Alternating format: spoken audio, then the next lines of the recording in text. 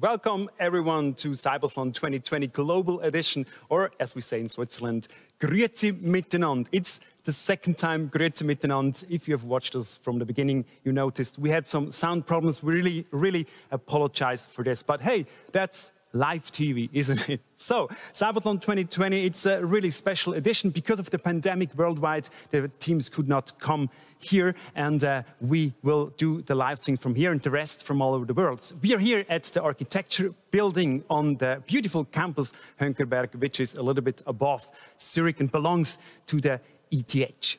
So we will see some tracks here, and these are the tracks the teams used from Switzerland. But because of the pandemic, the teams could not come to Switzerland and fight against each other live, but they had to build their own parkours back home, like this one. Stairs up and down, no problem for me, but with the exoskeletons, with wheelchairs or with leg prostheses, it's going to be very hard and excellent to watch those pilots to do this. Well, CYBATHLON is a very special edition. As I said, the teams recorded their races back home, sent everything here to Zurich, and we put it together now in one live event.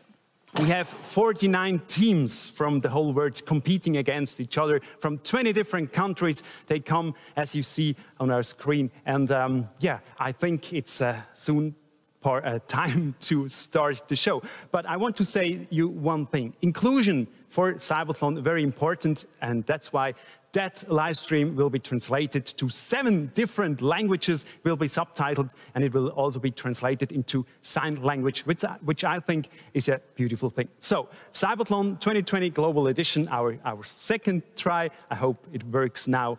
Let's go. CYBATHLON 2020 Global Edition. An event where pilots with disabilities and technology developers perform at their best. Who will win? Over 50 teams take part from countries around the globe. Who has developed the best technology together with their pilot? Competitions are held in 6 separate disciplines. It's all about solving tasks of everyday life. In the powered arm prosthesis race, the pilots with an amputation or dysmelia have to manipulate and feel hidden objects with their prosthetic arms. In the powered exoskeleton race, pilots with a paralysis of the legs have to master a course with exoskeletons. And in the powered wheelchair race, pilots with a walking disability must even maneuver their robotic wheelchairs over stairs. In the BCI discipline, the pilots with a paralysis at the neck level compete in a computer game using only the power of thought. In the power leg prosthesis race, pilots with above-knee amputation or dysmelia use prosthetic legs to overcome everyday obstacles. And in the functional electrical stimulation bike race, pilots ride a bike as fast as possible by applying an external current that makes their paralyzed leg muscles contract. Who will win? Required are agility, precision, concentration, and endurance. Advanced technologies can make life easier for people with disabilities. At the CYBATHLON, equal opportunities are a priority. Technology, competitive spirit, and emotions. That's the CYBATHLON 2020 Global Edition.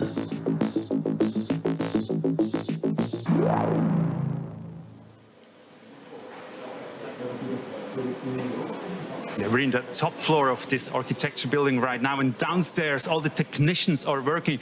Well, actually, those technicians you see right now, that's only a small part. So you see, CYBATHLON 2020 Global Edition is a huge project we're doing right now. And as you see, I wear a mask, safety first. As soon as we have 2 persons or more, we wear the mask. So I want to introduce you now to the director of CYBATHLON, Roland Sigrist.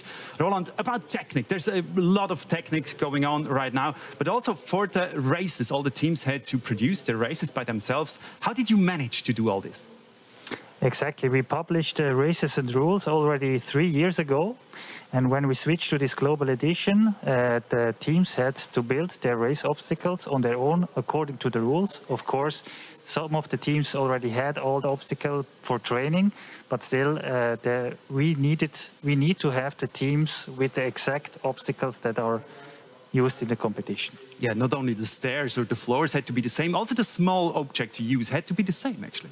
We sent the small obstacles to all the teams. For example, the jam jars that are used in the arm prosthesis race were prepared here in Switzerland, and we distributed them all over the world.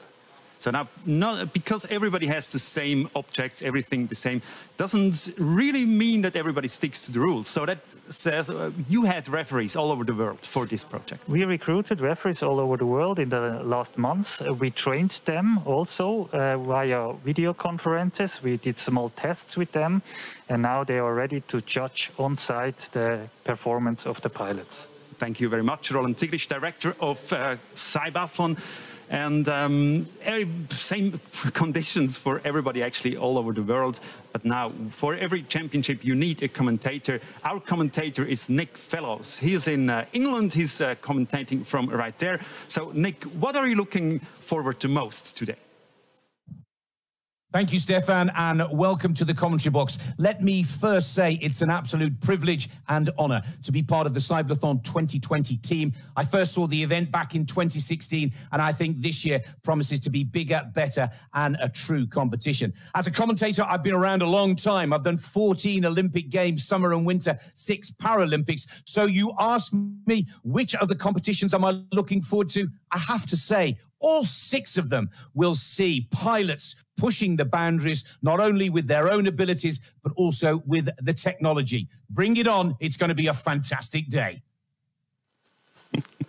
Thank you very much, Nick. Looking forward for your commentary. And yeah, he likes all the disciplines. But our first competition will be the brain-computer interface race. And I welcome now our expert. It's Nicole Wenderoth. She's professor for neural movement of neural control of movement, a very hard profession. You will assist Nick while commenting the race, the BCI race. How did you prepare yourself for this race? So I was lucky because we had a team that also participated in this BCI race. So I knew the rules of the game quite well. And I also had a look at the other team to see a little bit what they were doing. And of course, Nick was there, and it was actually great fun to do the commentary together with him. Very good. So the BCI race, that means you connect the brain with the computer. That maybe sounds a little bit scary. How scary is it, that BCI? It's not scary at all. So we are trying to measure activity of the brain from the outside. These are tiny little signals, and these pilots really have to train very hard to talk to us, if you like. And nothing of that is painful, or you don't feel it, but suddenly you see the avatar hopefully moving into the right direction. When you watch these pilots moving that avatar, what impresses you most about what they're doing? So, you know, all that is happening in your mind. And you're in a situation of a competition, which is a little bit emotional. You might be a little bit nervous. You might see, oh, now it's not going so well, but still you have to stay calm, and you really have to focus on what you have to do to talk to your avatar via the BCI. And I think that is extremely difficult. I'm sure it's difficult, and we want to know how difficult it is. The brain-computer interface race, that's our first competition at this year's CYBATHLON 2020, and that's how it works. Control with the power of your mind. What sounds like science fiction is reality in the BCI discipline. A brain-computer interface, BCI for short, recognizes brain activity and translates it into computer signals. The pilot's task, successfully steering their vehicle along a winding route and switching on the headlights at the right moment. Concentration and precision are required. Every wrong brain signal slows down the vehicle. Whoever goes the furthest in 4 minutes wins. So in the race, there are actually 3 commands. It's left, right, lights on, and no command. So, Nicole, if somebody tells me, don't think, I will think for sure. So how hard is that no command section? Yeah, that is exactly right. So it's very difficult to think nothing in particular. So the way how these BCIs work is you have to produce very characteristic patterns for these different commands. And for the do nothing, you try to produce nothing in particular. And that is not easy. I'm sure it's not easy. So how much training does it need until you can do no command? Yeah, so usually it really you need a lot of training to control this BCI to the level these pilots are doing it. So our pilot had more than 30 sessions over really many weeks and months. And particularly the command, do nothing. It's really one of the most difficult things to do, particularly in the situation where you are in a competition, because doing nothing is more difficult if you are a little bit engaged. Absolutely. We have 6 teams competing, and we want to bring you closer one of the teams right now. It's a team from Britain. I had a spinal injury in 2003 when I had a motorbike accident. That means that I have no down to my toes, really. So I've liked sports all my life. I guess it's the competition that I like. I like playing, participating, and particularly winning. We seem to have a good project in place now, and we can compete on a competitive level with anyone else. I hope to do well in Surrey. It's our dream that we do quite well. That's our British team, and Nicole, you know all of them. Where do they stand compared to the other teams? Yeah, it's a little bit difficult to say. So from the hardware side, all teams are using similar hardware. The little tricks and the secrets are in the algorithm and, of course, the performance of the pilot. And I think that will be decisive today. We're going to talk about the tricks a little bit later. We think it's time now to have a look at these first races. You will comment together with Nick Fellows. I think it's time to get the CYBATHLON started.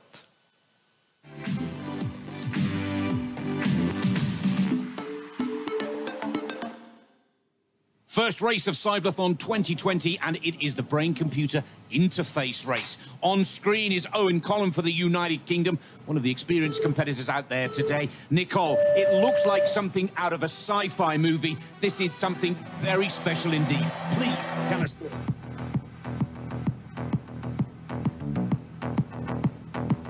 Nick, I think I lost you a little bit, but what is happening here, our pilot is trying to imagine different movements to control the avatar and to steer it either to the left or to the right. What you see here now, he is sending the command to go to the right, and he is doing that by imagining a movement only in his head. There are 16 sections to navigate, over 500 virtual meters. Now, Nicole, of course, they've practiced hard before, but when you come to the competition zone, it really does test the performer, or the pilot, as we call them. Exactly, because with our technology, we are seeing everything that is happening in the brain. So when you're a little bit nervous, when your concentration or your focus slips a little bit, that is picked up by the technology. And that makes it so difficult to perform in this competition where you are emotionally much more involved, a little bit nervous, more things around you to distract you from the task at hand. And it truly is very, very special indeed that this avatar, this computer game, is only being operated by the brain. You're not even allowed to blink your eyes, but it has such an important research and development for computers, for wheelchairs, for people with limited ability to move. This is a great competition, and believe you me, Owen Collum out there right now really wants to win it, but this has huge ramifications, huge possibilities for the future, Nicole. That's right, because here the technology is really put to a test. So what you see, what the pilots have to do is to send their command on a specific time to really control the avatar. And you see how difficult that is. So this is a real-world test, if you like. Now, let's move on to the Phoenix team. And we go to China. The pilot is Ma Yu-shik. Now, let's take a look at Ma here. Very much all about Chinese mythology. The phoenix, the king of birds, and is to reborn.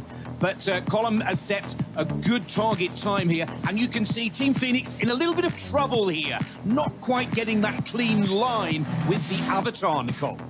That's correct. So the challenge is our pilot has to send a specific command. Now, for example, the lights have to be switched on, and sometimes it's very hard to produce this command if you only can do it in your mind. It really is fantastic to see, but not perhaps as easy as it looks. Of course, Team Phoenix are out of the University of Hong Kong. And remember, it is 500 virtual meters across 16 sections. But you can see that avatar moves so much more effectively and quickly. It is a race, remember, when you keep it right in that central line. Team Phoenix just struggling a little here, Nicole. Yes, so I think that is really the challenge to, to make your mind work, to send the right command at the right time. And you can see you're a little bit punished here if you have a misunderstanding with the interface, that you are slowed down.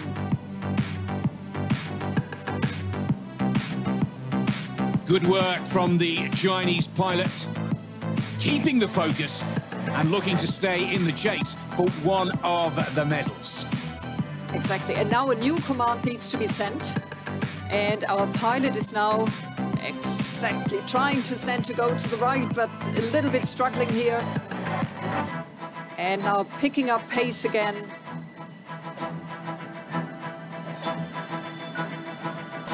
And now the headlights have to switch on, which is another command, just happened. Moving very quickly. Now let's move, Nicole, to the Austrian team out of the University of Graz. The pilot is Pascal Prietl.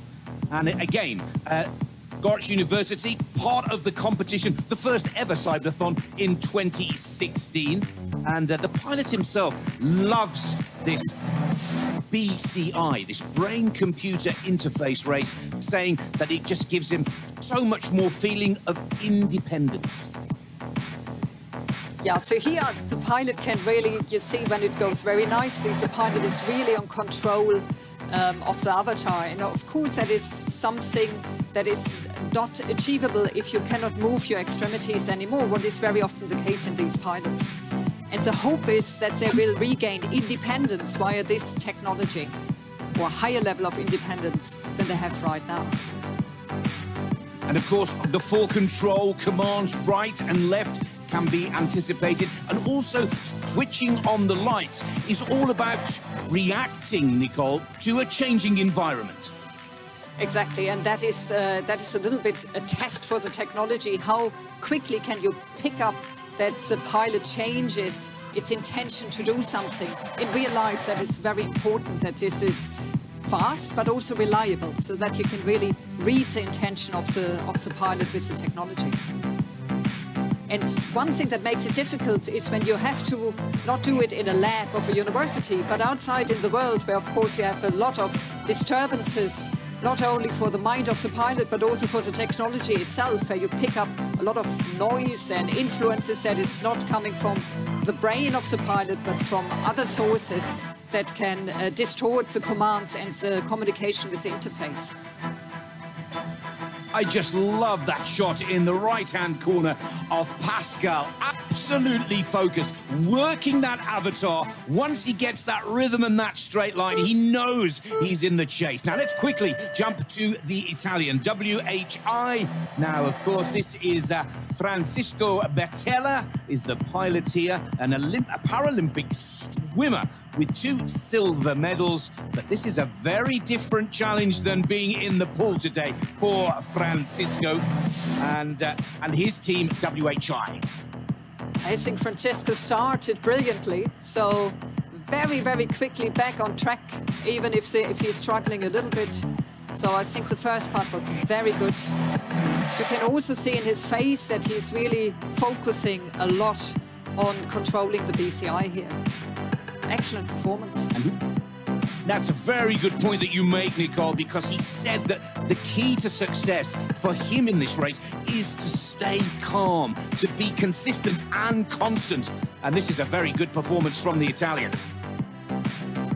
Yeah, actually, the staying calm is a challenge in itself. So the BCI requires you to not send a command in certain periods, and that is not so easy because there you have to produce no particular activity, and that's more difficult than you think. Well, he'll be challenging for Olympic glory in Tokyo next summer, but at CYBATHLON 2020, this is really pushing Francisco Batella, but the focus and the commitment is so impressive here. Yeah, I think another challenge is that when you're physically active and emotions are running high, you can translate it into more effort, more activity. Here it's the opposite. You have to stay calm and let your mind do the work. And this is a brilliant performance from the Italian, definitely in the chase for the medals. And we are back here in the architecture building at ETH Hünkerberg together with Nicole Wenderoth. Nicole, I didn't know that thinking can be so exciting. That's true. How was it for you to comment the race? It was very nice to see that. So you can also imagine what the athletes are really feeling while they are doing that, right? And you can also see sometimes it must be really frustrating when you try to take a corner and it doesn't quite work. So I think that makes it very nice also for the spectators to watch what's going on. If I would bump into the side with the avatar all the time, I would get angry, but you should not get angry. That's very hard to do, is it? Exactly. So it's really about sending this command. And you know how you do that. So, for example, if you go into a left turn, the pilots, they will imagine that they move their left hand. So they try to generate the feeling of opening and closing the hand. And of course, when you are stuck, then the thing is, don't try harder, just calm down and try to do what you did all the time. And I think that is the real challenge. Yeah, we can look at one of these parts where some guy, the pilot from Austria, Pascal Prietl, actually bumped into the side all the time. Nicole, we see him now on the right side bumping. What is he doing now? What is he thinking now at that moment? So what you might also realize is the headlights are on. So that is really a misunderstanding between the BCI and the pilot. The BCI has understood to switch on the light while the pilot... Which is wrong. Which is wrong. While the pilot tries to go to the left. So what he has to do is stay calm and try to really focus on his strategy to send the command going left. And most likely he will imagine to do something with the left hand, his hand, without moving any muscle in the body. That's very important. Now, we saw Pascal Prietl in that video, and we have some more information about that pilot from Austria for you.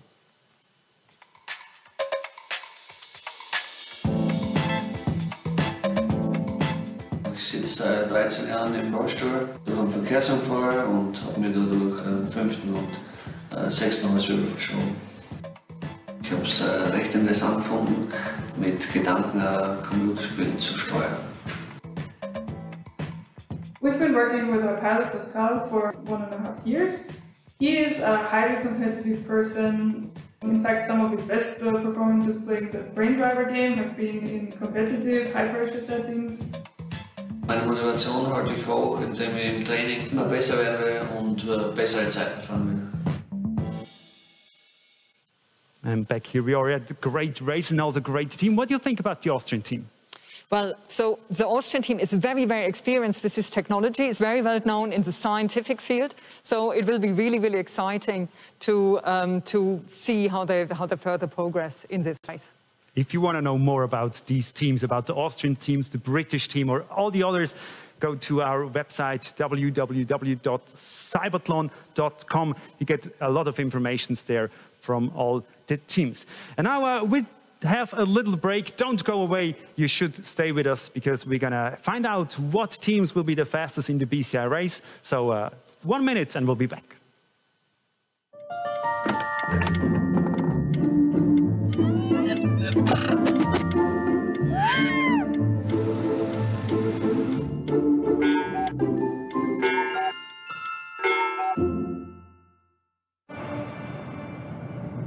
Mein Name ist Michel Fornasier und für mich hat die Zukunft längst begonnen. In dieser Hinsicht ist EKZ für mich ein verlässlicher Partner. Zuverlässig, ökologisch und günstig mit Strom versorgt. EKZ, stolzer Partner des CYBATHLON.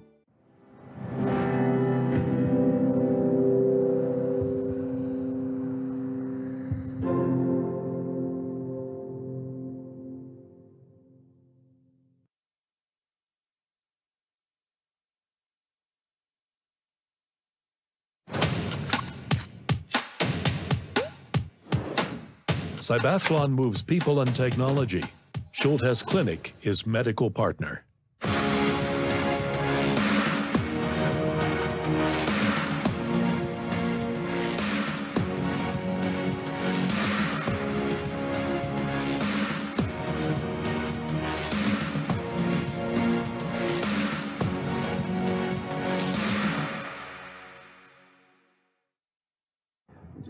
마비로 인해 가지고 로봇을 입고 싶고 걷고 싶은 친구들에게 좀 더 나은 로봇을 직접 만들어 가지고 그분들한테 탈 수 있는 기회를 주는 게 목표고.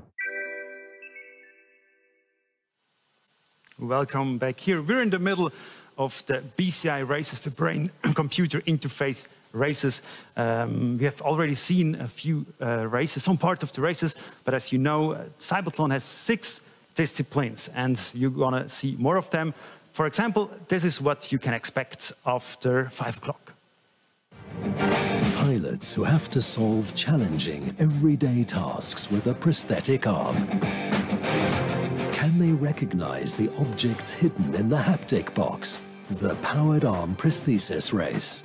In the next hour at the CYBATHLON 2020 Global Edition.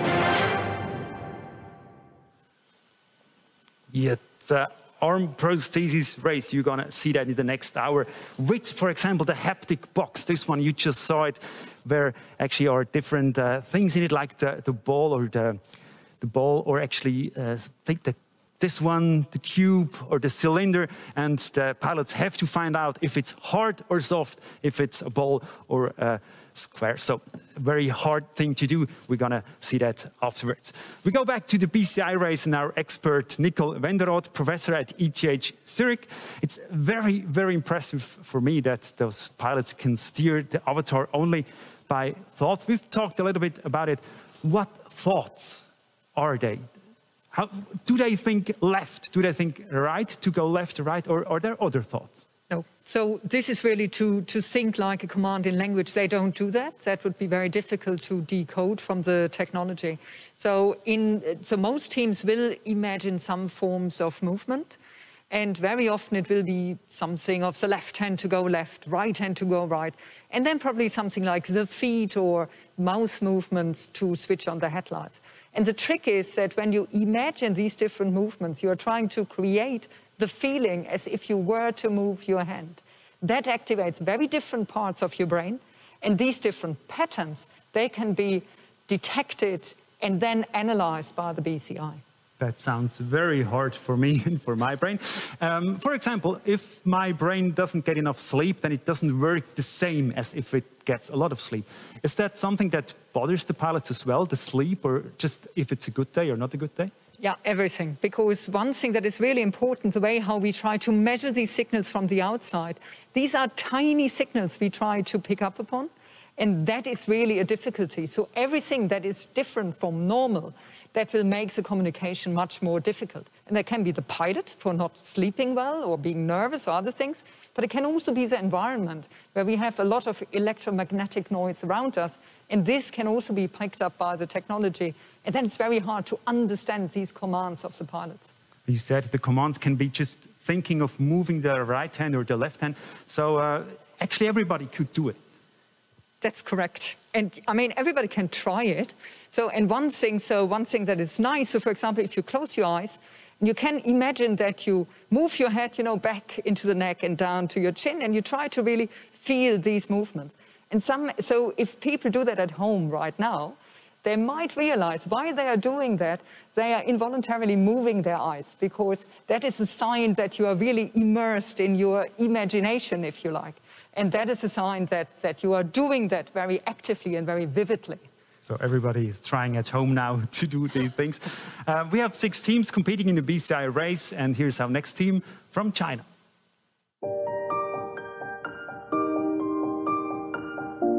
Hello, we are from Hong Kong. We are the team, the Phoenix. We have Yiling with us today, and then she will be the pilot. 我就覺得我手腳都唔方便喐得啦，咁所以參加呢一個都係4年前，本身我都有參加呢個比賽嘅，但係因為飛機咁，依家可以喺香港度再一次去接觸呢一個比賽，咁我覺得俾我係一個機會咯，一定好期待呢一個比賽，依家好緊張。香港team加油！香港team加油！ The Chinese team, which just saw Nicole, China, are they specialized in BCI or no?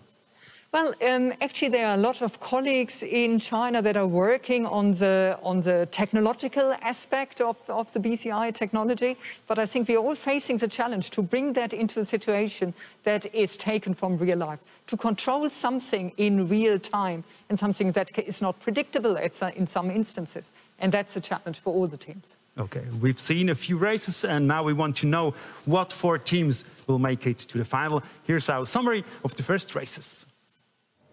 It's probably nervousness. Many of the 7 starting pilots drive into the wall right after the start. Already after a few seconds occurs the first crash. Almost no team manages without a mistake shortly after the start.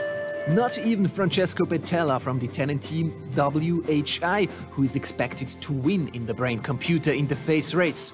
Francesco is a real sportsman. As a swimmer, he has already won 2 silver medals at Paralympic Games. And what's more, his team has a lot of competition experience. For example, they won the BCI series in Graz a year ago. So a lot can be expected from this team. And indeed, Francesco is fast on the move, makes the top 4, but has trouble switching on the headlights.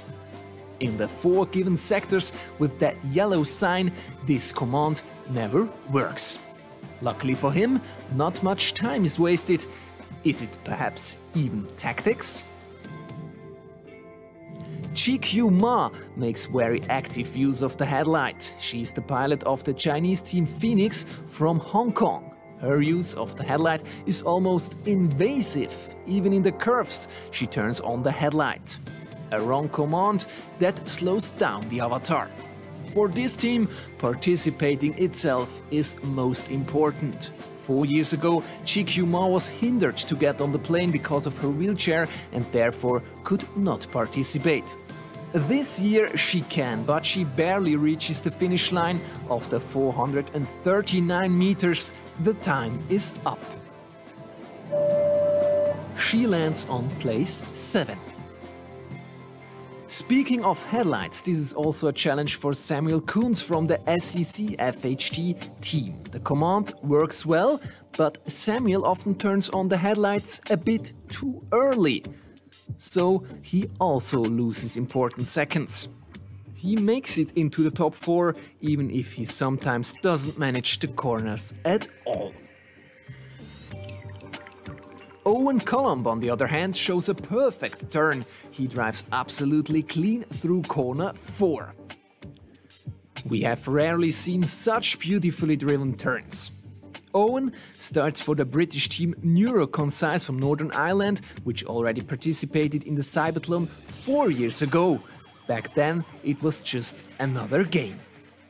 But the experience doesn't help the team much today. Owen experiences a lot of trouble on the whole course. After 452 meters, his race is over. Not enough to reach the top 4, he lands on place 6, a disappointment for Owen. The new headlight command introduced this year, it is that big difficulty for many teams, probably because this command is about reaction. The Thai team Mahidol BCI Lab with pilot Kriang Krai Takadi is also struggling. He often seems to give many orders at once. The avatar struggles. But he is fast. The Thai team qualifies for the top 4. Who else can do it? 2 experienced teams still have ambitions. One is Team Mirage 91 from Austria. This team was already in 2016 and ended up on the last place, back then with pilot Gerhard Kleinhofer. This year is going well. Pilot Pascal Priedl masters especially the straight parts very well. He makes it to the finish line in a time of 3 minutes and 42 seconds. But too bad for him, it's not fast enough for the top 4. So there's still the Russian team Neurobotics with pilot Ruslan Nurilin. This team was also part of the CYBATHLON 4 years ago and they benefit from their experience. Ruslan drives beautiful curves but sometimes has trouble with the headlight. He makes it into the top 4. Here's the ranking. The Chinese and the British team didn't make it to the finish line and therefore didn't make it into the top 4. The Austrian team makes it to the finish line, but its time is not fast enough. The top 4 pilots are in alphabetical order. Qualified are the favorite Francesco Bettella, as well as Kirankrai Takadi, Ruslan Nurulin and Samuel Kunz. They all made it to the finish, but who was the fastest?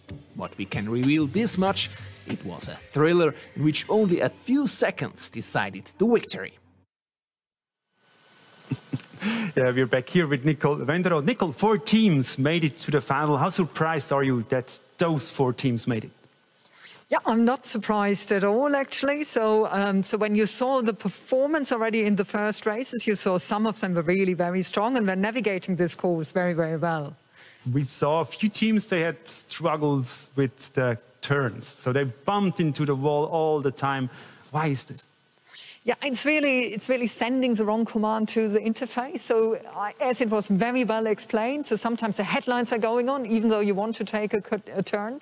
So there's also a trick in the technology, because something you do is you can determine how quickly these commands are sent and updated. And you have to find a good balance between having enough time to reliably decode what's going on, but still being fast enough to not miss that you have to initiate a turn or that you have to switch on the headlights in particular. We have 4 teams in the final. One is from Russia. Let's have a look at that team.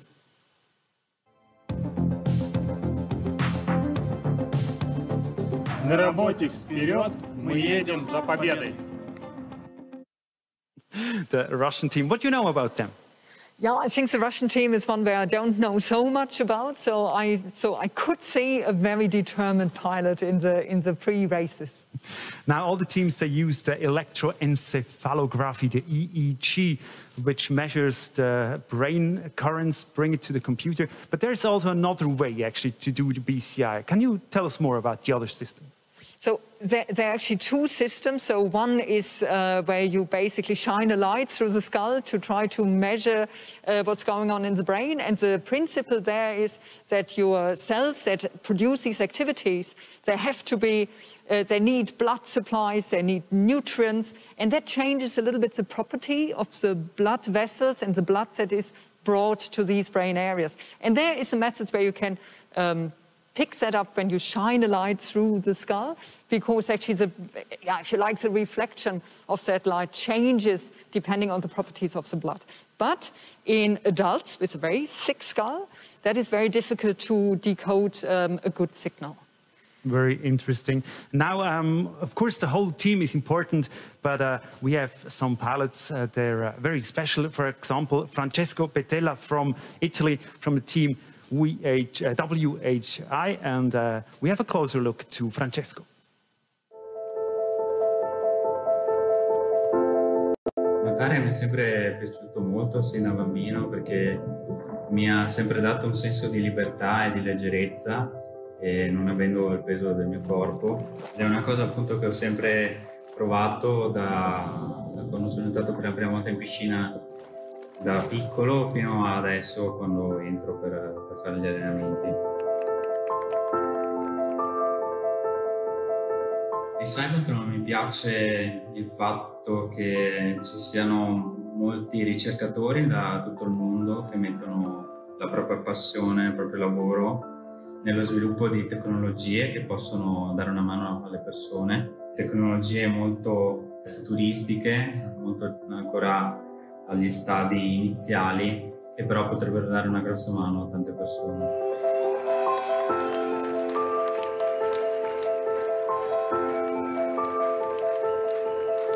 La BCI è ancora all'inizio, ma io credo che con lo sviluppo e grazie anche a competizioni come CYBATHLON possa portare molte innovazioni, e penso alla possibilità di comandare una carrozzina o altri dispositivi anche da parte di persone che hanno molte limitazioni a livello fisico, e quindi questo potrebbe essere sicuramente un grosso aiuto per tutte queste persone.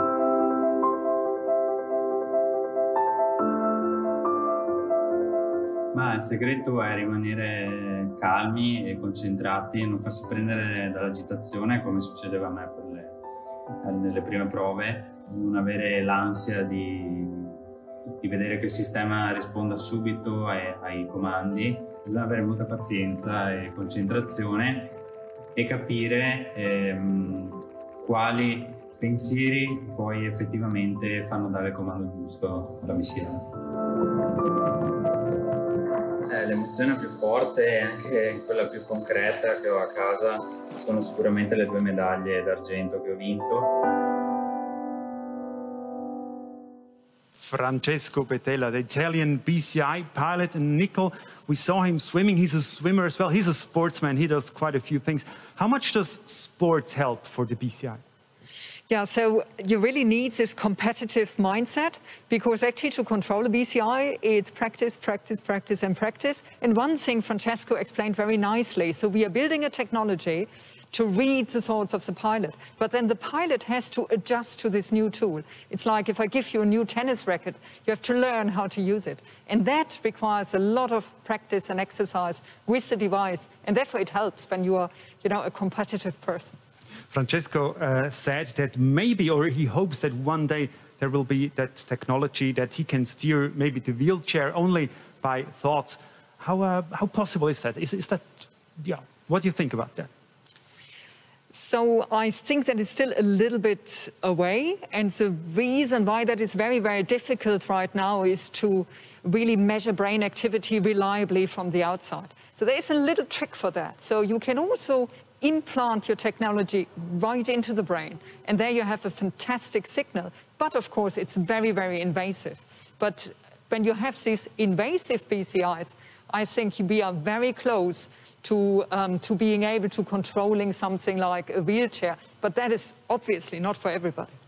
So it's not that we will control our computers not by mouse anymore or by thoughts. That's something far away. Yeah, and you see, actually you don't want that, because your body is really, it's a wonder of nature. We are so well designed to perform movements really with high accuracy and relatively effortless. And I'm really doubtful that we can ever replace that by technology where you can do it with your mind directly. Because the big challenge is to build something that is reliable. I mean, as you heard, sometimes you need to be patient until your command is picked up. And of course, when you press a button, you don't want to be patient until the button is pressed. You just do it effortless. And I think that is something we are not aware, because we are used to it until we have an accident and we lose this ability. Thank you for these informations. We had the Italian team, the team from Russia, and here is our Swiss team.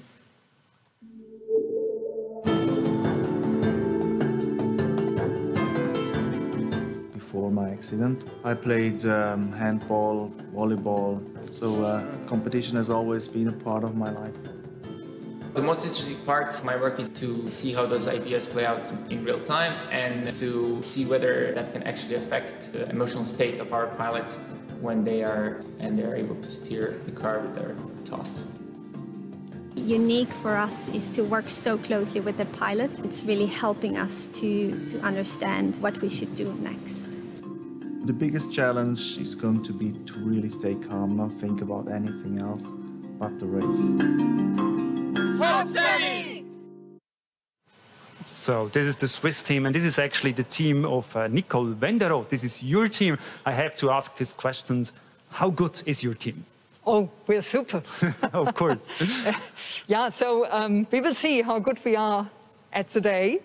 But we were investing a lot into developing the technology, and Sammy was fantastic because he was really training, you know, very intensively over many, many weeks and months. We had a bit of a problem with Corona, but that, of course, was the same for all other pilots as well. How exciting is it for you? How intense is it for you to watch your team competing? Yeah, you see, for me, it's the same as with Sammy. I have to say, okay, stay calm, just enjoy what's happening. So I think for Sammy, it's already very nice to be part of the CYBATHLON, and the same is actually true for the team. So we are very excited to make part out of that. And if Sammy has a good performance today, that is the cherry on the cake, if you like. Cherry on the cake. We'll see what's going to happen. We're going to find out later. But now, CYBATHLON is a big success, and it was in 2013 when Professor Robert Riener actually initiated the CYBATHLON with the big support of ETH Zurich, of course. So we did not miss the opportunity to talk to the president of ETH Zurich. We went to the ETH main building, the beautiful old building in downtown Switzerland, and we held a little chat with ETH President Joël Meuser. Welcome here in the main building of ETH Zurich, actually downtown Zurich. And here's my guest. He's the president of ETH Zurich, Joël Meuser. Thanks for joining us here at the ETH building. It's my pleasure. So I know that you're personally a big fan of CYBATHLON. So what is the fascination of CYBATHLON for you? Well, you know, CYBATHLON is about technology, but more important, this is about people. I'm impressed by what the teams have achieved to be able to participate in the CYBATHLON, especially in these very difficult circumstances. So congratulations already to all the team who will participate. And what does ETH Zurich wants to achieve with the CYBATHLON? You know, a university addresses global challenges of all sorts. And we do that with education, research, technology transfer, and outreach.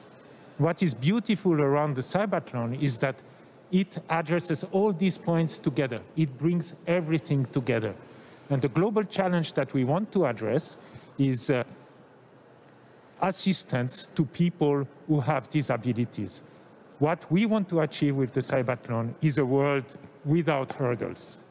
You already mentioned we are in a very special situation at the moment. So how did you manage to organize the CYBATHLON competition despite the COVID-19 pandemic? Well, first of all, it's not myself. It's a great team who organizes all this. The first CYBATHLON was in Zurich, and all the teams were flying in. And now, because of the COVID situation, it wasn't possible anymore. They came up with several options. We could have postponed it to another year. And we decided to try something very ETH specific. So to be creative, to be flexible, to have an event that is distributed worldwide. And I must say, this is impressive what has been achieved. They could, thanks to the flexibility, develop the concept that had to be adapted many times because of the current situation. I realize that some teams won't be able to participate, and we regret that very much. We hope that they will continue to work for the next CYBATHLON. For us, what was the most important is to have at the center to protect the health of the participants. Very good. We're all very happy that it can actually happen, the CYBATHLON. Now, the pilots and the teams, they're in the center, and you have a message for the pilots and the teams. Here's your camera. Yes. First of all, I want to congratulate you for participating in the CYBATHLON. The way that you had to go through to participate in the CYBATHLON is already a big success. In some sense, we can say that you are all winners of the CYBATHLON already. Now, I wish you a great competition. I hope that you stay healthy and that you bring something fantastic to what could become one of the most interesting events this year. And I hope also that you will continue to work on these new technologies in the future. We just heard the president of ETH Zurich, Joel Möser. Now, he's a big fan of CYBATHLON. Nicole, how important is that support from the president? Oh, extremely, because I mean, CYBATHLON, it's a big investment for ETH, but you know, also for all professors and PhD students and other people that are participating. And it's very, very important that ETH is really, really supporting us in that endeavor. And that makes it really a lot of fun to, you know, be here on the day and finally see whether all the work you have put in, whether it will, you know, bring up and whether you perform well. We have 4 teams in the final in the BCI race, and there's one team missing, the team from Thailand.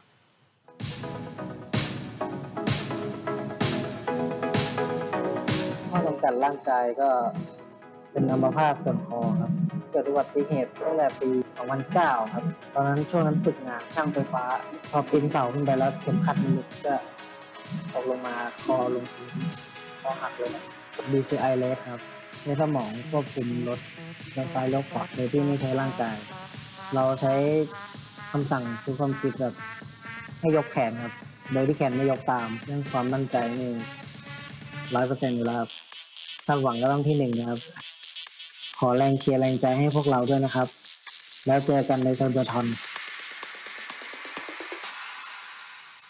The team from Thailand win the BCI race. Nicole, do you know anything about that team? Yeah, I think it's also very exciting for this team. So again, we have the pilot also with a strong interest and a strong intrinsic motivation to try the technology and to perform really well. So it will be really exciting to see how they do in the final. Very good. Now, as you know, all the teams, they had to do their races back home. But no one knows how fast they were compared to the others. So everybody is actually back home live watching us and trying to find out who's the winner. And here we see all the teams back home watching and trying to find out who will be the winner in the BCI race. Hello, everyone out there in the world. Our teams for the BCI races we see here on the screen. And yeah, we really need to know now who is the winner in the BCI race. Here's our first final of the CYBATHLON 2020 Global Edition in the brain-computer interface race. Brain-computer interface race top 4. It is Russia, Switzerland, Italy and Thailand all in the hunt for the gold medal, using brain-computer interfaces to control avatars in this computer game. Now, there is Thailand on screen. That is Priyankai Takadi. There is Nurulin, the Russian, and of course, Kunz for Switzerland, all focused in to try and move this avatar in the brain driver game to over 16 sections, 500 virtual meters. Bettella gets off to a good start for Italy, Nicole, but they must hold their focus right to the end of the challenge. Exactly. So the pilots are trying to send their commands, which are measured by these caps they wear on their head, and that is actually measuring electrical activity of neurons in the brain. The problem is this activity is very small to pick up, so our pilots have to try to generate really large and distinctive signals in their brain. It's a good start for Ruslan Nurulin of the Neurobotics team out of Russia. He is the early leader. Now, Samuel Kunz of Switzerland is a young gentleman you know very well, Nicole. Exactly.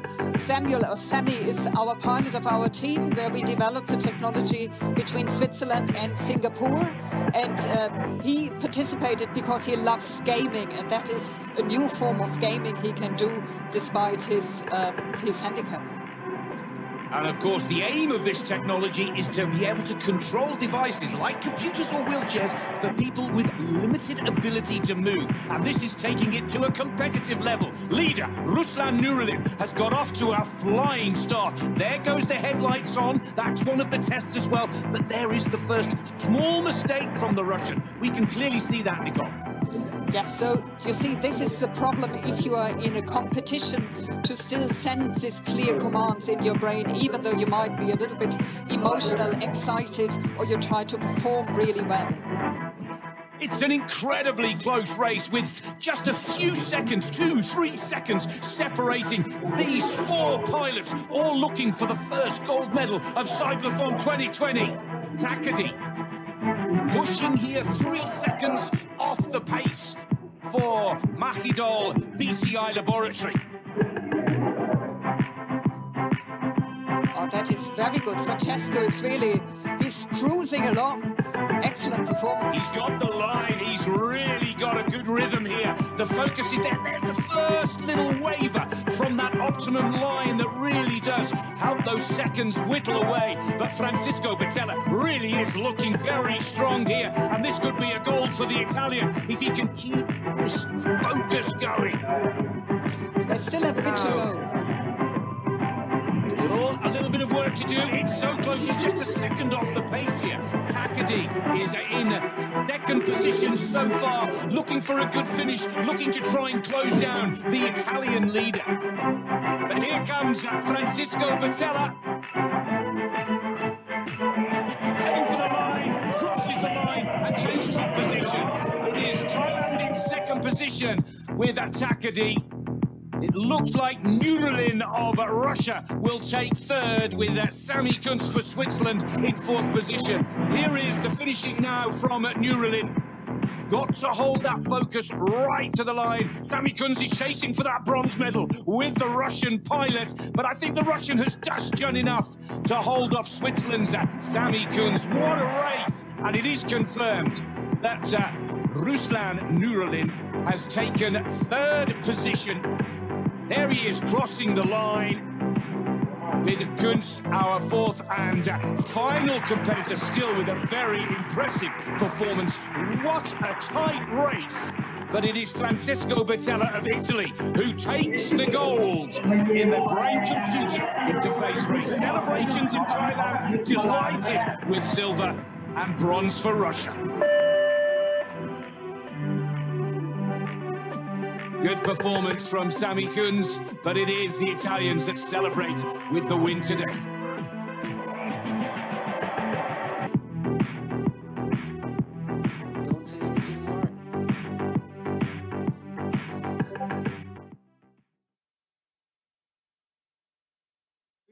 Of the BCI race, really well done to see him here with the mask, Francesco Batella from Italy. Great race, Nicole, what do you think?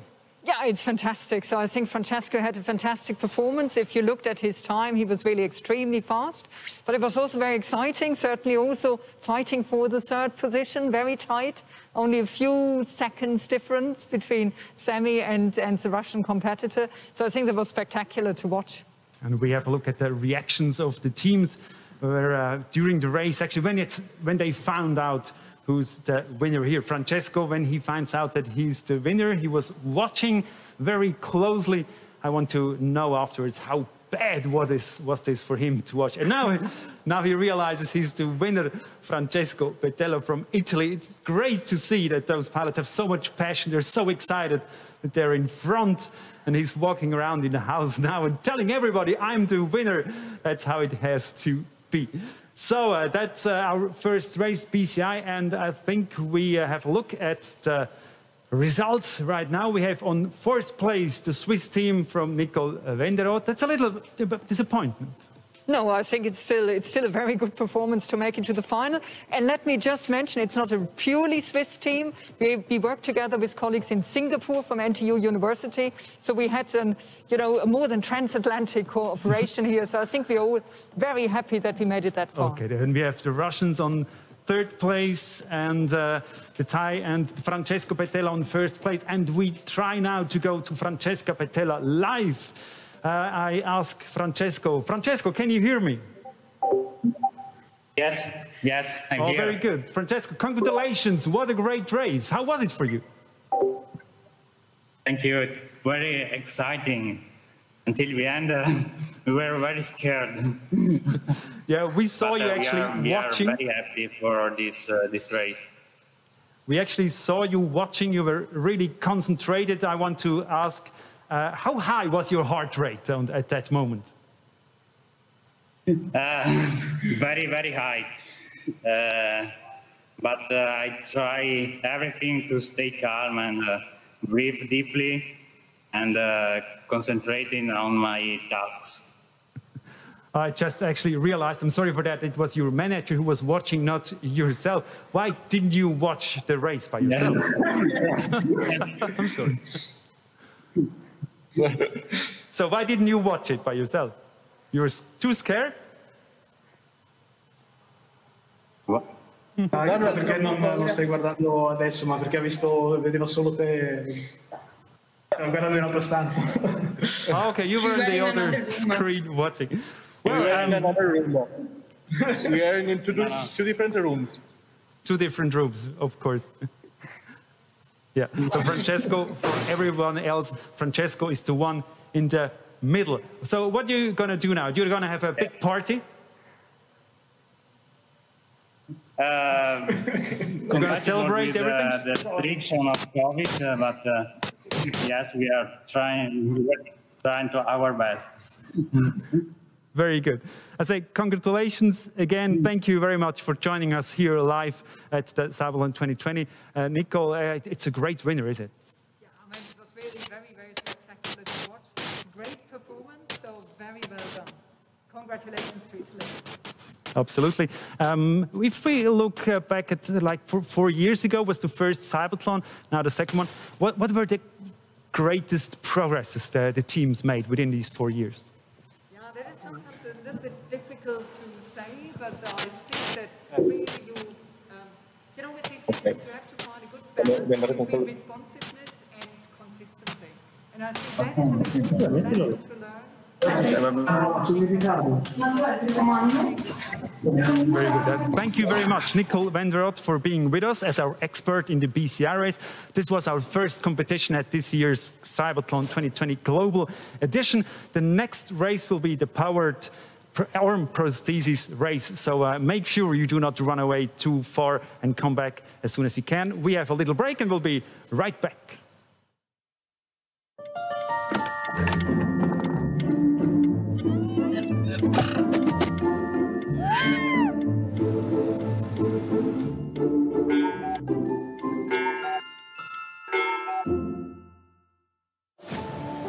Success isn't just about what you accomplish in your life. It's about what you inspire others to do. Live your version of freedom of movement. We support paraplegics for a lifetime.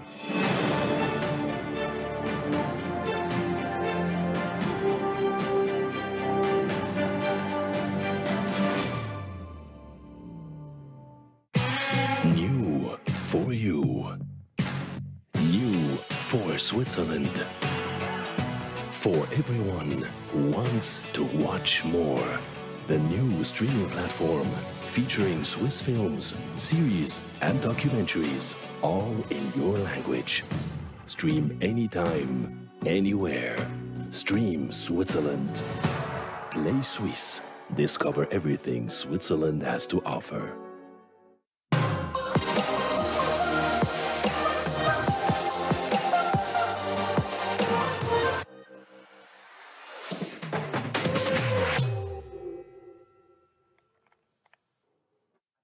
We are able to really know what our pilots are having to experience in their everyday life. There's many challenges that we don't foresee, and therefore the feedback we get from the pilots for these different prosthetic devices that we are researching and developing is very crucial.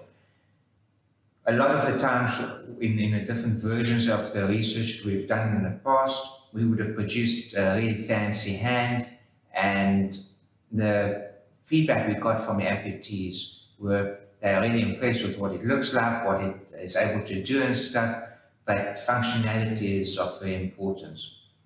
So we've had to change our view of how we do our research so that it is essentially this functionality, and we are also trying to make it also look good. So we're trying to combine those different aspects together.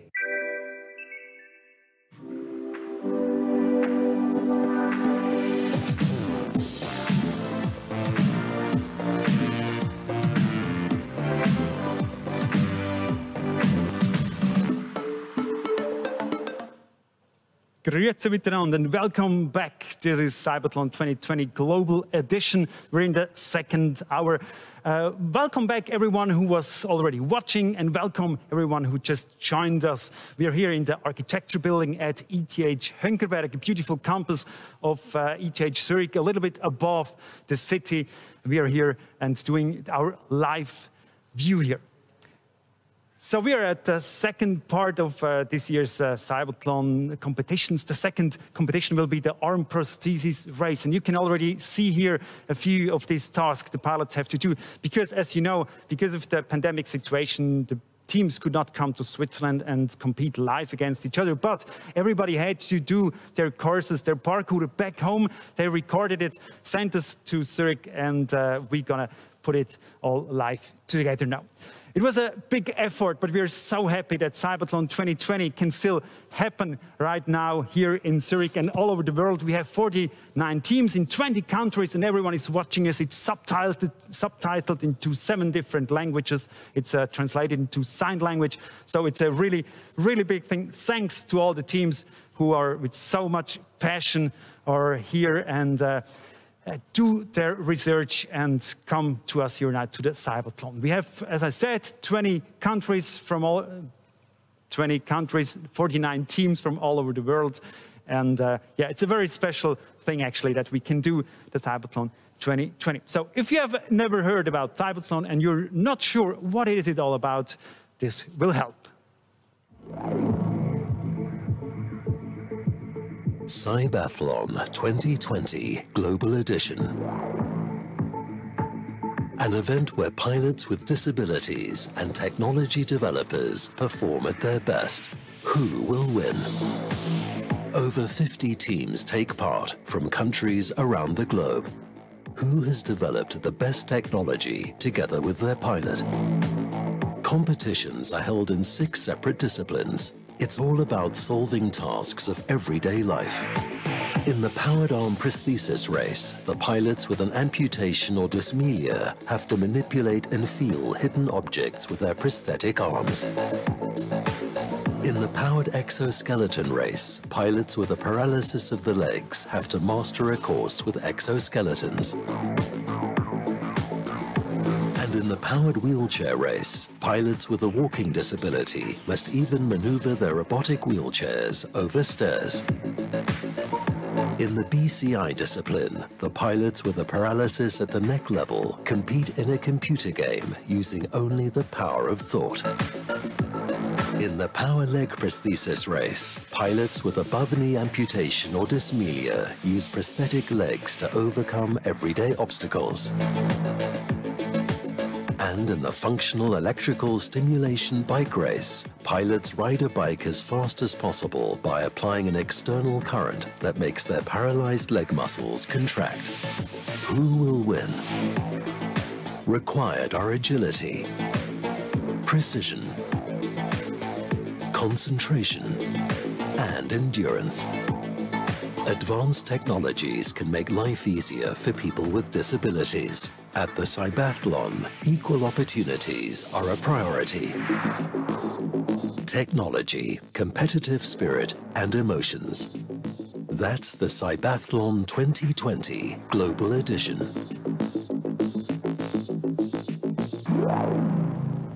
In the first part of this year's CYBATHLON, we had the brain-computer interface race, and the upcoming competition will be the arm prosthesis race. I'd like to introduce you now to our expert in that field. It's Michel Fornazier. He's the founder of the charity Give Children a Hand. The aim of that charity is to provide hand prosthesis to physically disabled children. Welcome. Very nice that you joined us. Hi, Stefan. Thank you very much. Michel, you were born without a right hand. You have a prosthesis. You hold the micro with that prosthesis. You learned as a child that you can do everything with your left hand, but you're still very happy that you have your prosthesis. Why is it so important to have the right hand as well? Exactly, yes, I would say it makes sense to have 2 hands. Of course, it makes a lot of things easier to do it, to handle it actually. And I'm really blessed to have such a science fiction looking kind of hand since 4 years now. 4 years with your prosthesis, very good. You will comment the the race, the powered arm prosthesis race together with Nick. What are you looking forward to most? I'm super excited about it, and I know how hard the people, the pilots actually work, and it's so crucial for them and important to get the trophy. And it's not just the Olympic spirit, just to be there. It's really, they are really competitive. Very good. The powered arm prosthesis race is not a race, actually. It's not about being the fastest from A to B or something like that, but there are tasks from daily life. How that really looks like and how does it work? Here we have some explanations for you.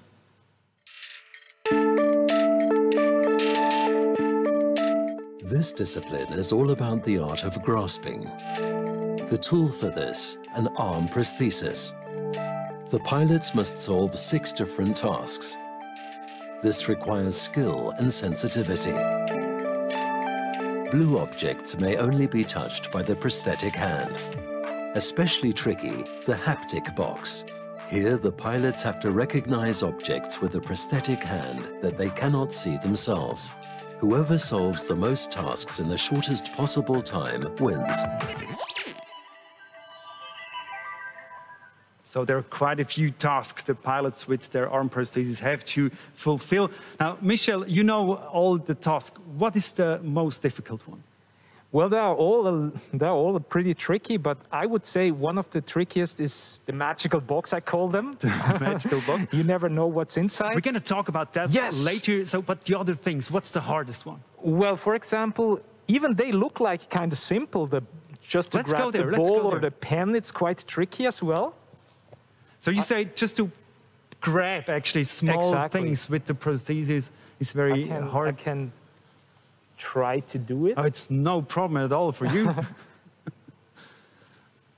That's the ball. Well, that's a ball. Then we have the pen for it. Or and we did not train this. We have to say this. We did not train. So let's challenge you a little bit. I would say the card would be the hardest one. Yeah, that's a hard one. Okay, Michel, he will try. We did not practice. Not at all, no. Let's see. Maybe I can grab it like this. Oh. Okay, so... So we see it's very tricky. It's so very we have hard. to talk a little bit about that parkour. It's a parkour with several different things. We have it on the screen now. There are 6 sections, and every section you can earn points from 14 to 20 points, I think. Exactly, yes. And it's about the time. The time is as well. It's very crucial. So you have to be pretty fast as well. If 2 pilots have the same amount of points, then the time is important. 20 points you get for the haptic box, because that one is the most difficult one then. Yes, it's about feeling an object, and I think it's another level, another dimension, not just to touch it or to feel it and to tell is it what kind of shape this object has. And it's, you know, it's a challenging one. Now we have many teams competing, and we have a look at the first team from Great Britain. From Imperial College London, we are the Imperial Arm Team. There were some ideas that we had in mind that when they were applied to a real scenario, they failed. But thanks to Conrad's input, we will manage to get a better solution. I'm very sure that from this competition, there will be things that ultimately I will be using on a day-to-day basis, and that I find very exciting and gratifying. I think that we have an amazing team. Conrad is a fast learner, and we believe that he will perform optimally. I'm really excited about the prosthesis. I'm really looking forward to competing with it and hopefully doing very well. So that was our first team, the Great Britain team. And Michel, I want to know, you know that team, how good are they? What's special about that team? I think, well, I like their hand, actually. It looks like a magical hand. It looks a little bit like Lego bricks as well, their hand. And I love their hand. I love the work. They are very creative. They're doing a great job. And they are kind of favorites. Well, they are in a good shape to win the race. You mentioned the prosthesis, and we will see many different prostheses. That's incredible, so many different ways of doing a prosthesis. Exactly, even with a backpack. So the team from Germany, actually, they have a backpack, and it looks like kind of science fiction-like, and I'm very excited to see how they perform. And we want to see now how the teams perform. This is the first part of our powered arm prosthesis race at CYBATHLON 2020 Global Edition.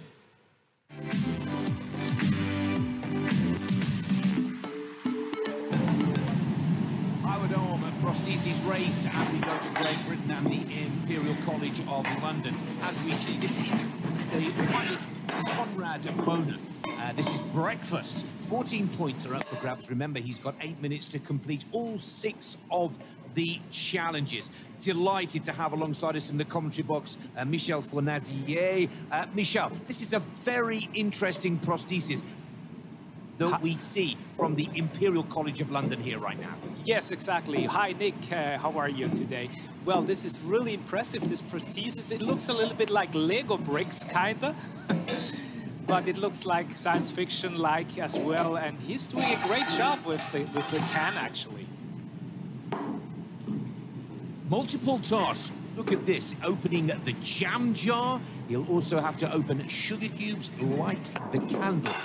What's most important for all of the viewers, Michel, is that when one of the items on the challenge board are blue, they then have to use the prosthesis. If it's not blue, then they can work with their hand and the prosthesis together. That's right, exactly. And that's pretty much the difficulty to handle it like this, literally to handle it. And that's quite a challenge for the athletes, for the pilots. Here we see he's doing a great job. He's pretty fast, actually. Speed is there, but is there a small mistake with the sugar? And, well, the candle doesn't light first time, which will add to frustration. And it is a red mark. That is not a successful point score. 14 points have been missed by Conrad Boner, and he's not happy at all about that. Most importantly, it's 1.31 minutes on the clock as away goes Boner with task number 2, laundry. We call this second task. Now, put on a hooded sweater, close 2 blazer buttons, and of course, hang up a t-shirt. But this is the first part. Tie the shoelaces of both the shoes together and then hang them over the clothesline. This looks incredibly difficult, Michel, for the prosthesis itself to try and work with these minute laces and buttons. Exactly, yes. Well, the sneaker part is quite tricky, and as well the part with the sweatshirt. With 2 hands, we do it like very easy, like it's a common task to do it. But with a hand prosthesis, it's quite a challenge, and it really needs a lot of practice and a lot of training. Same part in the challenge for Christophe Houchet from Smart Arm. Now, this one is fascinating for me, Michel, because it's a 2-joint prosthesis. And zipping up the hoodie looks to be, well, pretty efficient and effective for the French pilot. Yes, and he's quite smart because he used the plastic bag because it's so sticky, the hand prosthesis sometimes, and it's quite big. So it's difficult to, to get through those jackets. And he did a great job with the plastic bag. It's a smart idea to do it. Now he's with the sneakers.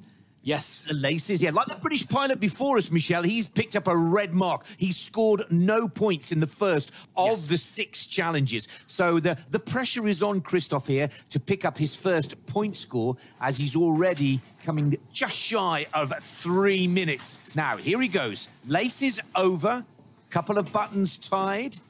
And now we see the T-shirt and the pegs, Michel, are blue.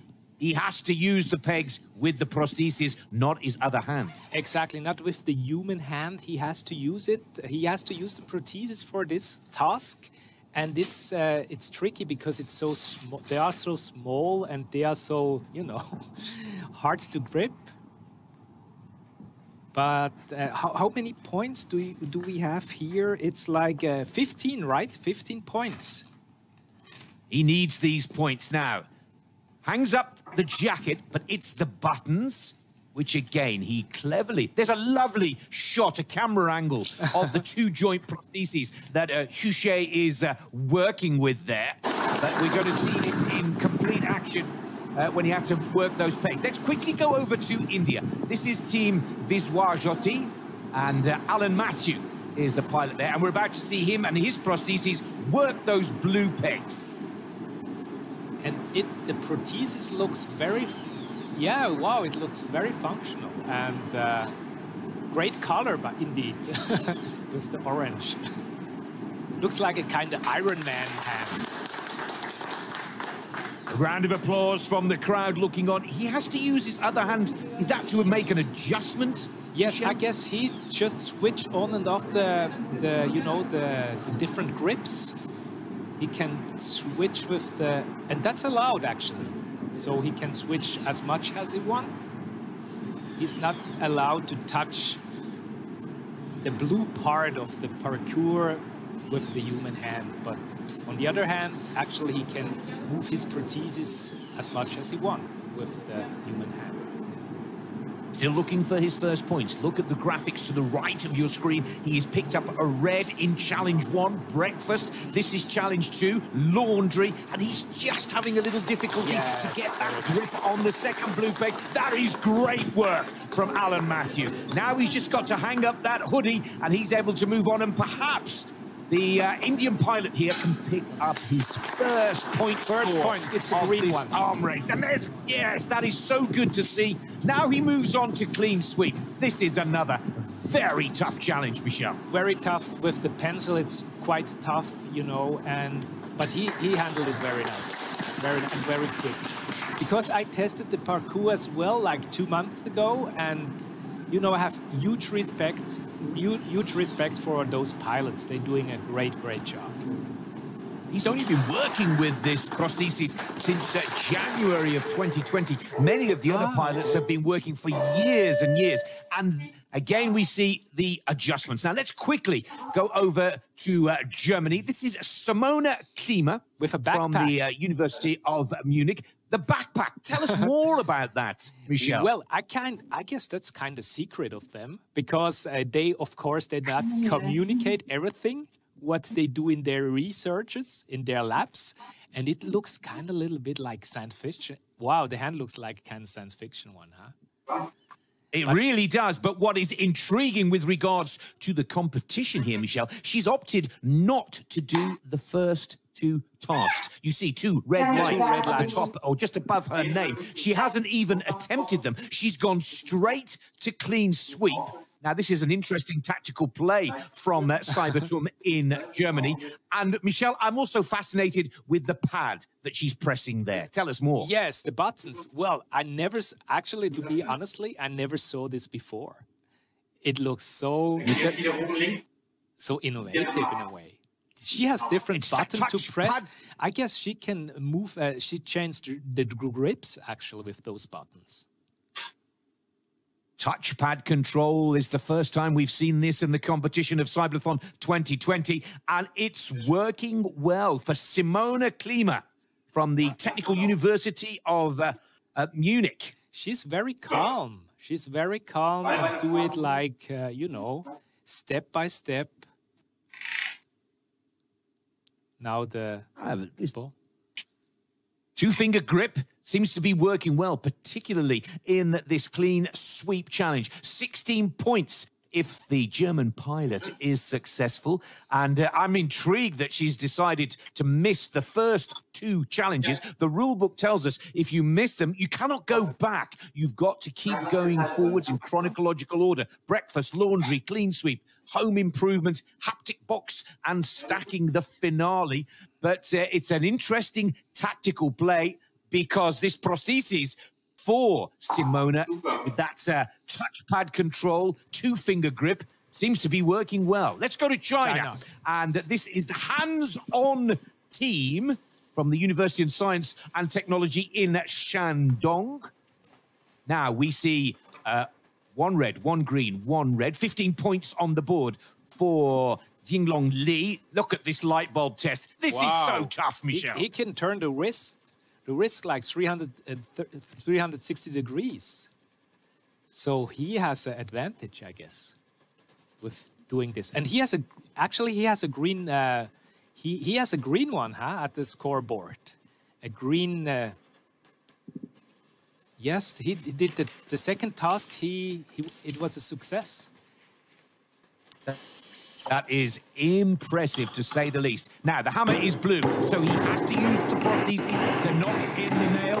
And again, this is looking very good indeed. Keep your eye on the clock, Michel. He's over 4 minutes, 4 minutes past 15. the halfway point, but he's on the 4th task, home improvement. Now, let's see how he works those scissors. Fascinating piece of machinery. This prosthesis, so far so good. Struggling a little with the scissors, maybe. Yes, the scissors are quite tricky to have a tight grip, actually, and now to open and close them, and to cut the paper, or even it's like a thick paper kind of thing. It's not like these thin ones, but he did it. It's a clever tactic. He's folded the paper into 3 places, and he looks to move on, and he gets a second green light, moving up to 32 points. Very impressive. Now, this is the new discipline, the new test for 2020. It's called the haptic box. Yes, Michel, tell us more. I love to call them magic box, but because you never know what's inside, and it can be quite surprising. And he has to, feel actually the object, if they are like hard surface, or we switched to Italy already.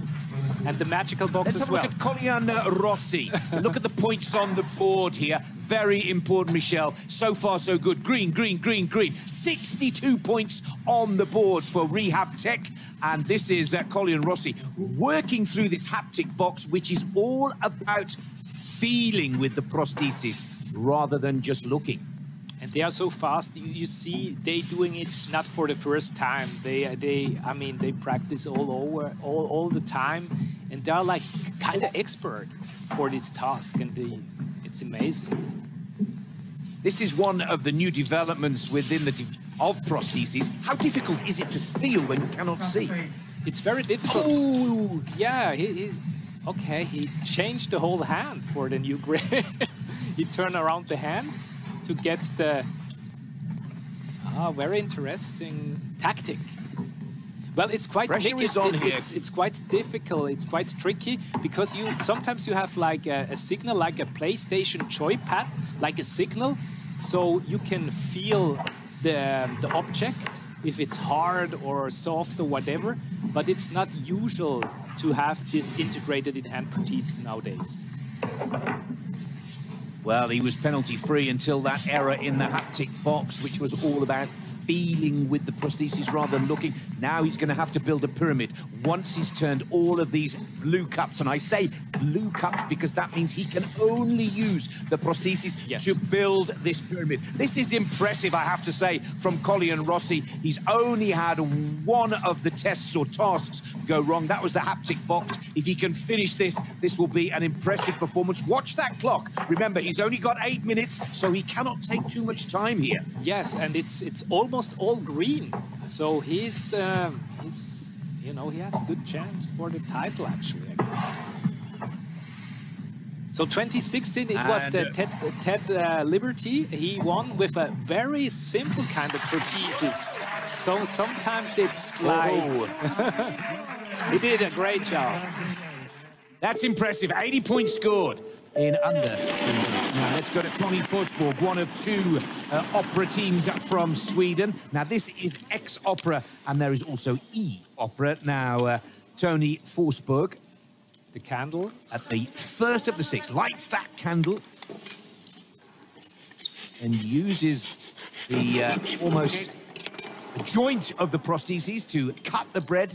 Now the tin. Remember, if it's blue, you can only use the prosthesis. But if it's not blue, then you have to work together with the normal human hand. Exactly, a collaboration of the human hand and the prosthesis, or the magical hand, I love to call them. Magical hands. Michel, what's fascinating about this prosthesis for Tony here is that it's fixed to the bone. Yes, that's very unusual. That's very unusual. I saw this on Tony for the first time, actually, from Sweden. He was. Well, I love Tony's story. He watched the CYBATHLON 4 years ago on TV and decided this was a competition for him. And as this competition gets bigger and bigger and more global, every holding of the event Tony Fosberg, I think, will be one of many that watches and says, I think I can do that and better that. This is tricky, zipping up the hoodie. Look at this. What a great close-up from the camera. What a great clip as well. Unbelievable. And they are very, very driven. They really want to win the title, you know. It's not just for pleasure.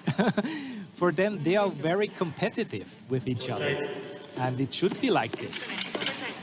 It's not just the Olympic spirit, you know. It's not to be there is everything. It's like they want to win the title, actually.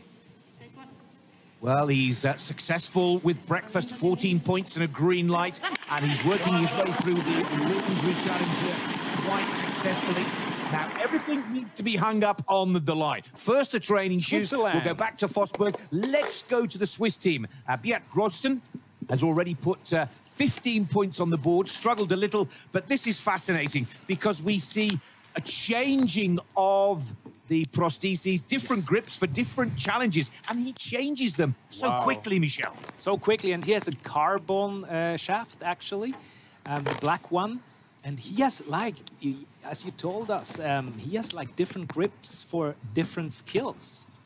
So everything is, like, already programmed. That's why he's so super fast. And here it looks again, like very the University of Bern has every answer here. This is a very fast and effective, efficient work. There go the keys on the hook. And he is so calm. He is like, he's doing it task by task, step by step, not nervous at all. Michel, dare I say it, this looks like a Swiss Army knife. Every little piece has been thought through. Everything is taken care of. In with the credit card even. And this is very fast work from the Swiss pilot. With the DVD, yeah. Oh, there's the first mistake. It's like a the DVD in. It's like a MacGyver hand kind of thing, you know? It truly is. He gets a good point score for the third challenge. Now, on to home improvement. Hammer is blue. He can only use the prostheses. Does he need to change the tool? I think the grip is tight enough, but it has to be very tight. And now with the scissors, he changed the whole hand, actually. Okay. That is fantastic. And that truly is something very special indeed. It's the speed that he changes the hands and the grips that is so impressive. Now he cuts the scissors, or cuts through the paper, I should say, with the scissors, but the scissors are blue, so only the prostheses to cut through the paper into two pieces. Yeah, it was quite superhuman, huh? To change the hand. Just quickly change the hand for another task. Let's do it. And he did it. Okay, we switched to South Africa. Lungele Dick is already got 14 points on the board for successfully completing the breakfast challenge. We pick him up at the haptic box. This is a great story. Low cost is really what it's all about for this South African touch hand team, making a prosthesis that is available for those that don't have huge resources but still need the possibility of working with such a valuable tool. And look at this, the South African doing extremely well in the haptic box. Great. Exactly, Nick. It doesn't have to be expensive. I mean, if it's out of the 3D printer or whatever, I mean, it should be, that's really crucial to give hands to everybody, actually, who needed hands as well, with actually for children as well, children with disabilities. Well, as Michel has called this, the challenge of magic boxes, you just touch and then try and match all of the pieces on the table to what you feel inside the box, but you cannot see. I think this is a fantastic new addition to CYBATHLON, and also pushing the boundaries of development within these prostheses for the arm. And has the South African got them all correct? This is a valuable point score. It's the highest point score of all the 6 tests, 16. He did a great job.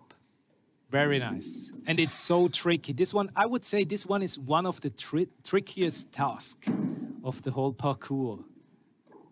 Because it has nothing to do with quickness. it has to do with, you know, you have to be very gentle kind of thing, and to not to guess, to feel the object. It's another change. Oh, that's enough. He's ready. Here we go. There's one. There's two. Wow. Three. Perfect. Oh, jackpot. Yes. Perfect score. Great to see from the South African. Now the pyramid with the, let's see. Now, Lungele Dick for South Africa now has to just complete his stacking of the cups to a vertical pyramid, and his challenge is over. This has been a good performance for the South African touch hand team. What a race, the arm prosthesis race, and Michel Fournier here. He's also in the mood to talk about the race. And we saw those guys, that's not only for fun, they're really competing and giving it hard to each other. Exactly, they're very driven, and I think it's a good thing because at the end it's very serious and they take it really, they not take it for granted, they really go for it. And there's one scene, you actually mentioned it also when you're commenting, and we have a look at this scene again. It's the scene with the Swiss guy. You said Swiss knife guy, something like that. Let's have a look. Swiss Army knife guy. He's changing actually the prosthesis while competing. Exactly like a MacGyver kind of hand, yes. Is this realistic for the daily use? Is this something that is that helpful? What do you think? Exactly, they are hands like this with, excuse me, with different kind of hands. You can change them for a different task, and it makes absolutely sense, yes. But you need a lot of tools to bring like a suitcase. You can change everything, a suitcase, maybe. We see that he has different ways you can put a prosthesis on, like the hand or the something else. How important is it how the prosthesis look like? I think it's very important, especially for kids or children, teenagers as well. It's very, very crucial. It's very important to adapt the hand prosthesis, actually. So the look is crucial. Of course, the functionalities as well, but they like to have a good-looking kind of hand to adapt it. And do people look at your hand as well all the time? Yes, and it looks like a kind of science fiction hand or a magical hand. And especially children, they ask me all the time, do you have superpowers with those hands? Or with this hand, and I say yes, maybe, and they all think, oh, you must be a superhero. And everybody wants to do a fist bump with your superhero hand. Now, before we find out what 4 teams made it to the finish, or actually what are the best 4 teams, we have a little break. Don't run away too far. We're going to be back in just a few minutes.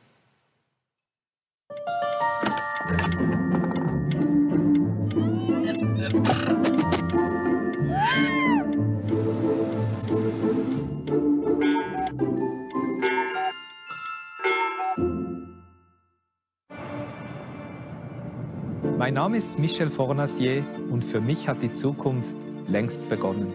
In dieser Hinsicht ist EKZ für mich ein verlässlicher Partner. Zuverlässig, ökologisch und günstig mit Strom versorgt. EKZ, stolzer Partner des CYBATHLON.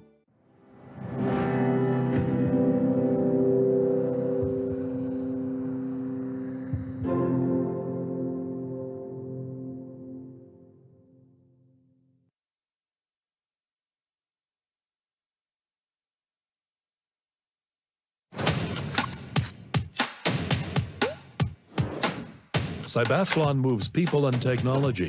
Schultes Clinic is medical partner.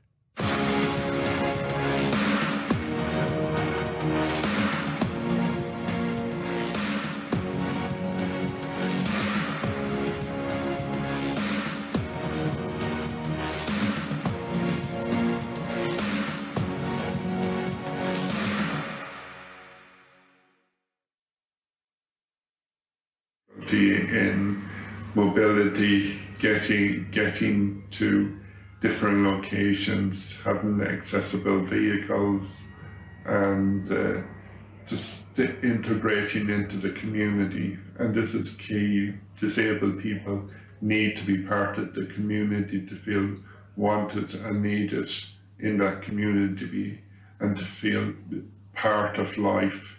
We need to meet other people and be engaged with other people and compete with them at the same time. Welcome back. We're in the middle of the second competition of this year's CYBATHLON, the Powered Arm Prosthesis race. And if you want to find out more about that discipline, if you want to find out more about the teams and the pilots, please visit our website, CYBATHLON.com. There's a lot of information about anything you want to know about CYBATHLON and the technique behind all these things. Now, before we keep going on with the race, I want to show you what expects you in the next hour, because there's not only the arm prosthesis race, but we also have something more for you. Have a look. Pedaling despite paraplegia, functional electrical stimulation makes it possible. A bike race between riders with paralyzed leg muscles. The Functional Electrical Stimulation Bike Race in the next hour at the CYBATHLON 2020 Global Edition. I'm looking really forward to that bike race, that really special race we're going to see in the next hour. But we keep going with the arm prosthesis race. I still have with me our expert, Michel Fornasier. We've seen different types of prosthesis, and the pilots control their prosthesis with their nerves, with their muscles. Can you explain us how that actually works? How do you steer your prosthesis? Yes, right. Actually, with muscle contractions, we have like two different kind of electrodes inside the shaft of this arm or the lower limb.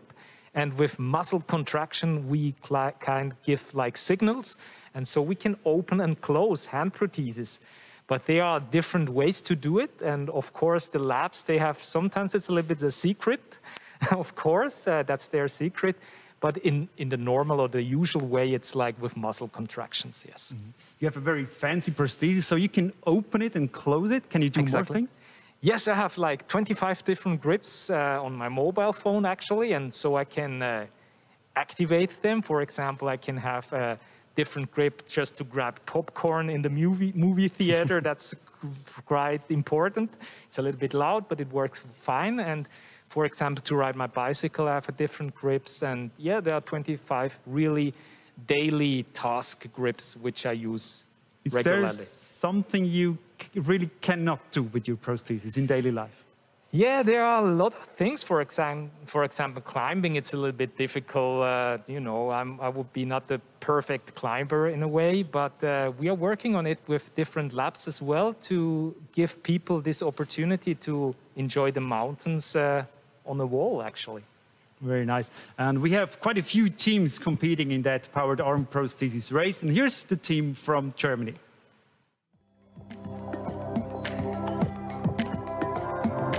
I'm actually most excited about the opportunity to train our device and test it with Simona, our pilot. Es ist noch einiges dann zu machen dabei, aber ich denke, das wird sehr gut zu verwenden sein.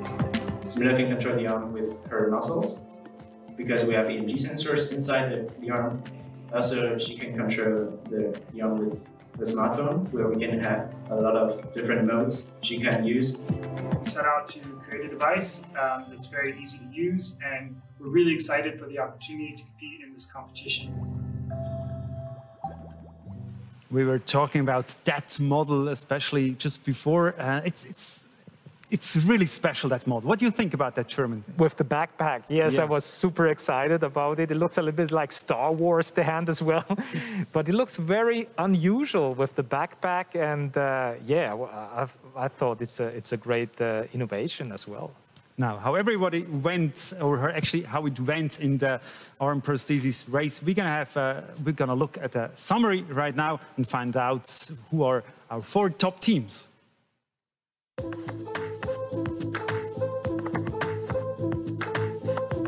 What a variety of models. The powered arm prosthesis race is a real eye-catcher. The prostheses come in a variety of shapes, colors and sizes. But the goal is the same for all pilots, to solve as many tasks as possible. Depending on the model, creativity is also required. Or in other words, a plastic bag. The French team Smart Arm uses a plastic bag for the task with the sweater, so that pilot Christoph Usche can get into the sleeve easily. This is a clever solution. Others, like the German team CYBATHLON, have to skip this task. Simona Klima's prosthesis, which was developed by students in just 1 year, struggles with many tasks. And Simona also has to carry a lot of technology in her backpack.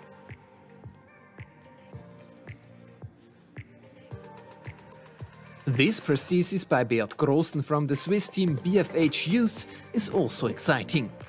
Beat is the only pilot who can change the hand of the prosthesis. So he can choose his prosthesis depending on the task. A task in which the pilots use very different strategies is the final task. Here the teams have to stack cups. And here we see the whole variety of strategies. The pilots use completely different methods depending on the prosthesis.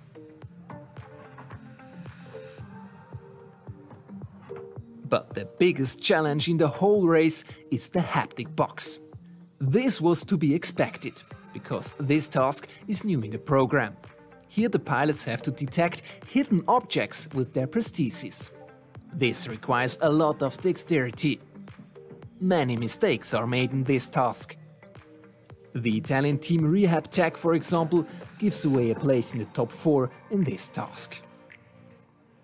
The quartet in the top 4 was absolutely impressive, including Elena Shukova from the Russian team Supermotorika. Elena stepped in very short term as backup pilot and solves the task in a very clear and concentrated manner. With breathtaking speed, Krunoslav Mihic is on the job. The pilot of the Croatian team Makerhand solves the tasks incredibly fast. With his speed, he qualifies for the top 4. But is he flawless?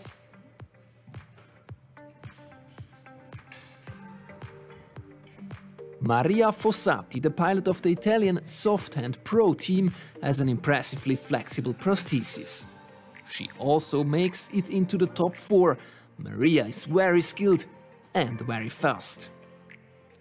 Is this the mixture that brings her the victory? Magnus Niska from the Swedish E-Opera team also made it into the top 4. His prosthesis looks very similar to a biological arm, and Magnus seems to have a lot of feeling with it. Will he be the winner? Here is the ranking. 3 teams just missed the top 4. The Swiss team with Beat Grossen, the Italian team with Collian Rossi and the Swedish team with Tony Forsberg each failed only 1 task. The teams below all failed to solve at least 2 tasks and therefore missed the top 4 as well. In the top 4 are therefore, in alphabetical order, Krunoslav Mihic, Maria Fossati, Magnus Niska and Elena Shukova. Who will win? Great job of these 4 teams. Michel, how surprised are you that those 4 teams made it? I was quite surprised, yes. I was quite surprised, of course, but I love the ranking actually, and a big honor to all those people, and they trained so hard, months and months, even years I would say, and huge respect to them. And we have one of the 4 teams that are in the last 4 teams, it's the Croatian team. Let's have a closer look.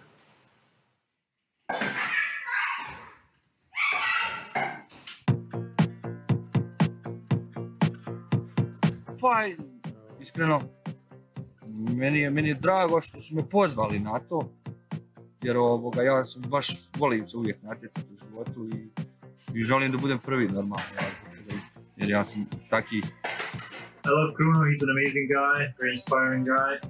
At using prosthetics, he's incredibly agile and nimble with it. What's unique about our team is that the hand is envisioned to be a completely open source project.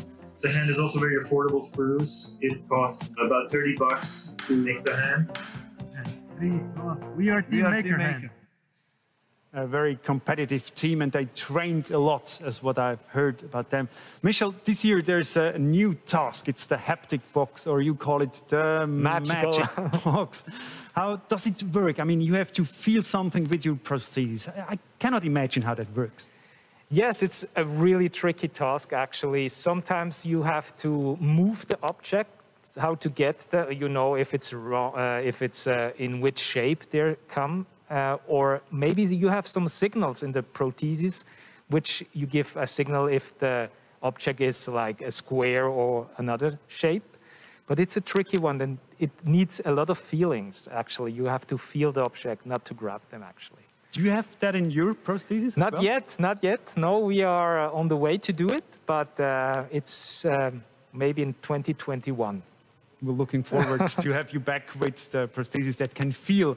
Now, before we go on with the competition, I'm sure you've noticed that all these powered arm prostheses, they need an electric motor. And Maria Fossati and the Softhand Pro team, they traveled to Switzerland and visited the company who actually produces the motor for their prosthesis, which is actually Maxon. And to find out that Maxon produces motors for many different assistive technologies, that was very exciting also for Maria Fossati. The slender sportswoman has worn a variety of different prostheses since her childhood. Inside her hand, you can find a Maxon motor, light but still powerful. The crew are looking forward to visiting the world-leading manufacturer of drive systems near Lucerne. We are really curious about meeting the Maxon company today. I really wish that today we can discuss about prosthetic users and about how motors can be developed in the future. Maria has some specific ideas that are important to her. Will she manage to get her points across to CEO Eugen Elmiger, who gives them a warm welcome? Welcome to Switzerland. Buongiorno. Buongiorno.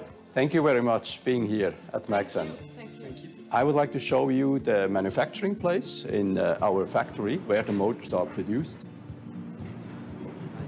Development engineer Robin takes her to the production line. Maria's impressed. Yes, I've never been in a place like this. Okay. Yes. Maxon's products are not only used in a variety of medical applications, but also in NASA's Mars rover. They are extremely durable. Yes. They never burned a motor, so it's good.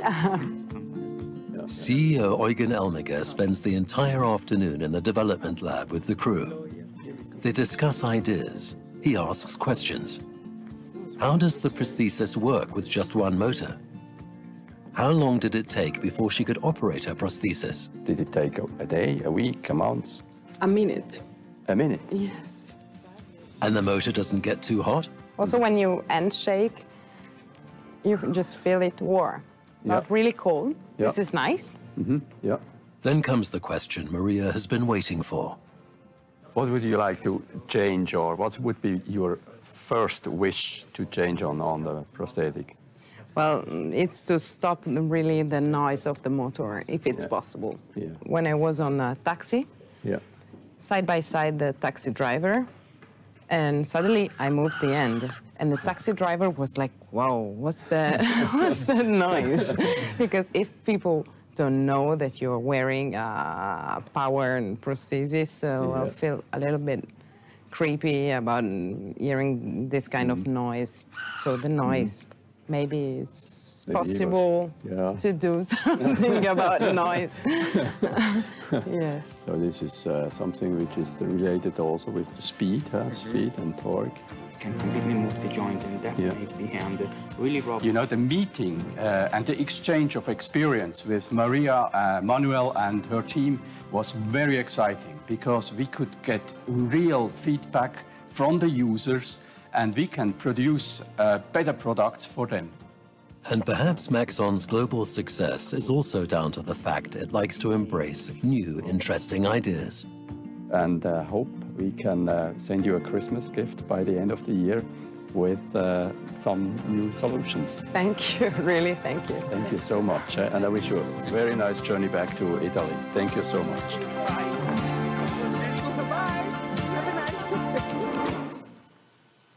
Yeah, Maria Fossati, pilot from the Italian team who actually is within the 4 first teams. And I'd like to introduce you now to Roger Gassert. He's professor at ETH Zurich, and he's a vice president of the strategic board, whatever, of CYBATHLON. Very sorry for that. Roger, we just heard Maria, who is actually a little bit, doesn't like the noise. Is it even possible to make motors without noises? Well, first of all, good evening, Stefan. It's really a pleasure to be here.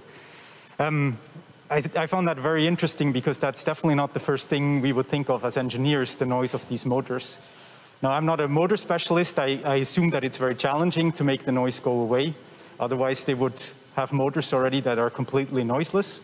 But again, I think this is really a great benefit of an event such as the CYBATHLON, that we shift the focus and the attention also to these details, which, as you use these technologies more in daily life, become critical. And I ask Michel Fornacier, you have a prosthesis by yourself. Is the noise really a problem for you as well? Oh, you have to change the microphone. I'm sorry about that. Yes, sometimes it's annoying, but as Maria told us, it can be quite challenging when it's a silent location, of course. You just said before, in cinemas, yeah, it's very bad.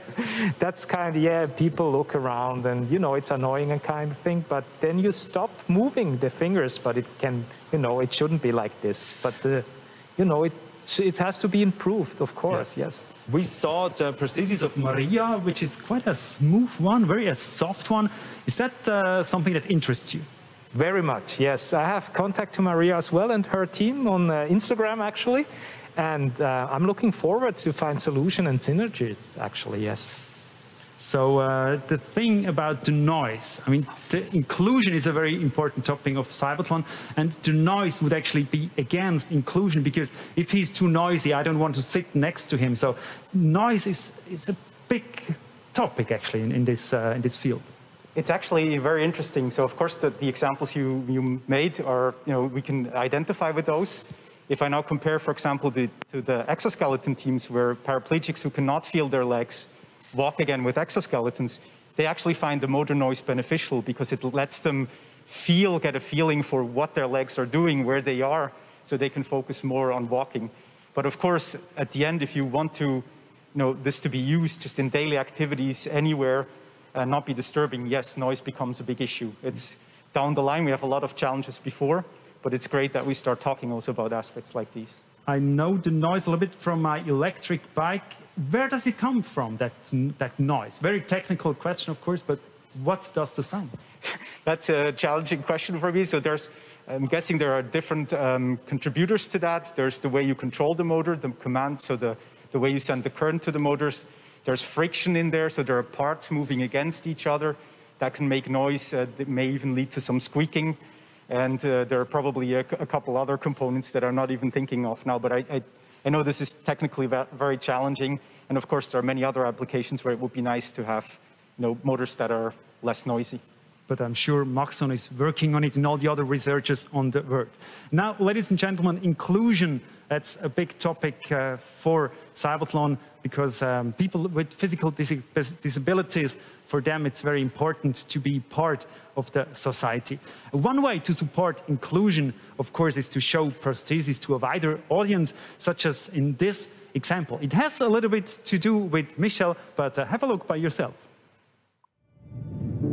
Mein Name ist Michel Fornacier und für mich hat die Zukunft längst begonnen.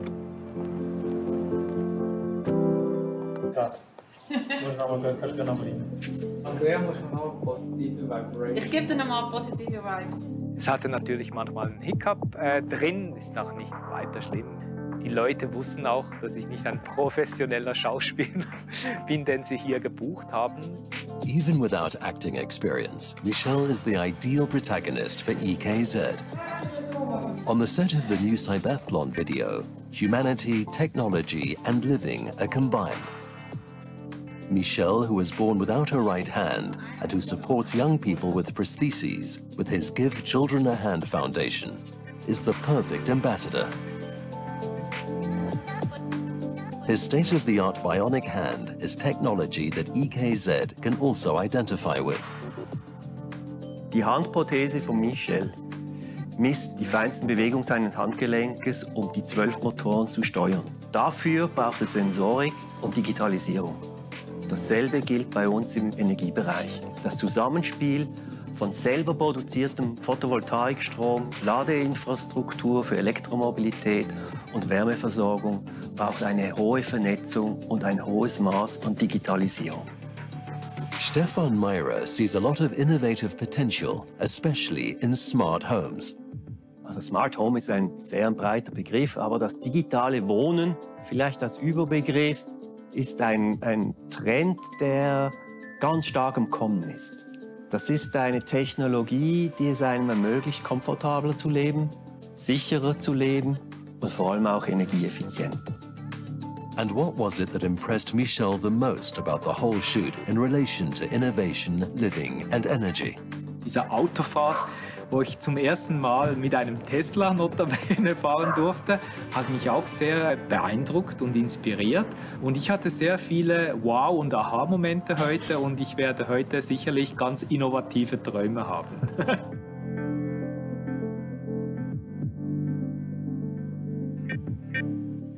Michel Fornasier is a little TV star. I say, Michel, how much fun was it? It was super fun, yes. We had a great team, a great day. The weather was nice. Everything was super with EKZ, the supporter, everything really nice. And actually, we saw in that clip that you are also a Swiss Army knife guy because you can change your prosthesis as well. Exactly, yes. I have like multiple tasks and multiple changing hands available. The perfect inclusion, what would it be for you? No barrier, actually. I mean, we are all the same and we are no aliens or people with disabilities, so treat us the same way, and I think that's the way to do it. It's just to be united in one world. That's a very nice word. Now, Roger Gasser, the advertisement, is that a good sign for inclusion, or is it just a good marketing idea to put the prosthesis as an eye catcher into an advertisement? Well, there are always different ways to look at things, right? But for me, I think the important part is really to make people aware and also to talk about it, bring up these topics, look at them from different perspectives. And, you know, in this video, it's sort of like it's something on the side, it's not in the center. And that, I think, is exactly what inclusion is aiming for, right? It's just a part of a bigger theme, and it integrates with all the rest. How did you look at the arm prosthesis race? Did you like it so far? I greatly enjoyed it. I was really impressed by so many things. I mean, the team spirit, of course, the technologies. As an engineer, that's what fascinates me. But I also really appreciated the changes that have been made to the tasks, which I think really challenge the prosthesis, because as we've seen a lot in many of the videos before, is that it's still mostly a supportive arm that helps the intact hand do the complicated tasks. And here this is really being challenged more and more, and I hope that will really push forward the technology as well, so that that prosthetic hand also becomes more useful in daily life. Very good. We have quite a few teams competing against each other, and one team is from Russia. Let's have a closer look here.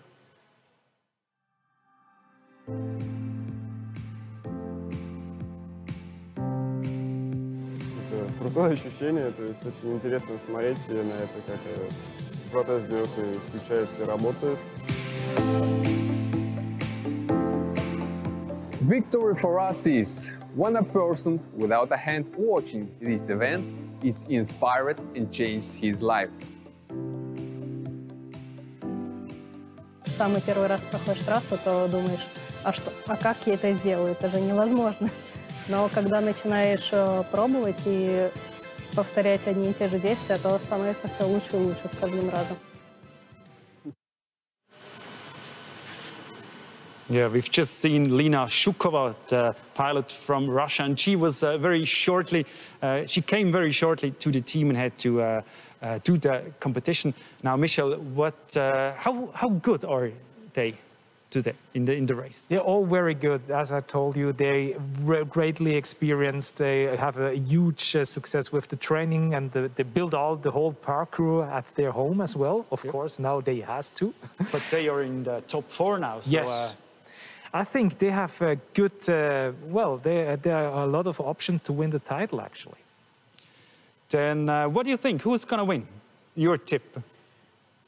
I have a tip, but let's see. Let's see. Roger Gassert, what do you think? What will be the team at the end on the top?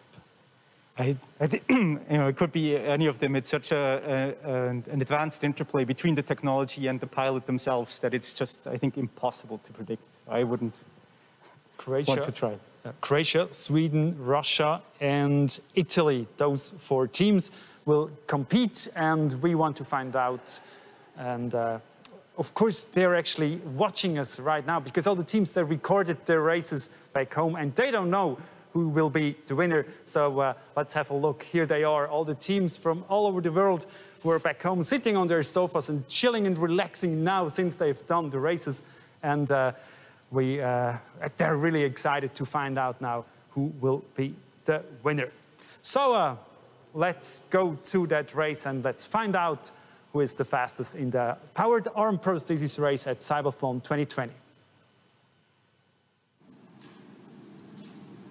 The countdown has started for the powered arm prosthesis race with Moscow on standby, Croatia, the make-a-hand team, and of course in Sweden, E-Opera with Magnus Nischka, and the University of Pisa with Maria Fossati, that is soft hand pro.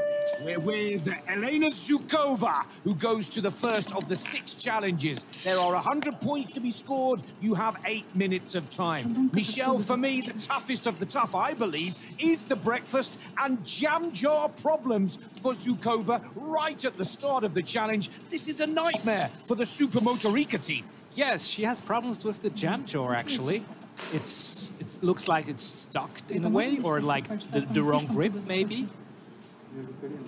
But it's important to be focused. She's got the right grip on the prosthesis, and she's trying again. All of the equipment is the same for every one of the teams. If you look to the left of your screens, Mihic for Croatia, Nischka and Fossati of Sweden and Italy are already away, working their way through all of the challenge. But for Elena Zukova from Moscow, she has had to skip the first challenge. No points. Early leader on screen, Maria Fossati for Italy and the University of Pisa. She's into the laundry, where she will have to zip up her hoodie, hang up a t-shirt, tie the laces and hang up the training shoes. Michelle, the Italian, very confident, quick in the early challenge. Very quick, and she did a great job with the sweatshirt as well. Sometimes it's very sticky with the hand prosthesis to get through, and some uses a plastic bag, but she did a great job without a plastic bag even. Now, working very quickly, again, you can use her normal human hand if the piece of equipment is not blue. But as you can see, 2 blue pegs, and here Maria has to use the prosthesis arm. And this is good. She's leading, and she's leading 4 seconds clear of Sweden, 22 seconds clear of Croatia, with Zukova now way behind the pace after that nightmare at the first stage. The Italian moves on to clean sweep. We go to Magnus Nischka of E-Opera, Sweden, out of the Göteborg University. And again, he's just 4 seconds off the pace and looking very quick and slick, Michelle. It's very close. Yes, it's a head-on-head race, actually. And he's quite calm doing those pins. Grip by grip, but yes, great job. And he has a green line, 2 green lines for Croatia as well here with the 3rd task. Yeah, there are 3 teams out there, Michelle, that have all got green lights. The red tells us that they have made a mistake or picked up a penalty. It is all clean so far, but the leader is Fossati. She's 29 seconds ahead of Mihic of Croatia from the make-a-hand team here, who we're looking at on screen. Look how he balances that ball, and because the ball is blue, he can only use his prosthesis arm. Exactly, well done. All those tasks, he's so... You know, he's so prepared, actually. And there's a lot of practicing.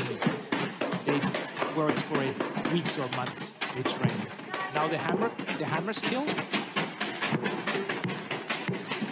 This This is the home improvement, 17 points, still 45 points, maximum points for Maria Fossati and Soft Hand Pro. She is our current leader. She's at the halfway point, 3 tasks to go. Let's go to Magnus Nischke now, E-Opera and Sweden. Look at the clock, 3 minutes 27, but the perfect point score, 29. He's just finishing up clean sweep, and it's another green perfect score, although he's 32 seconds behind this lady, who for the first time, Michelle, makes a few small errors, and he's just finding it a little difficult with the scissors to cut the paper. That's the nerves, actually, Nick, I guess. But she's still leading. She's still leading, and she's doing a great job with the scissors, actually.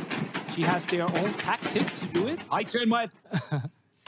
Now the Croatian is picking up. Remember, he was over 20 seconds down, and Krunoslav Mihic has got it down to just 10 seconds. If he can work quickly through the home improvements and be fast and efficient through the next challenge, the haptic box, he could turn the tables on the leader from Italy. That is Maria Fossati. But Mihic here goes into the haptic box. Now, the haptic box is all about feeling. Fossati looks to be losing that advantage here, because we can see that Mihic is in the haptic box stage. Fossati just struggling a little bit with that light bulb. There she goes, the Italian going into the 5th or the penultimate test is now behind the Croatian. This is Magnus Nischke. He's in third position exactly. With Russia out of the chase.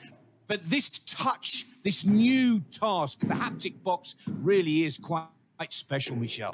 Yes, exactly. It's Croatia. He is the leader right now, right? He's leading. Well, and this challenge is all about touch. This is all about touch, not about visual. Feelings. That is the new one for 2020. It's the final challenge for Krunoslav Mihic and the Maker Hand team. We've got to build that pyramid. Here comes Fossati, 100% match. Back into the race, and it's going down to the wire here. It will go down to the last. You have to turn all of the blue cups over with the prosthesis hand and then build a pyramid. And it looks like the Croatian for the Maker Hand team that has the slight advantage now over Fossati of Italy. And if he can just get these last 2 cups onto the pyramid, it will be a Croatian gold medal. And as Krunoslav Mihic completes the task. Fossati is having a few problems, and Croatia take the gold. End of race. In the powered prosthesis race. That's a great performance behind the Italian in the first 3 tasks, but he won it on the final 3. And that is a great performance. Andrej Dukic there cannot believe it. The head of the Maker Hand team of Croatia, they have taken the gold. And Fossati, just to the left, is finishing off that final stacking challenge. Italy are looking good for silver. This is the tough story for Russia with Elena Zhukova. Yes. Well, off the pace from the very get-go of the race, but finishing it nicely. Magnus Nischke, look at that. Perfect score on every one of the challenges. Just does not have the speed to match the Croatian winner. Here's Maria Fossati, Italy, looking good to take second place. Well done, Maria Fossati. Silver medal. Well, actually, gold medal for the best female. That is a great performance, but maybe she'll be a little frustrated to have let the Croatian just steal the gold in those last 2 challenges. But what a great performance from Maria Fossati to take silver for Soft Hand Pro. And it looks like the Swedes with E-Opera and Magnus Nischke still looking for another perfect score, 100 points, and he's keeping it under 8 minutes, which is what I like very much indeed. Look at Elena Zhukova. Good performance for Russia, who go 4th. It is Magnus Nischke who takes the bronze medal for Sweden due to the error from the Russian team at the very first stage. Gold for Croatia, silver for Italy, and there the bronze for Sweden. What a great competition. Congratulations to all of the 4 top teams. And we see them here sitting in front of their computers, watching the last few seconds of the race.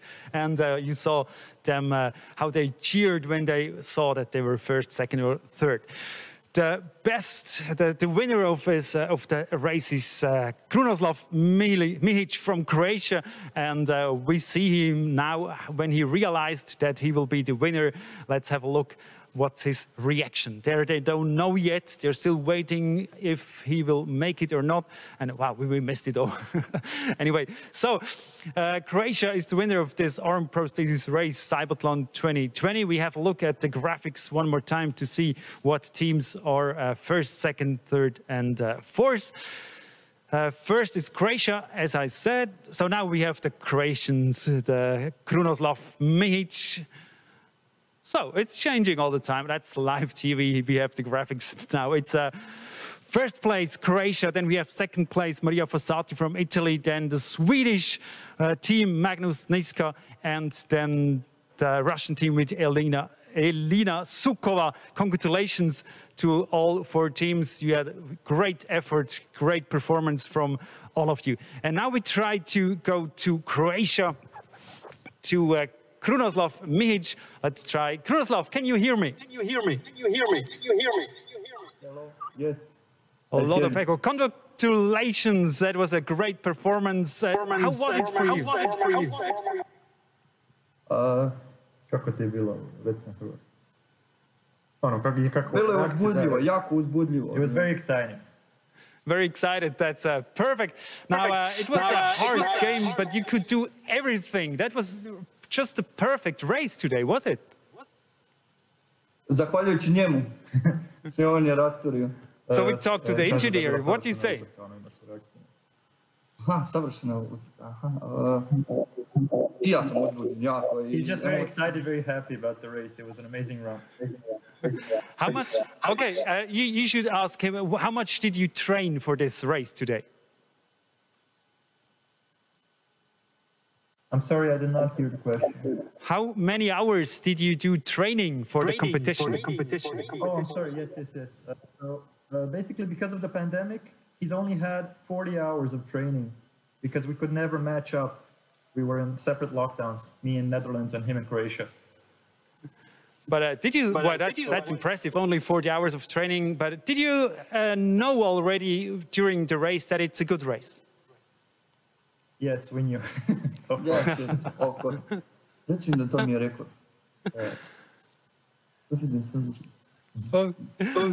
Okay, they're happy. They are first, and congratulations again to Croatia, to Krunoslav Mihic and the whole team. Well done. Thank you very much. Michel Fornacier, what do you think? That was really a perfect race, was it? Perfect race, well deserved. Congratulations from my side as well, but it was awesome, yes. Roger Gassert, what impressed you the most about the team who won? Well, first of all, it was really impressive race, very close, and I really would like to congratulate all the teams. I think what impressed me now with the winner, I did not know who was going to win, is this trade-off between finding the right level of complexity and robustness and functionality. And it really made me think, 4 years ago, before the first CYBATHLON, we did a scientific symposium, and a colleague of mine there said, what we need to do is not develop high-tech, we don't need to develop low-tech, but we need to develop just the right tech. And I think this beautifully illustrated it again. Oh, very nice word. You saw actually the competition. How is it for you to watch these guys compete? Well, as with any competition, you really get in there with the teams and you get nervous and excited, and it's just super fantastic to see, on the one side, how things have evolved since 2016 now, and also what the challenges are that still remain. I think there's room for a few more CYBATHLONs over the next years. Thank you very much. Let's go back to Michel Fornacier one more time. Now, Michel, when you watch these pilots do that, wouldn't that be something for you as well, to compete in CYBATHLON? I'm not a competitive person, actually. My competitive spirit is like a little bit missing. And, well, maybe sometimes in 2024, who knows? Thank you very much, Michel Fornacier, for being here, for being our expert. Thanks very much. And thank you also, Roger Gassert. We're going to see you later in the show again. And this was the second competition at this year's CYBATHLON 2020, the powered arm prosthesis race. This isn't it yet. So we have more to come for you. The FES race, the Functional Electrical Stimulation Bike Race, which is a fantastic competition. So make sure you do not run away too far. Stay tuned. We'll be back in a few minutes.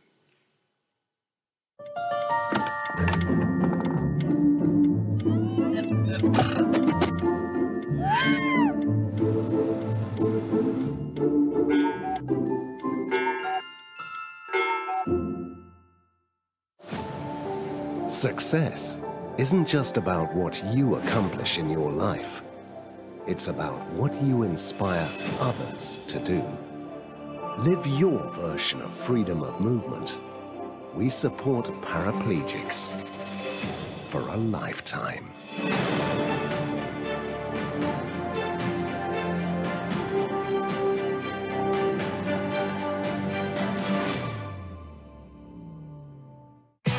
New for you. New for Switzerland.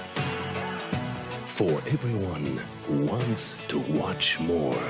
The new streaming platform featuring Swiss films, series and documentaries, all in your language. Stream anytime, anywhere. Stream Switzerland. Play Swiss. Discover everything Switzerland has to offer.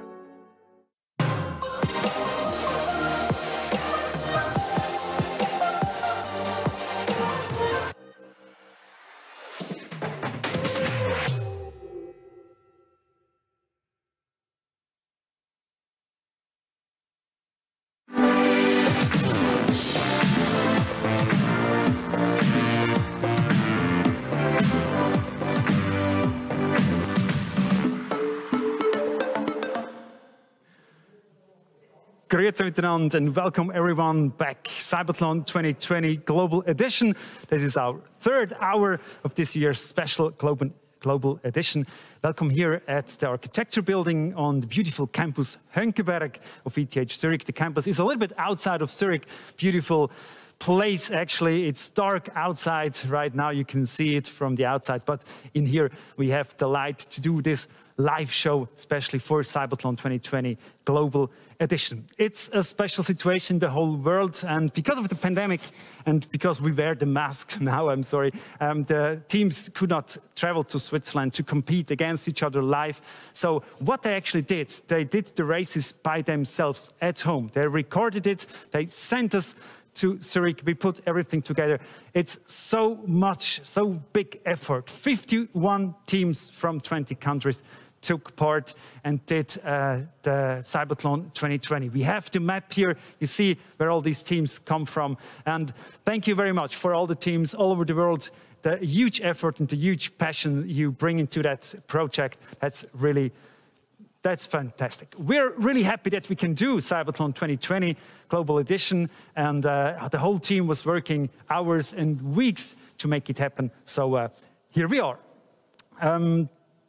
We have 6 disciplines in total. We have the next one coming up right now. But if you haven't heard about CYBATHLON and you don't really know what it's all about, here you get some answers. CYBATHLON 2020 Global Edition.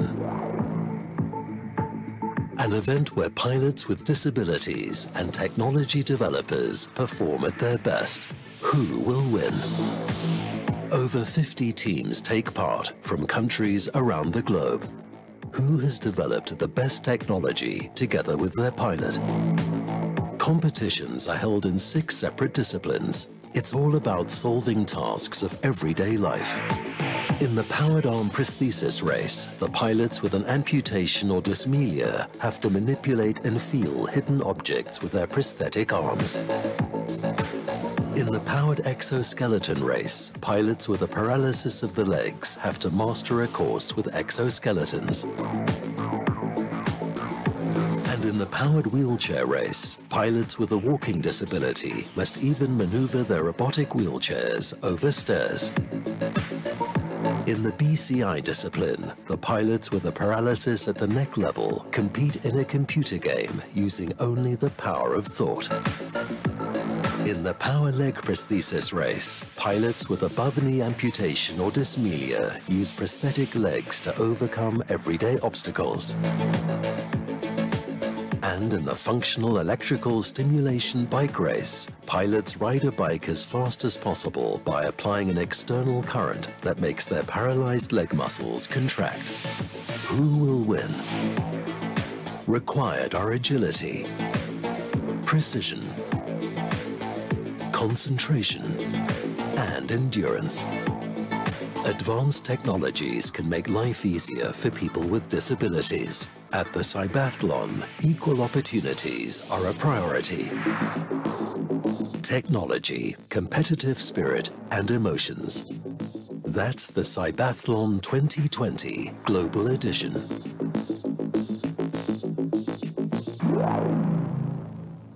The next discipline in this CYBATHLON 2020 Global Edition will be the functional electrical stimulation bike race. And I welcome now our expert in that field. Welcome, Claudio Pere. He's head of sports science and performance diagnostics in sports at the Swiss Paraplegic Center in Nottwil, but you're also a lecturer in sports physiology at ETH Zurich within the field of paraplegia and sports. CYBATHLON, what is it for you? A great thing. That's Just a very short answer. Fantastic. What's the most fantastic thing about CYBATHLON? I think it's wonderful to show how you bring technology and people together, teams that work together from different disciplines.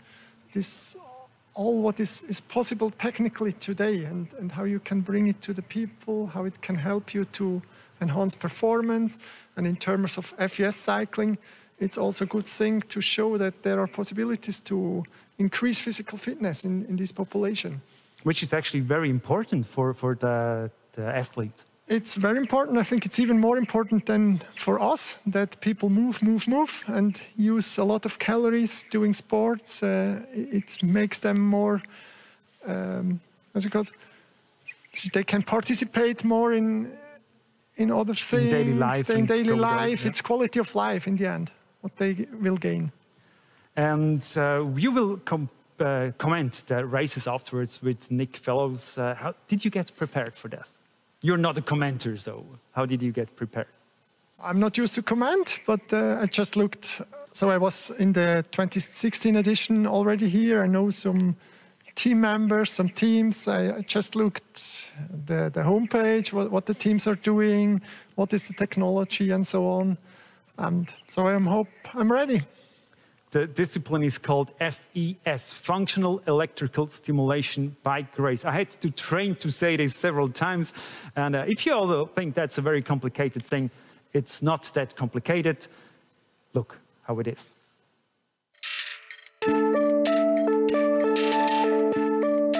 Cycling despite complete paraplegia. Functional electrical stimulation makes it possible. By placing electrodes on the skin, currents are applied to the muscles, making them contract. The paralyzed legs start pedaling. The pilots can also determine the current intensity themselves. But watch out, too much electricity can tire the muscles. This year, the pilots will compete against each other on a smart trainer. Whoever reaches 1,200 meters first wins. We have to say this again. Those athletes, they have paraplegia. They cannot move their legs. And in that race, they can move their legs. Claudio Pere, 20, 30 years ago, if somebody had have told you this will be happening, what would you tell that person? I'm not sure. So I think I believe in the future, in technology, but it's about 25 years since FES started. The technology developed. In the beginning, there were heavy, so you could not cycle outside or doing things like that. It was more laboratory-based, and this makes it not feasible for daily living, for the public, so it's a huge development which went on the last 25 years. And also today, it's still a little bit in the research. It's CYBATHLON. Is it already possible to do it outside CYBATHLON in daily life, to use FES? Yeah, it is possible. You can do, but you cannot race like 20 kilometers or something like that. But maybe there are options in the future to combine it with an electromotor or with a tandem with an able-bodied person, so they can go out together and make some journeys together. So the future is open, and we have 9 teams competing in that special bike race. And here's the first team from Korea.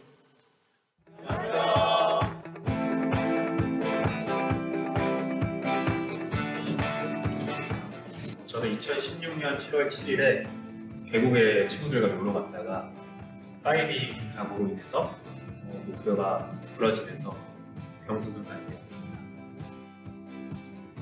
I know it took a long time for him to operate his bike. He has a very positive attitude for any circumstance, and he never gave up. I cannot forget the moment when he operated bike pedals for the first time. How happy he was. 제가 휠체어를 타고 난 뒤부터 도전하고 싶다는 것이 생겼고 또 새로운 경험을 좋아하기 때문에 사이베슬론 대회라는 것을 알게 되었고 그래서 지원하게 되었습니다. Very impressive stories. Now, Claudio Pere, you work at the Paraplegic Center in Notville. You have to do with a lot of people with paraplegia. What does it mean to the people with paraplegia when they can use their legs again? Yeah, there are different aspects. So if you talk to people, some say it's nice to see moving my legs. Others, so one told me, like, since I do FES cycling, my legs gain some muscle mass, and so I'm happy that I can go outside to the swimming pool in summer, and not everyone stores on my legs. So I really have some gains cosmetically, or I feel better, maybe, oneself, but there are also all the benefits for bones, for muscles, against the cubitus, and so on. Very good. We have now something for you that shows a little bit better how the functional electrical stimulation bike race works. Oh, I'm sorry, I missed this one. Of course, we've seen that already. So we want to find out now, we want to see more about that competition, and let's start the races.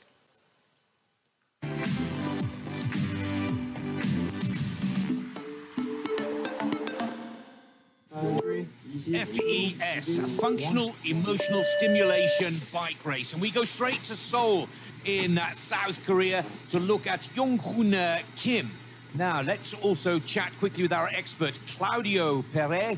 Claudio, we see some of the competitors using their hand, not so much here with the Korean, who starts off well, very good rhythm. It's against the clock, 8 minutes to try and get 1,200 meters. Fastest athlete wins, but they are allowed a little bit of pushing with the hand, that's correct. Yes, that's correct. They're allowed to push a little bit, but not to help with their hands.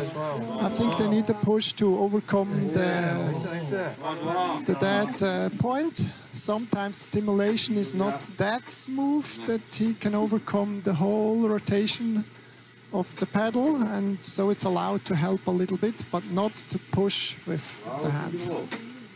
And of course, each and every one of the pilots' lower extremities and parts of the torso are paralyzed, and this, of course, is to help enable him, the pilot, to perform a pedaling movement on this cycle, and this is good work. This is really good. Remember, it was a 750-meter challenge in the first CYBATHLON back in 2016. It's 1,200 meters for 2020. Claudio, that's a big change. It's a much tougher task this year. Yeah, it's really much tougher now, and we see this pilot is quite well on his way. So he will, I think, do it within these 8 minutes. He will have for the 1,200 meters. But I think it's also to stimulate the technology, because everyone knows maybe now that you can do 750 meters in 8 minutes, and we want innovation. We want to push the technology. And he's at the halfway point. This is impressive. 600 meters, and he's setting a really good time. feet again. The South Korean team out of Seoul doing exceptionally well. Now let's go to ENS de Lyon in France. This is Farid Oudjoudi. And again, a few leg issues. But still, digging deep, working hard here. Yeah, it looks really like he's working very hard and he pushes with a lot of strength, but the movement is not that smooth. You can see that he always has a little bit some breaks in between, maybe has some spasticity now, but yeah, he will get into troubles now, I think. And this is a great shame because Farid, who was a competitor back in 2016, was hoping to use that experience of the first ever CYBATHLON, but now we can see he's struggling. What's he trying to do here with the hand? He tries to support the legs a little bit and to stretch the muscles below, because now it looks like he has some co-contraction, so he wants to push with the leg, but on the other side also the hamstrings are stimulated, so he cannot push forward, and he tries to smooth the muscles. Well, he's certainly using all of his experience, everything that he possibly can. But this is looking very difficult now for Farid. Yeah, now getting a little frustrated, I sense, Claudio. Yeah, it becomes really hard now, and I think he will not make the 1200 meters within the time which he's doing allowed. And maybe the muscles are already fatigued now, and yeah, he will get into real troubles now. And it looks like it's coming to an end. What a great shame for the ENS de Lyon team here. He's made the 200-meter mark. You can see that from the green marking on the graphic on the right of your screens. But that looks like it's game over, race over, competition done. We go to Thailand, and this is Sakjuti Plungpong Pun. Struggling at the start here, Claudio.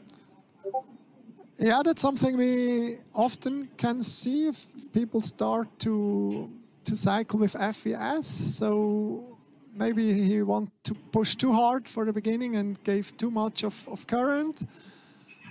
Yeah, now he tries to help with his hands a little bit to overcome the load, but this will become also difficult to get a really good race time, I think. And you also can see that his legs, the movement is not that smooth. His knees is looking towards outside, and yeah, it will become hard for him, I think. You're absolutely right, Claudio. You can see the determination. He's trying everything, really trying to get that movement, get that cadence, but it's not coming at all. This is frustrating for the Thai team. Very difficult indeed. He's not going to give up, that's a fact, but it's just not getting that rhythm, is he? Yeah, he will not. If he's not able to overcome the friction of the pedal and the resistance the first time, so he will not get into a smooth movement, and he will not moving forward. So yeah. Disappointment for Mahidol BCI. Now let's go to Brazil. This is Estavo Lopez for the EMA team. And the EMA stands for Empowering Mobility and Autonomy. What a great name for a team. And this is a good start. Quick question, Claudio. Any reason for the dark glasses, the sunglasses, or is there just a little bit of sunshine? Of course, everybody is in their own separate locations due to the COVID restrictions for CYBATHLON 2020. I think it's just the Brazilian style of doing this task. If you look at the bicycle, by the way, so he's sitting in a much more upright position compared to the other teams we saw until now. If you go, it's more comfortable for him to sit like this. If you go outside for a race, then maybe the air resistance is not so good for this kind of bike, but it doesn't matter here because all were on a training roller, which were calibrated here at the ETH before they were sent out, and here it's only the power he can produce is what is counting in the end, and nothing had nothing to do with the design of the bike. Well, Estavo looks very cool in the dark shades. He's also got a nice rhythm going here. Looks comfortable, working well. He's already passed the 200-meter mark at just over 1.34 seconds.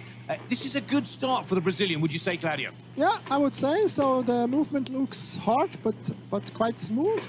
So if he can go on, he will maybe almost finish the task in these 8 minutes. Which he has left. Yeah. Team manager Roberto Baptista will be happy with this performance, I am sure. And let's get an update from pilot Andrea Gatti. Now he's already passed 600 meters with 6 minutes 10 on the clock, looking to complete the 800-meter mark at the Polytechnic of Milan. Yeah, great support from the rest of the team, Claudia. They really are willing him on as Andrea comes to the end of his challenge. The clock is looking like getting the better of the Italian.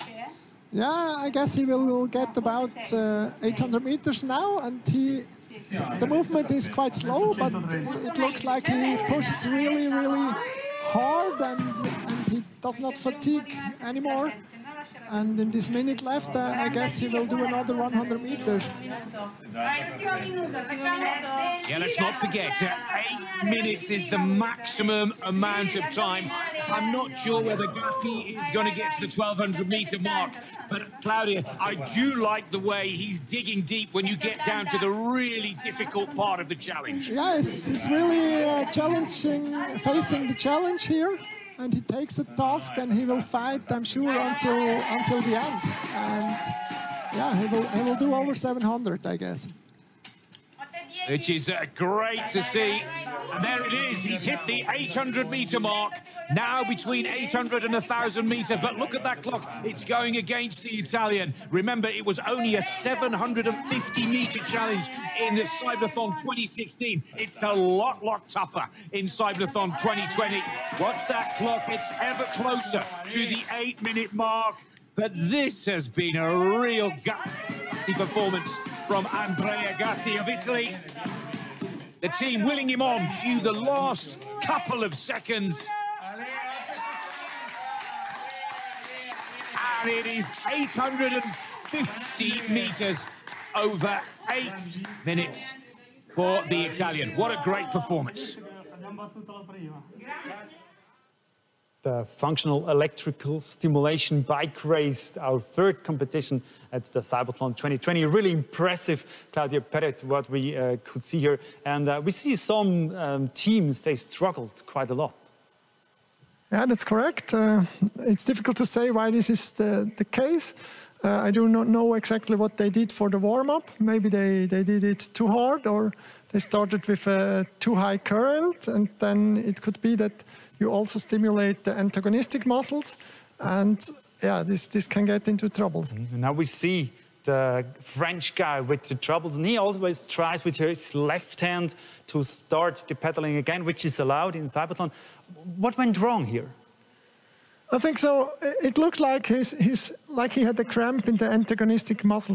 So the both muscles for the movement are contracted, and for the movement in the first push, there should only be the quadriceps, and then if he goes around with the pedal, there should be stimulated the hamstring, and it looks like all the muscles are contracted at the same time, which will not allow to do your movement. And what was the problem? Was the electrode on the wrong side, or was it on the wrong place, or what's the problem? This is difficult to say from here. Maybe he has too much current, or the electrodes are not placed correctly, or there are some things, this phenomenon called spasticity, which contracts the muscle. You can imagine this like a cramp, and this could happen that he cannot move.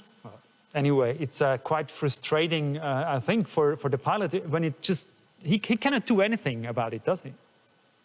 Yeah, you can wait for a moment, try to go down or start again, or just to do some passive movement maybe, or to try to stretch the muscle. It's what he tried to do with his hands, maybe that he does not contract anymore, but it's frustrating, yeah.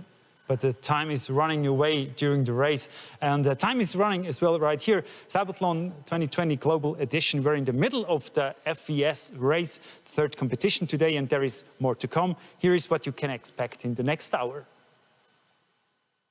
Oh.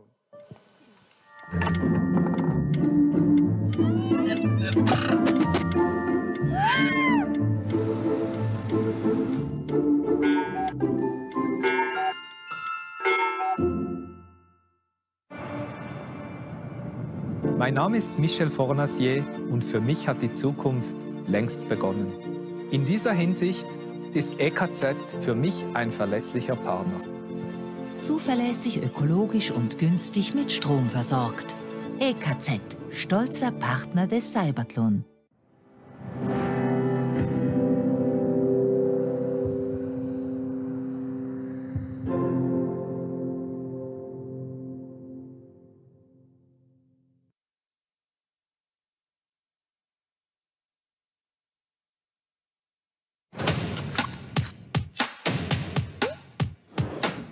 CYBATHLON moves people and technology. Schultes Clinic is medical partner.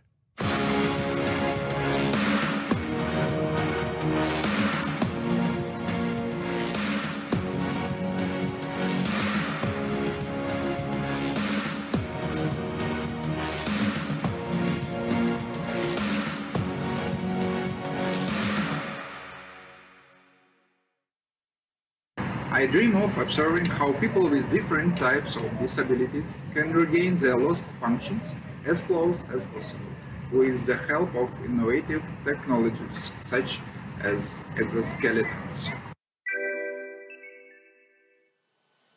CYBATHLON 2020 Global Edition. We're in the middle of the FES bike race. And if you want to know more about that discipline, how it works, who are the pilots, then please go to our website, CYBATHLON.com. You can find a lot of information there about the races and anything else. Now, this was the advertisement, but I wanted to show you what you can expect in the next hour. Here it is. Pro-Infirmis, the Swiss organization for the disabled, supports disabled people in their everyday life. It also intends to overcome mental barriers towards disabled people. The goal is to achieve an inclusive society. But how? To participate in the CYBATHLON, pilots had to undergo a medical checkup at the Schultes Clinic in Zurich. This year, most of these checkups had to take place virtually, a special challenge. More background stories, insights and talks in the next hour at the CYBATHLON 2020 Global Edition. So many interesting topics in the next hour, but we keep going with the functional electrical stimulation bike race with Claudio Pere, our expert. Now, actually, the electric stimulation does the work, as I would say, but still, how tiring is it for the athletes? It depends on how trained they are. The problem is that if you do a stimulation by electrodes, you always contract the same muscle fibers. So the better you're trained, the longer it holds against fatigue. But in the beginning, it's just maybe 30 seconds or 1 minute, and they are tired. You have to make a break and to start again. And with training, you can also go for an hour if you don't do too much current at the beginning. Speaking about currents, there's electric current going through electrodes to the muscle. Is it dangerous? No, you should just control the current because these people don't feel it. So that's the reason why you can do FES, because if you want to do it, it will hurt. That would be my next question. If you can feel your legs, that hurts, that doesn't of course, hurt. But you will never get the current you need to get a good power output. So that's a good thing that you don't feel it. So actually, what would happen if I would use the same electrodes like this team with my legs? Would I cry? What would happen? With the same stimulation parameters? With the same stimulation. Yeah, your muscle would look like they cramp. They really hard contracted and it hurts really. So maybe you would cry. Maybe, I'm sure I would cry. The aim is to be fast. Now, from a very simple perspective, I would say faster currents, the faster you pedal. But it's not that easy, I guess.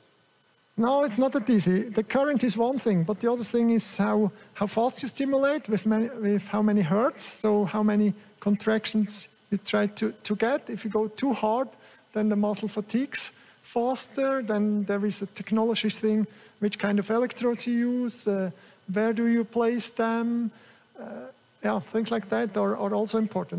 It's not the current only. So many different things which are important. Important are the teams, of course, and we have a look at the teams competing. สวัสดีครับผมนายสกติบางวงพันธ์ชื่อเล่นชื่ออมสินนะครับประสบอุบัติเหตุมาจาก16 ปีที่แล้วจากอุบัติเหตุทางมอเตอร์ไซค์มันเป็นความฝันที่ผมรู้สึกว่าผมอยากที่จะเข้ามาทำจากแค่ศิลปะ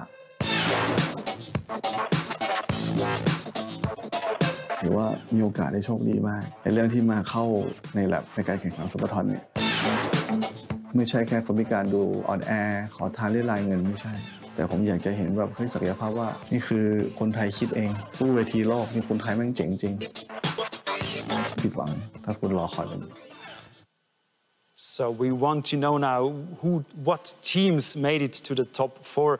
Of course, we have now the summary prepared for you to find out who are our 4 top teams. The functional electrical stimulation bike race was full of emotion.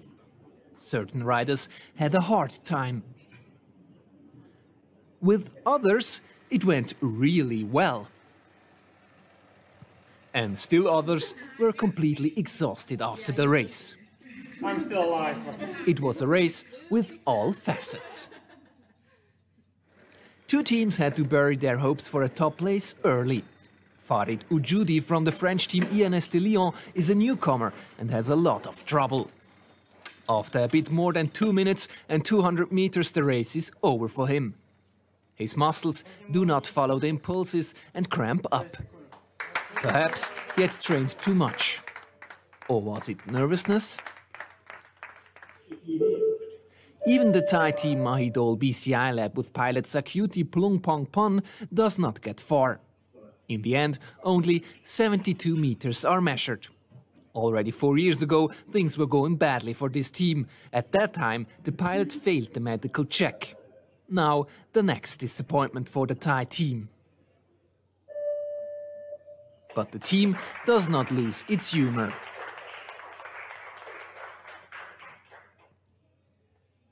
Two other teams did not make it to the finish line but covered a considerable distance. Andrea Gatti from the Italian team Polymer Rehamove pedals very well for a long time.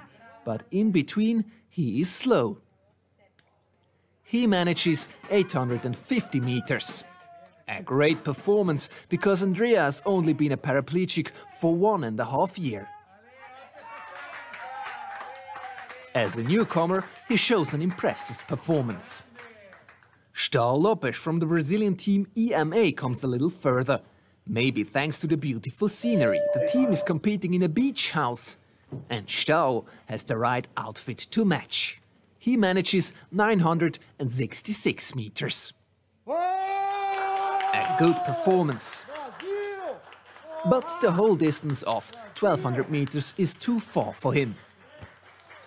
By the way, the distance is much longer than 4 years ago, when the riders had to master the race on a real track. What has remained the same are the favorites. The top 3 will be competing for the best places this year as well. Among them is Mark Moon from the American team Cleveland, who won by a large margin back then. The 63-year-old is the only pilot to have implanted electrodes. And of course, he is also one of the favorites this year. As expected, he shows a strong performance and qualifies for the top 4. But is it enough to win again? One of his challengers is Johnny Beer from the British Imperial Berkel team, who is contesting the race in his living room. Johnny finished second in 2016 and is a very competitive racer. He also meets the expectations and makes the top 4. Difficult for him, 3 days ago, his system did not work yet. Has he found the right setup to compete for the victory? In 2016, the French pilot Julien Jouffroy from the Swiss team BFH Cybertrike also made it to the podium. He finished third at that time. And also this year, his pedal movements look good. Julien qualifies for the top 4, and of course, he is also one of the contenders for the victory. Who will take the last place in the top 4? The Dutchman Sander Koeman still has a chance. He is participating in the CYBATHLON for the first time, and these pedal movements look very good. Sander really reaches his limits, is totally exhausted at the end. For him, it is enough to reach the top 4. That's rewarded with a little snack. But was the performance good enough for a place at the top? Bad luck for Jong-hoon Kim from the Korean team B again. Like Sander, he is also a newcomer at the CYBATHLON. But he doesn't reach the top 4 despite a very good performance. The joy of the team is enormous. He manages the 1200 meters, but in the worst time. For him, there is place 5. Here's the ranking. The French and the Thai team had a lot of trouble and took place 8 and 9. A bit further on came the Italian and the Brazilian team. Bitter for the Korean team, they make it 1200 meters, but don't make it into the top 4. The top places are occupied in alphabetical order: Johnny Beer, Julien Jouffroy, Mark Moon and Sander Koeman. Who will take the victory? Is it one of the top 3 of the last CYBATHLON? Or is it newcomer Sander? That's the same questions we ask ourselves, our top 4 teams. Now, Claudio Pere, what do you think about those 4 top teams? Is that a surprise that those 4 made it? No, so from the last CYBATHLON edition and what I heard about the teams, what I read about the teams, I would have said these are the 4 teams you could expect in the final. Okay, now at the last CYBATHLON 4 years ago, it was live, it was on the tracks. Now this year it's a little bit different. We connected the bikes to the Wahoo device to make it virtually, and it's a longer race. It's 1,200 meters compared to 750 meters 4 years ago. But that Wahoo device, what does it change compared to going on a track? It's just you put the chain into a training roller. It's like you train with your bike at home, maybe. The difficult thing is that each roller has to be calibrated before that we can make fair competition conditions. And this was done here before it was sent out. And then it's just, it counts the resistance and the meters. And it's just, the aerodynamic doesn't play a role. It's just all about the power you can produce. So it's more fair than with aerodynamic?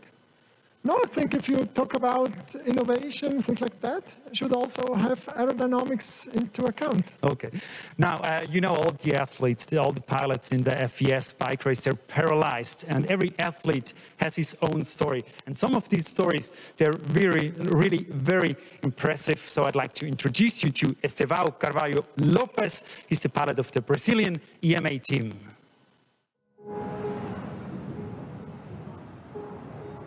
A data está bem presente na minha memória. 7 de março de 2012. Fui vítima da violência de Brasília. Fui atingido por uma bala perdida, me tornando paraplégico, me tornando cadeirante, precisando de uma cadeira de rodas para me locomover. Eu estava comemorando o aniversário de um amigo, já tinha terminado a festa, já estava indo para o meu carro no estacionamento, me dirigindo para o meu carro. E aí escutei um barulho, eu já senti um choque e um queimado nas minhas costas. A bala atingiu a minha coluna, 10ª vértebra torácica, na altura da T10, e a partir daí eu já não senti minhas pernas. Deu uma guinada de 360 graus. O primeiro ano é um ano de luto. É um ano assim que você pensa que não vai dar conta de sobreviver. Mas vai levando, né? Eu vi que eu tinha, na verdade, 2 caminhos a percorrer. Ou me vitimizar, me fazer de vítima com essa situação, ou arregaçar as mangas encarar essa realidade e falar o que temos para hoje é isso. E eu decidi que eu ia seguir a segunda opção. O projeto EMA significa Empoderando Mobilidade e Autonomia. Com a proposta inicial do CYBATHLON, o professor Antônio Padilha iniciou essa equipe e começou a usar o EMA, né, como um centralizador de todas as pesquisas em tecnologias assistivas que a gente estava desenvolvendo. Depois que ele entrou, a gente viu realmente que ele tinha uma resposta muito boa e que ele tinha um potencial muito grande.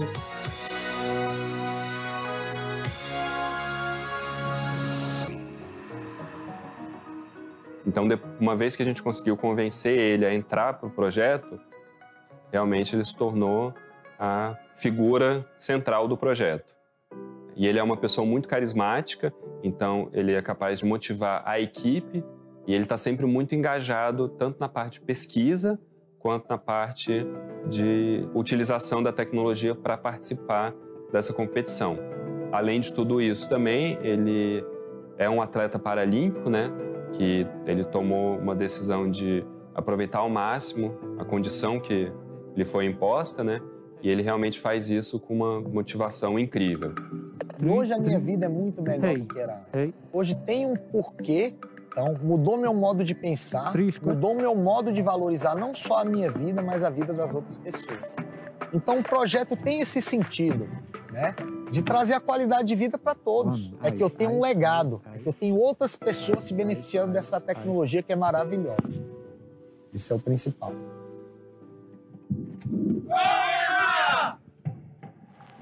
That's really good.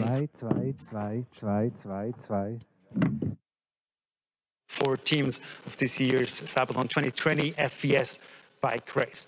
I'd like to introduce you now to Professor Robert Riener. He's actually the initiator of CYBATHLON in 2013. He had the idea for the CYBATHLON. Welcome, Robert. Thanks for joining us here. Welcome. This story of Esteban, that's really incredible. So he got the stability back in life because of CYBATHLON. That fits perfectly with the philosophy of CYBATHLON, does it? Yes, of course, it's a great thing that we want to give also to all these pilots who can participate. Unfortunately, it's only just a small number of people who can really join such an event and find a team which is supporting them. We are trying to really make it much broader, to give it a chance to a large population of our society with people with disabilities. I wanted to ask this because within the CYBATHLON Championship with the team, you're in a kind of CYBATHLON bubble. So how can you actually bring that into normal life, that you can take the energy from CYBATHLON to the normal life? That's exactly the idea of CYBATHLON. We try to broaden the technology to not only showcase it to the society and the publicity, but also involve many teams, increase the number of devices which can be produced, which are developed, which are getting marketable, which are getting cheaper and affordable. And this way we try to reach a lot of people with disabilities. We have 4 teams in the top 4 in this race, and we want to have a look at our Swiss team. Willkommen. Willkommen. Hallo zusammen. Welcome. We are taking part in the FES bike race for the 2nd time, and we've been working in the last 4 years to optimize the technology of the stimulation and the bike. And on the other side, our pilot has been training very hard to train his muscles and train his condition. We did a few improvements, reducing the resistance on the track with a new chain guide system.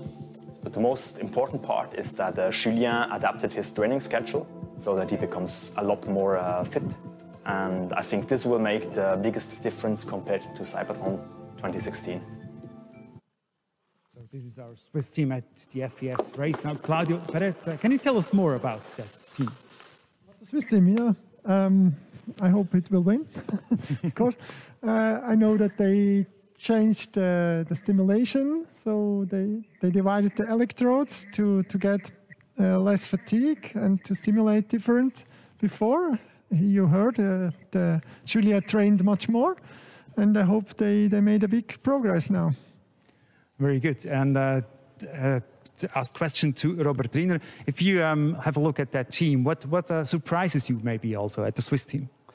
I like that they are working on it since many years. I know the head of the team, Ken Hunt, already since maybe 20 years. And they have a very tricky technology. Actually, they split a large electrode to many smaller electrodes to somehow overcome the problem of fatigue of the muscle. So that's, I think they have a chance to win.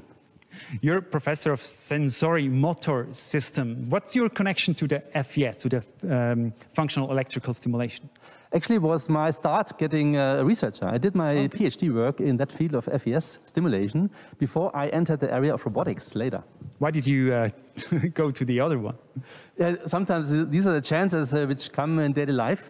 And we had a great environment also in robotics. Finally, I fused the area of rehabilitation and electrical stimulation with robotics so that we also can develop exoskeletons in my lab, for example. Okay, we just saw the Swiss team, but there are more teams within the top 4 teams. Here's the team from the Netherlands.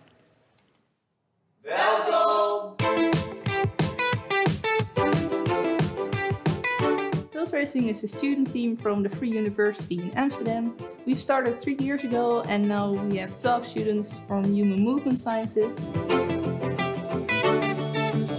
I'm racing for Pulse Racing in CYBATHLON. Due to the Berkel bike, it's for me possible again to use my legs, and that's very exciting.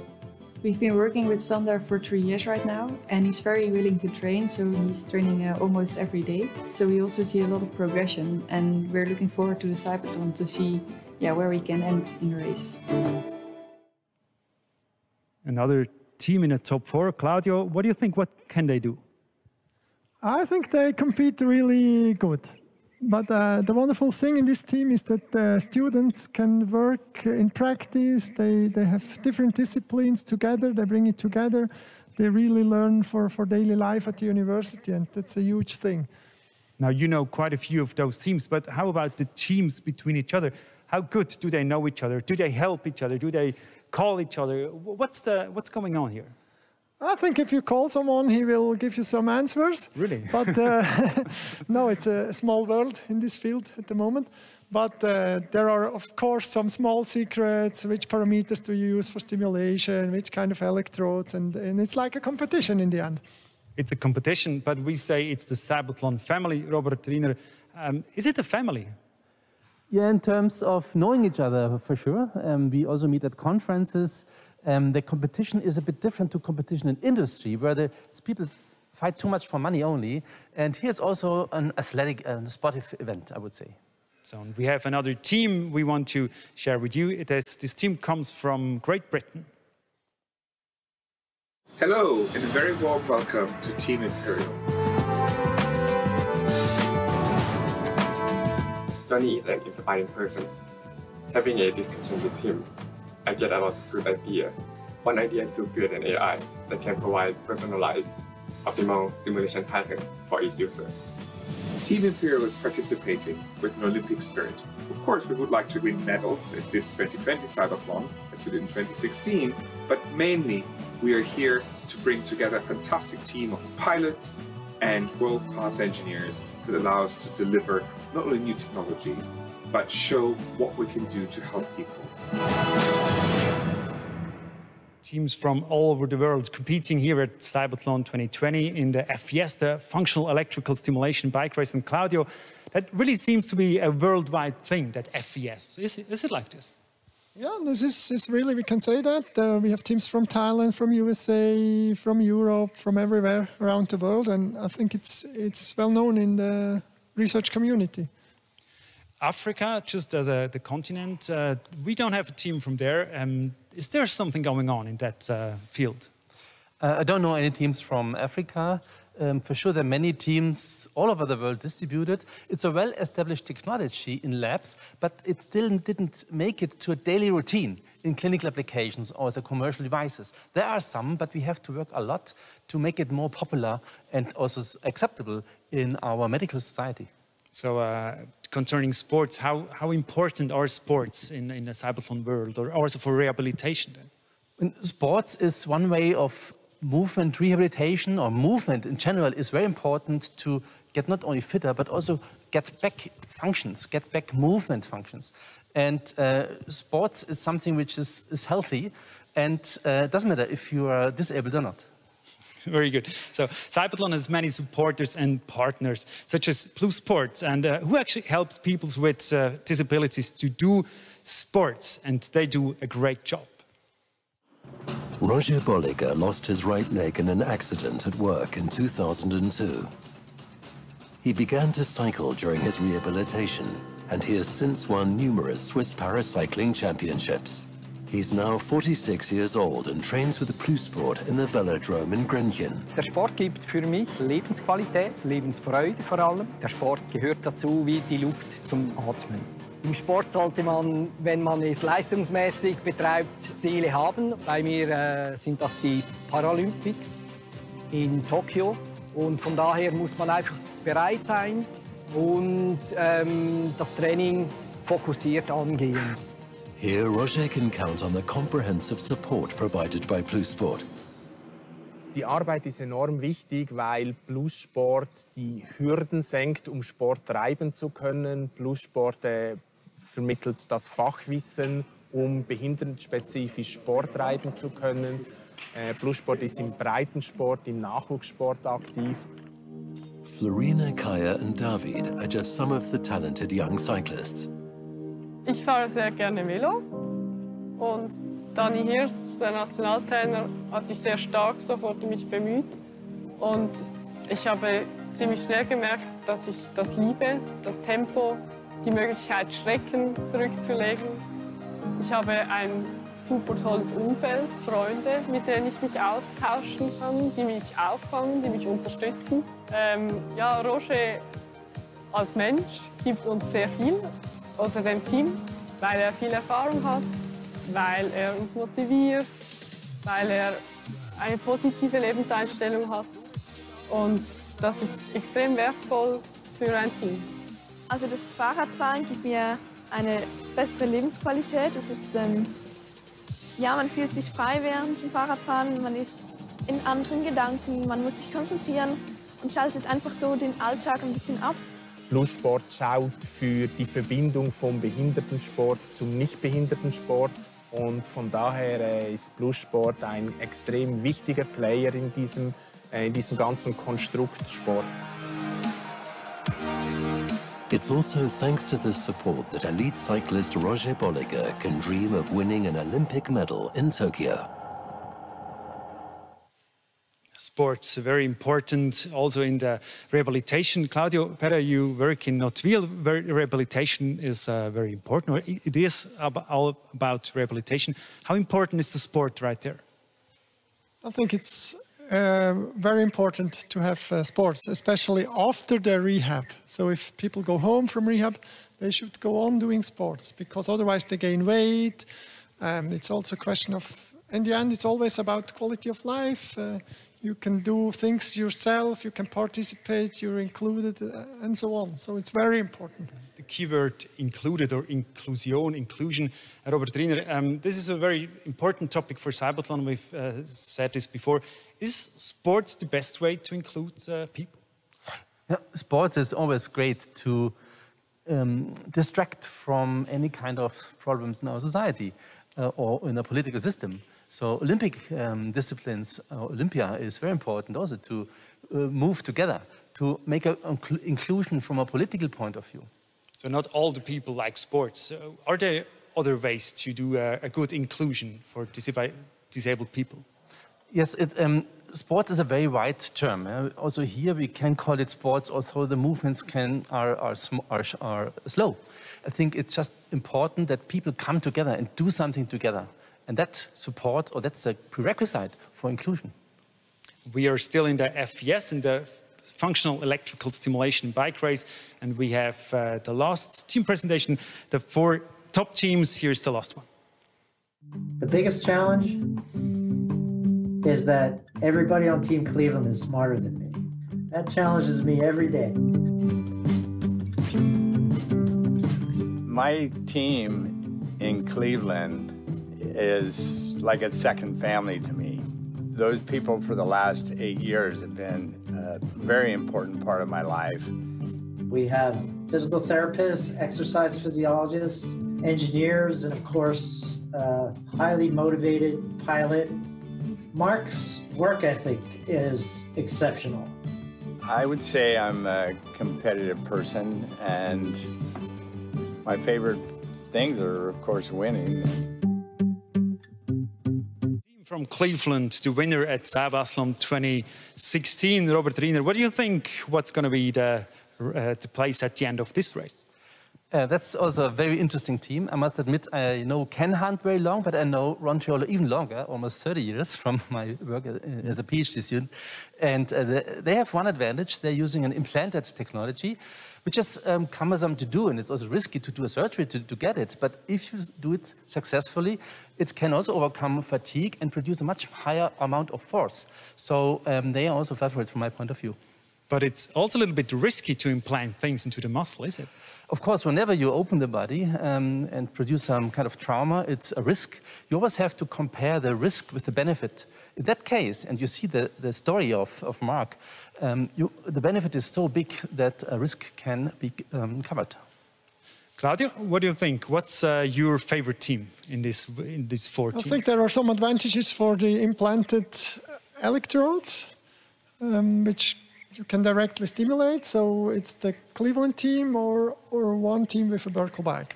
Should we maybe in 4 years do two different categories, like for implanted and not implanted one? Would that be necessary? I don't think so at the moment, but if you would have hundreds of people who implant electrodes, then maybe it's worth to think about. But in the end, it's the same technology and the same race. So you go for Cleveland. Robert, your tip? Cleveland. Also Cleveland. So we have one favorite team from those two guys, and we have a look now at all the teams watching us from all over the world, because no one knows actually who will be the winner. Now here we see them watching from home, watching us here in Zurich, and everyone is excited and wants to find out who will be the winner. And now it's time to go to the race. Functional electrical stimulation bike race. There are 4 teams left in contention for the gold medal. 3 of the 4 won medals in the 2016 edition of the CYBATHLON. This is the big favourite, Mark Moon from the United States of America, Koeman from the Netherlands, looking very confident at the start. Then from Imperial College London, we have Johnny Beer, who took the silver medal 4 years ago, and Julien Jouffroy for Switzerland. Now let's take a quick look at Mark Moon. And a word from you, Claudio. This pilot has a unique system, different to any other in the final. Yeah, that's correct. The difference is that the electrodes are directly implanted into the muscle, and this allows a direct stimulation of the nerve for the muscle. Now, the Cleveland team are the team to beat. They took the gold medal 4 years ago, and this is a gentleman who's looking to turn the tables. Johnny Beer, out of the Imperial Berkel team, who took the silver medal back in 2016, is one of the favourites. And as we can see, they all look very comfortable and very efficient and effective in the early part. Already heading for the 400-metre mark is Julien Jouffroy from the BFH Cybertrike team. And again, one of the favourites in the bronze medalist. And Sander Koeman from the Netherlands is our 4th pilot. Again, looking very comfortable, setting a nice rhythm and cadence in the early stages. But it's the American that has the early lead, going off very quickly, but perhaps now finding a little trouble, Claudio. Yeah, it looks like she's really falling into trouble, and the other teams are fast and all look very strong, and I bet it will be a tight race now. It is so tight. 5 seconds off the pace for Beer. And here we see the Swiss 1 second off the pace. There is no question that Mark Moon for the United States of America is in trouble here, because it is the Dutch team with Koeman that now take the lead. We're at the 600-metre mark. Remember, we're pedaling for 8 minutes at 1:42. Pulse Racing are setting a blistering pace. Yeah, just to say, Just I mean, 1 second off the pace. There's only 2 minutes for the 600 meters. That means there is about 17k per hour he's racing now, or about 10 miles per hour, which is quite fast for such a bike. And is that a problem for some and not for others? Because the early pace has been electrifying. We're already at the 800-metre mark with Johnny Beer from the Imperial Berkel, and he's just gone past 2 minutes. This is looking very fast indeed. Claudio, have they gone too fast too soon? I don't think so. I think they tested the race before, and they should be experienced and know how they pace.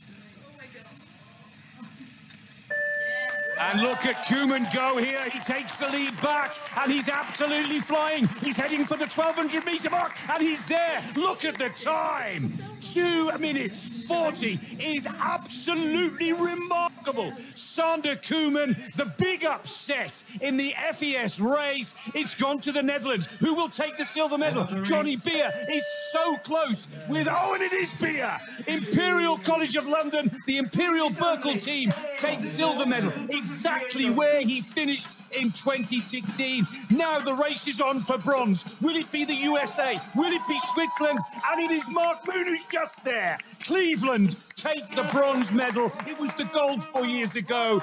And still, with an amazing time of 3 minutes 17, the Swiss team take 4th position. What a finale. What a race. But it is Team Pulse Racing that take the gold. Groot applaus voor het team.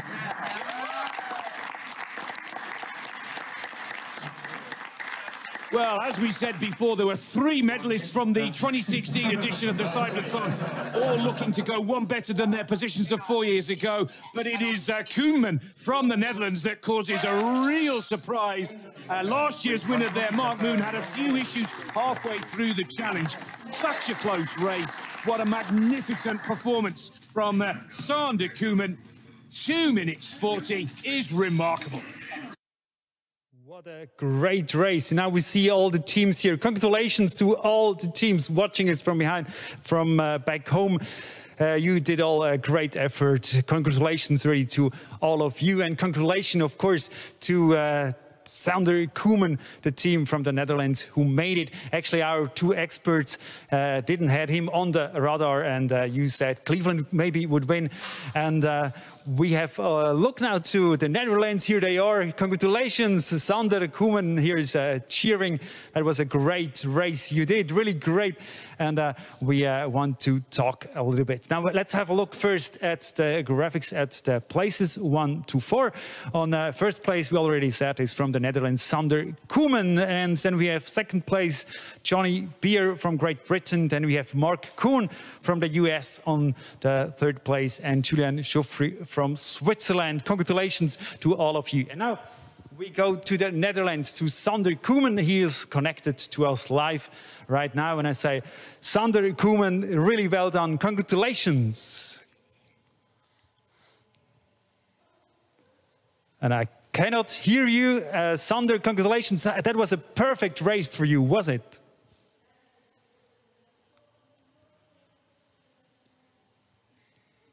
I cannot hear you. Oh, now it's maybe a little bit better. So I'll ask again, Sander, describe the race a little bit from your perspective. Can you hear me now? Yes, we can hear you now. So how was the race for you, Sander? Congratulations. Hello? We hear you. Go ahead. Yes. Go ahead. Okay. Well, it was kind of a strange race because you cannot see your opponents. Yeah, but still, it was the first place. Did you feel it during the race that you were so fast? Yeah, it was going extremely well, and the time the race took was perfect for me because after, let's say, 3 minutes, I tend to drop down in power, so it was perfect for me. Was it just a perfect day, or did you know that you were in perfect shape? No, it was a perfect day also, because I didn't do it fast like this. Yeah, I wanted to mention this. In 2016, the average speed of the winner was 15 km, and now you had around 27 kilometers per hour, which is extremely fast. Yeah, but I don't know if it's really comparable to real-life cycling and the Wahoo we used. So it's a bit of a difficult comparison. I'm sure you can say the difference. What do you think? Would you be that fast on the normal bike as well? No, not as fast as that. We tried some runs outside, and we were over 20 kilometers an hour. That wasn't too much of a difficult, but not as fast as I did in the race. But still, it was very fast, even if it was on Wahoo. So congratulations once again to the Netherlands, to Sander Koeman. Very well done. Thank you for joining us. Thank you. Let's go back here to our experts, Claudio Perret. Those 27 kilometers per hour, I just mentioned it, that would be extremely fast. And he said that's maybe because of the Wahoo device. What do you think? Is it such a big difference between the normal tracks and the Wahoo? There is, of course, a difference because you have air resistance, you have friction and this will make a certain difference. That's clear. But how much it is, it's difficult to say, but he said he can come over 20 Ks. So he's still quite fast, and that's what I was surprised most, that the pilots get faster and faster this year compared to 4 years ago. Why did they get so much faster? What is it? I think they learned about technology, about stimulation parameters, but also, if I look at them, I think they trained harder as well, or they changed training methods. It's more competition in here. Robert Riener, you also said that the team from Cleveland maybe would be the winner. They were not, so you were wrong. What's going on here? Yeah, that was a great aha effect for me. I think that the team from Cleveland did not worsen themselves compared to 4 years ago. I think that the other teams with the more conventional technology using surface electrodes did improve so much because of the arguments, as Claudio said, better training and maybe also better stimulation technology. The team from London had a special adaptive controller, which is new. So something is going on, and that's very satisfying to see. So the fight between the teams, that's something that actually is good for results in research. Exactly, that's the idea of also organizing this competition to push the people to develop something great. And I have somebody yelling into my ear, so I could, sorry for that. So thanks very much, Claudio Perret and Roger Riener. We're going to see you later again. Thanks, Claudio, as an expert to join us here. And we have a little summary what's going on tomorrow. That was the last race for today. We have more information in the last hour of today's CYBATHLON live stream. We will be back with background information and many other things, such as stories about the medical tests, for example, at CYBATHLON. So we'll be right back after... No, let's have a look first. I'm sorry, let's have a look first what we're gonna see tomorrow. Tomorrow at the CYBATHLON 2020 Global Edition. Even more exceptional performances, impressive technologies, and thrilling emotions. And 3 more disciplines. In the powered wheelchair race, pilots with a walking disability must even maneuver their robotic wheelchairs over stairs. In the powered leg prosthesis race, pilots with above-knee amputation or dysmelia use prosthetic legs to overcome everyday obstacles.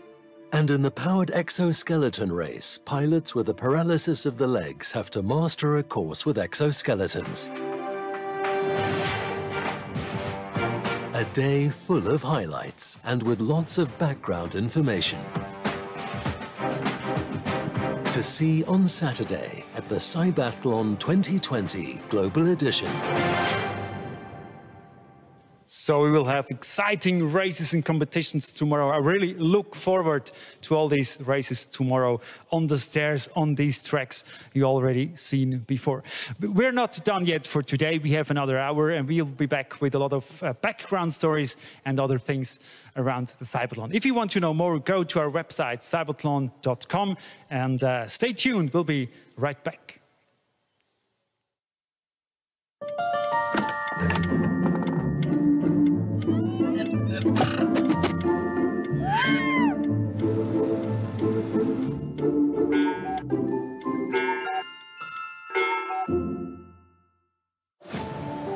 Success isn't just about what you accomplish in your life. It's about what you inspire others to do. Live your version of freedom of movement. We support paraplegics for a lifetime.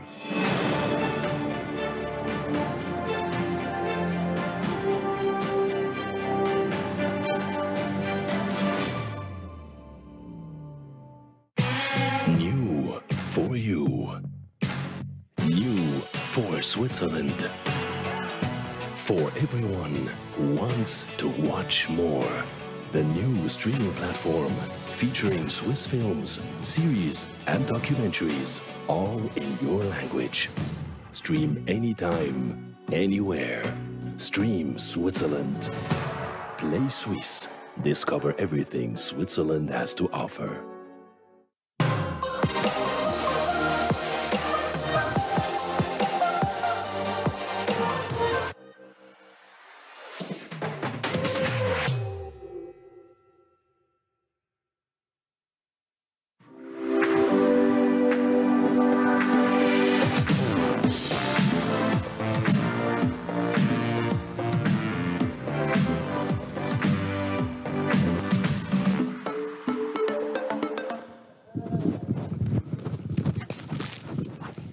Hello everyone, we are back here live from ETH Zurich from the campus Hönkerberg. This is CYBATHLON 2020, the global edition.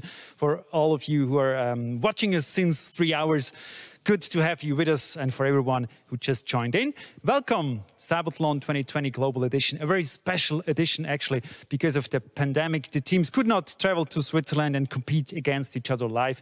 They had to do their races back home, record it and send it to Zurich, and we put everything together. But doesn't matter, because we are really happy that we can still do the CYBATHLON. All the teams, the experts, the researchers, everyone was really happy that we could still do the CYBATHLON 2020. And here is the guy who actually invented CYBATHLON. It's Professor Robert Riener from ETH Zurich.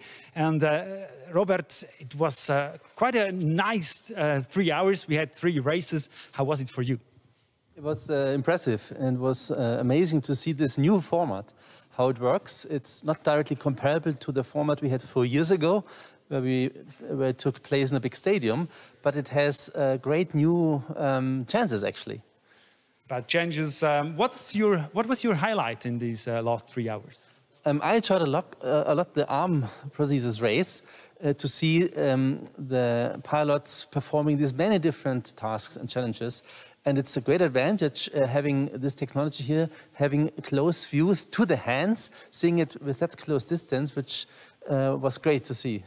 About close views, actually liked all disciplines, the BCI and everything, but that little thing, or actually that scene we saw during the arm prosthesis race with our Swiss Army knife man, as they called it, the expert, we can see it right now.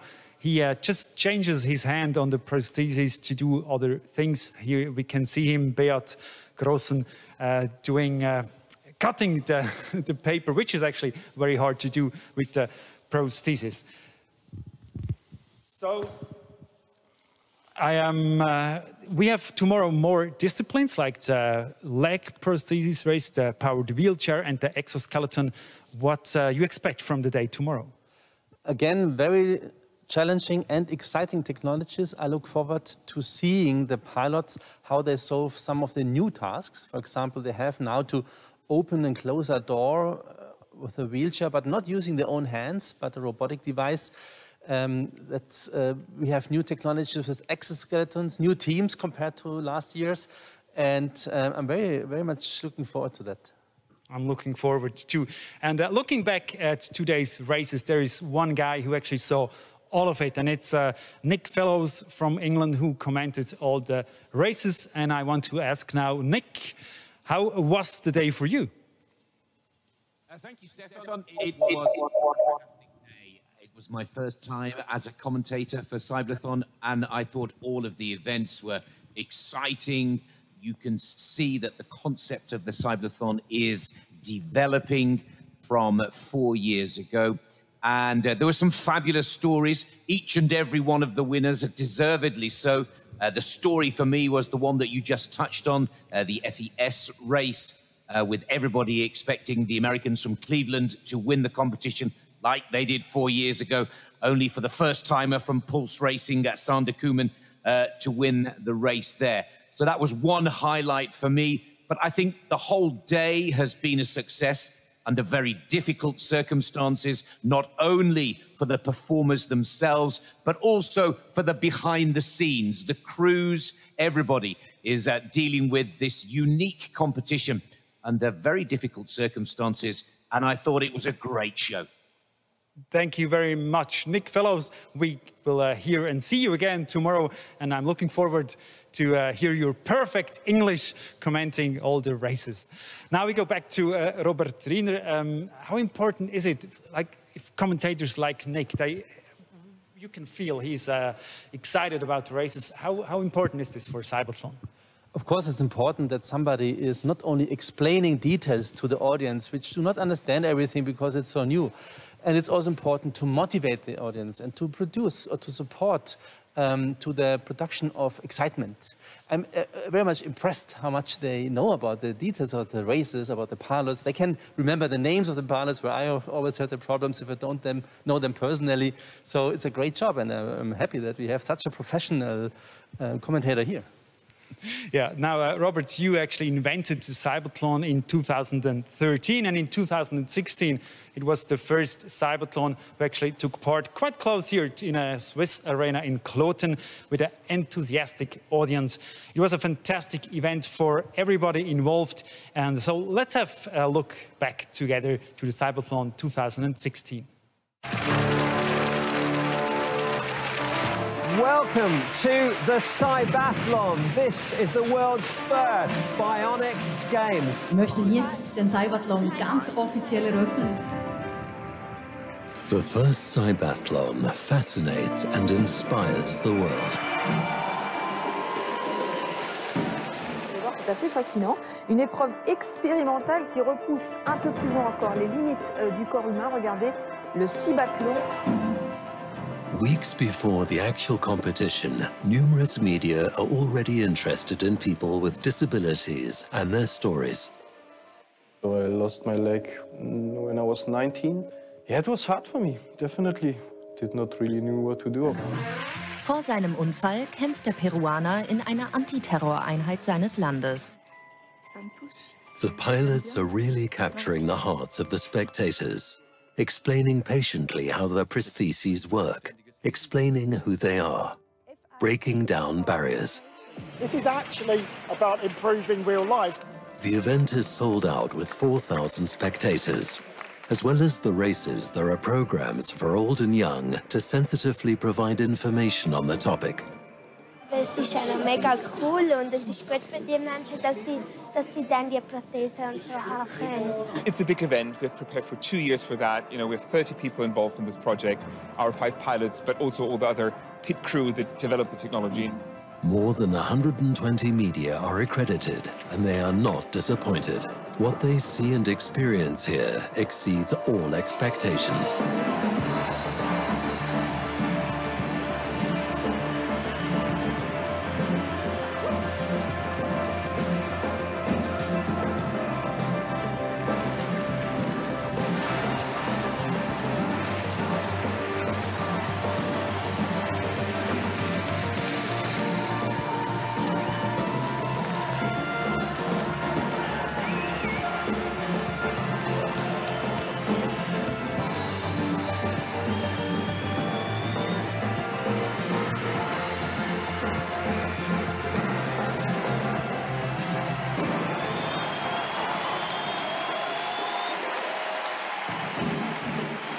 People who fight, cry, laugh.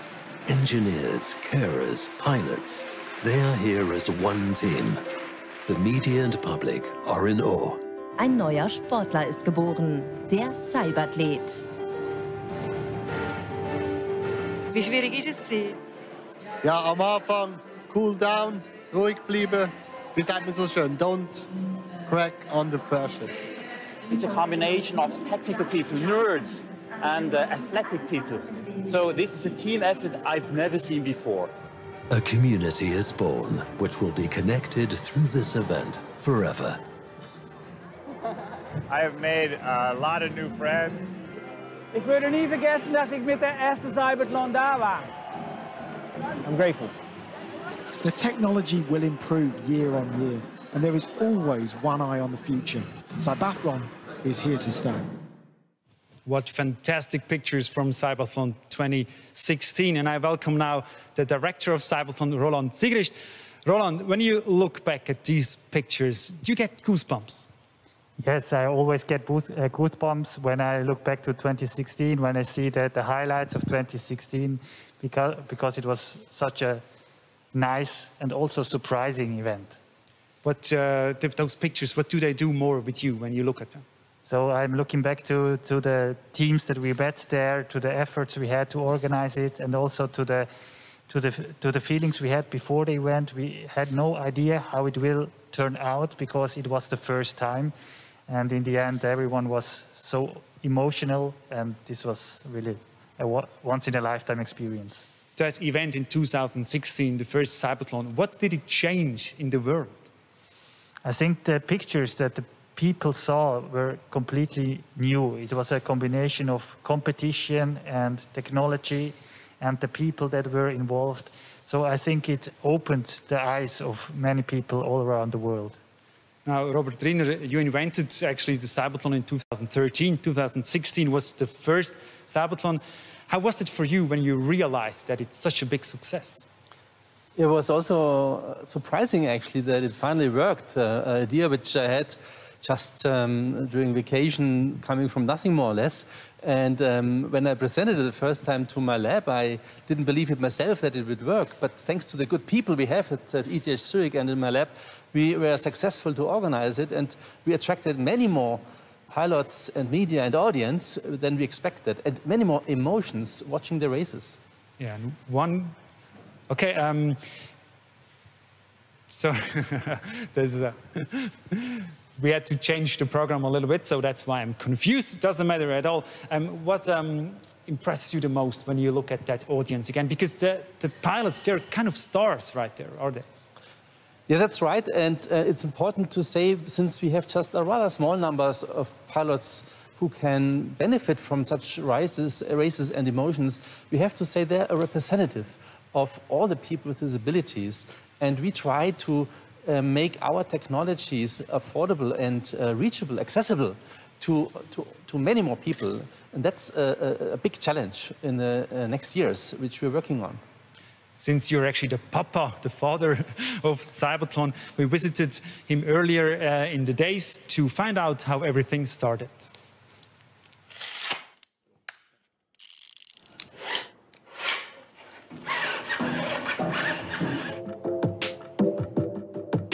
Robert Riener considers the ETH Zurich Sensory Motor Systems Lab, located in the center of the city, his home.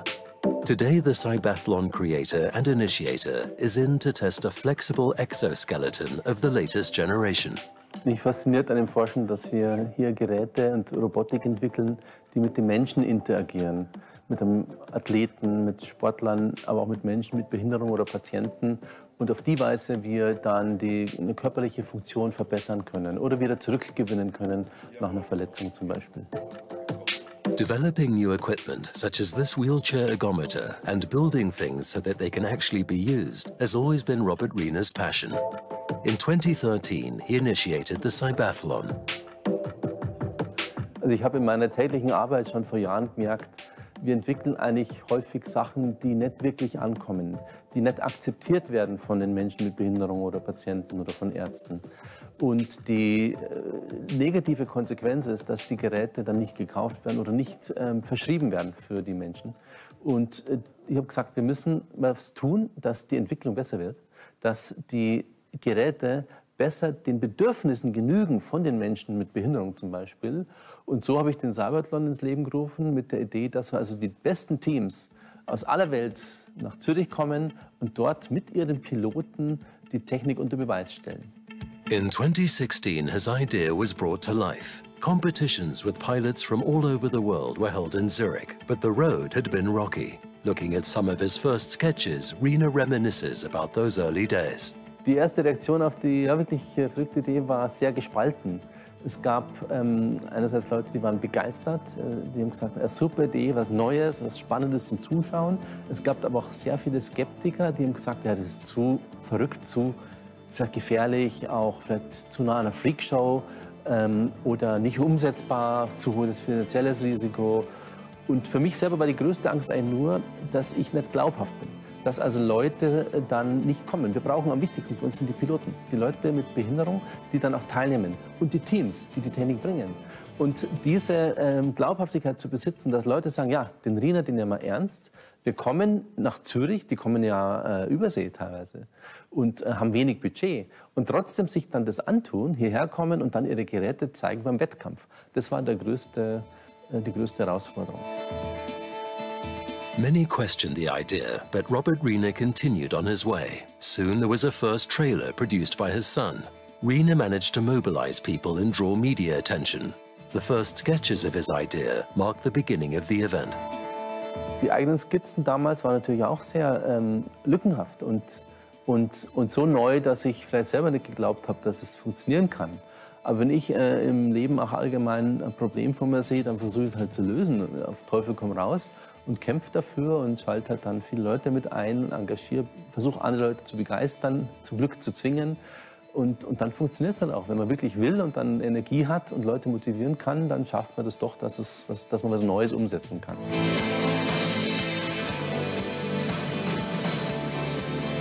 The CYBATHLON is Robert Rina's brainchild. Others may now be organizing the event, but the CYBATHLON still remains close to his heart.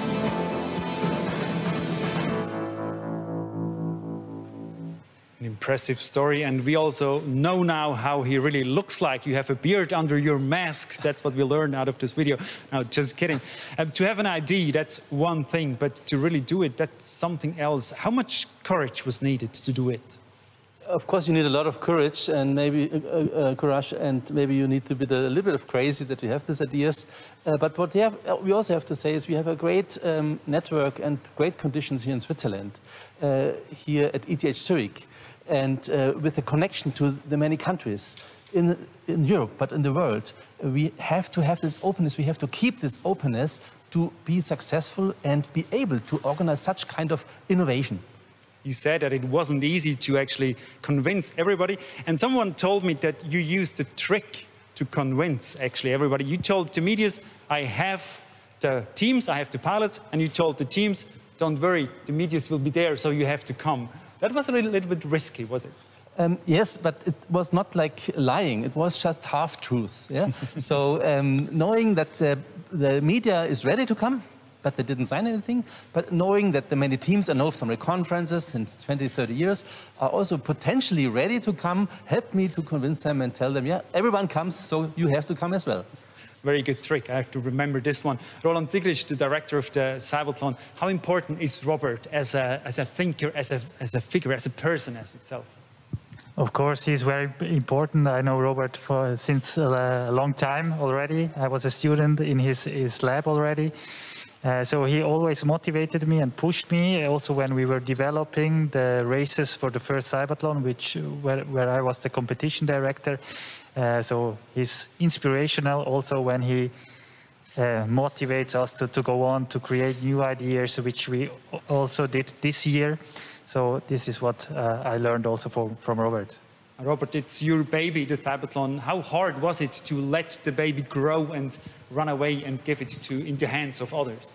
It's of course a lot of work behind it, and you must know that I do not only organize competitions, I also have a research lab and do teaching. So partly this work had to be done at night and additional time. But what has to be said most importantly is that there's a great team behind all this. And finally they took it over, and now I can easily go to vacation, and the head is now Roland, and I feel very well. It worked well. Very good. Now we want to talk to somebody who actually took part in 2016 CYBATHLON and also takes part in this year's CYBATHLON, and it's Florian Hauser, and we are connected with him right now. Florian, nice to see you. Good evening, everybody. I hope you're all well. We are all well. Thank you very much. Now, Florian, in 2016, you won the powered wheelchair race. Can you describe the emotions you had back then? Yeah, it was a once-in-a-lifetime moment. It was in this big arena, We have no idea how it would be, and it was such a great moment in front of all these people. It was just great. Did CYBATHLON 2016 change something in your life? Did it give you something? Yeah, the most that it gives me was to show what handicapped people need in a competition way and not in a sad way. And that's a great job, and that great job that do CYBATHLON. I know when I saw you racing last autumn, you're always smiling, you're very happy when you're sitting on your wheelchair. Now you're racing again, we're gonna see your race tomorrow, but tell us a little bit, how went your race when you recorded it? It works very well. We did our new best time, so I don't know what it means against the other teams, but for our team, it was really the best race we showed at that day, yes. Very good. What has changed the most since 2016 at your wheelchair? What got a lot better?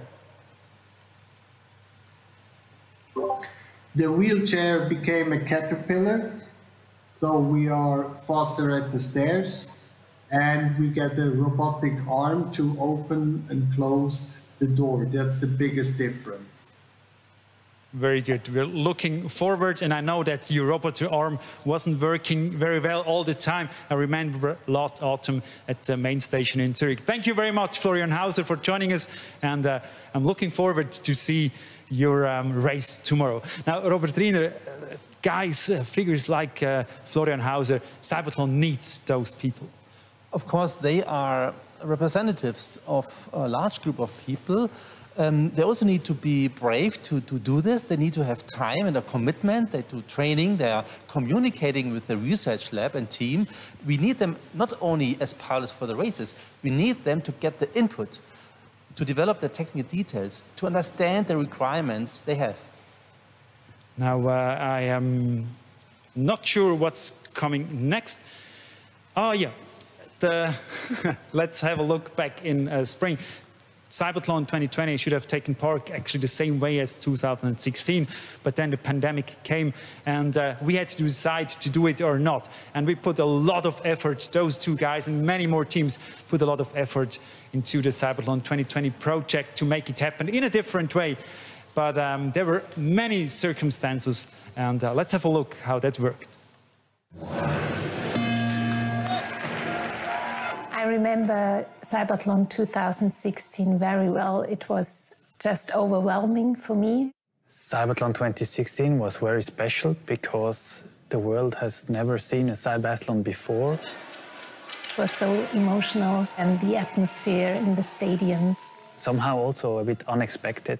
Back then I was responsible for all the teams in the core room, and I had one of the best experiences of my life. The whole team, we were really like, yeah, we have to do that again because it was so meaningful. The initiator of the CYBATHLON, Professor Robert Riener, had to give talks every week and give interviews every week. And this is why we came up with the CYBATHLON series. In Japan, we did wheelchair races. And a special story there was that the dean of a university in Japan asked a professor to create a new wheelchair team to compete at this series. And this professor was so inspired by the competition and was so happy in the end. This is what CYBATHLON is about, to create new assistive technologies. My highlight was, it's really hard to say because every event we did and every experience in series we did was really a highlight because you meet so many different people and you meet all the CYBATHLON teams and they are committed, they are amazing. All the pilots are so nice and into this project. The CYBATHLON 2020 was planned for more teams. Also, we included now 2 days, 1 day of qualification and 1 day of finals. More than 90 teams from all over the world were registered for May 2020. We had, because of that, we had a lot of more volunteers. 1,200 volunteers were ready. And then in January, because we were in close contact with the Asian teams, we learned that they face COVID-19. And so we started to think, okay, so maybe they can't come to Europe. And then in March, we realized that we cannot have this international event due to the COVID-19 pandemic. It was just clear that it's impossible. Also, we did not want to invite all the teams to fly to Zurich in this situation, so we postponed the event to September. But it was clear, I think, in the beginning of April that we can't even have an event, a physical event in September 2020. So we discussed this within the team, and we didn't want to let it go. There are student teams and there are other teams that are only financed until the end of 2020, and they have worked so hard together with their pilots to participate in the CYBATHLON. And this is why we came up with the new CYBATHLON 2020 Global Edition format, where the teams compete decentralized at their home institutions. We wanted to give the teams the chance to show the world what they have achieved in the last years and how they prepared for CYBATHLON 2020. The most important thing is that we have an amazing CYBATHLON team. So it was great that the CYBATHLON community, with the teams, all the partners, took the chance to come up with a new creative event format. They supported us a lot. Everyone had to commit themselves to the project, and this was a great experience also for us, that everyone is working toward the same goal. Postpone the CYBATHLON, postpone it again, and then do a completely different version, the global edition. Roland Sigrist, how many times did you think, oh, stop it, it's not working anymore? Actually, I never thought this. Maybe I learned this also from Robert. You sure? Never? No, really, I never thought we should skip it or postpone it. Of course, on a day when you're working hard, you have some other feelings sometimes, but in general, I was convinced that we have to do this format. It's new, it's creative, and the teams also like it, so we should do it.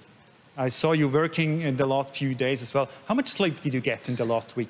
Actually, I think I got enough sleep. I went to sleep quite early, but I had long days still.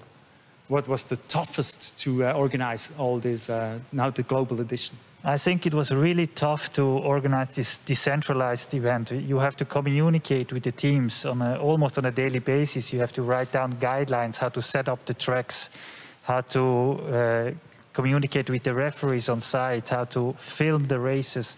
So there were a lot of instructions and support we gave to the teams, and the teams gave us feedback, worked with us, collaborated. So this communication was the biggest challenge. Now, Robert, you invented the CYBATHLON, you saw the CYBATHLON 2016, and now you see the global edition. It's a different way to do it. Do you think it's maybe even a chance for CYBATHLON to do it this way? Definitely, there are chances. It's not directly comparable. Last time we had a big audience in a stadium with different emotions. This time we have many stadiums, we have many locations all over the world joining the CYBATHLON.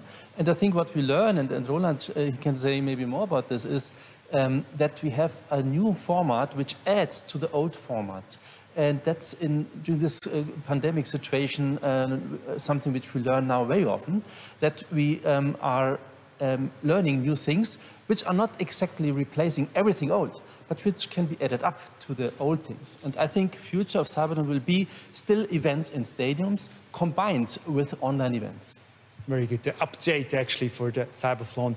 Thank you very much. And thanks, Roland Sigrist, Director of CYBATHLON. Thanks for joining us. We're going to see you tomorrow again, of course.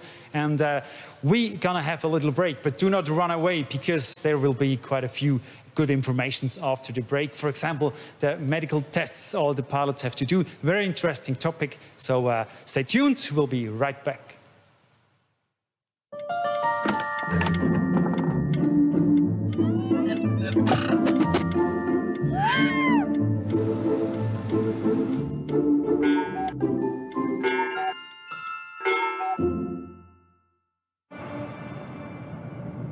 Mein Name ist Michel Fornacier und für mich hat die Zukunft längst begonnen. In dieser Hinsicht ist EKZ für mich ein verlässlicher Partner. Zuverlässig, ökologisch und günstig mit Strom versorgt. EKZ, stolzer Partner des CYBATHLON.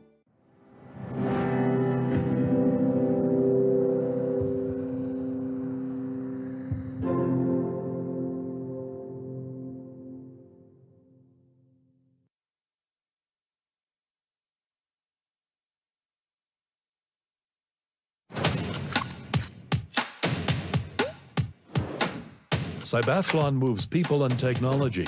Schultes Clinic is medical partner.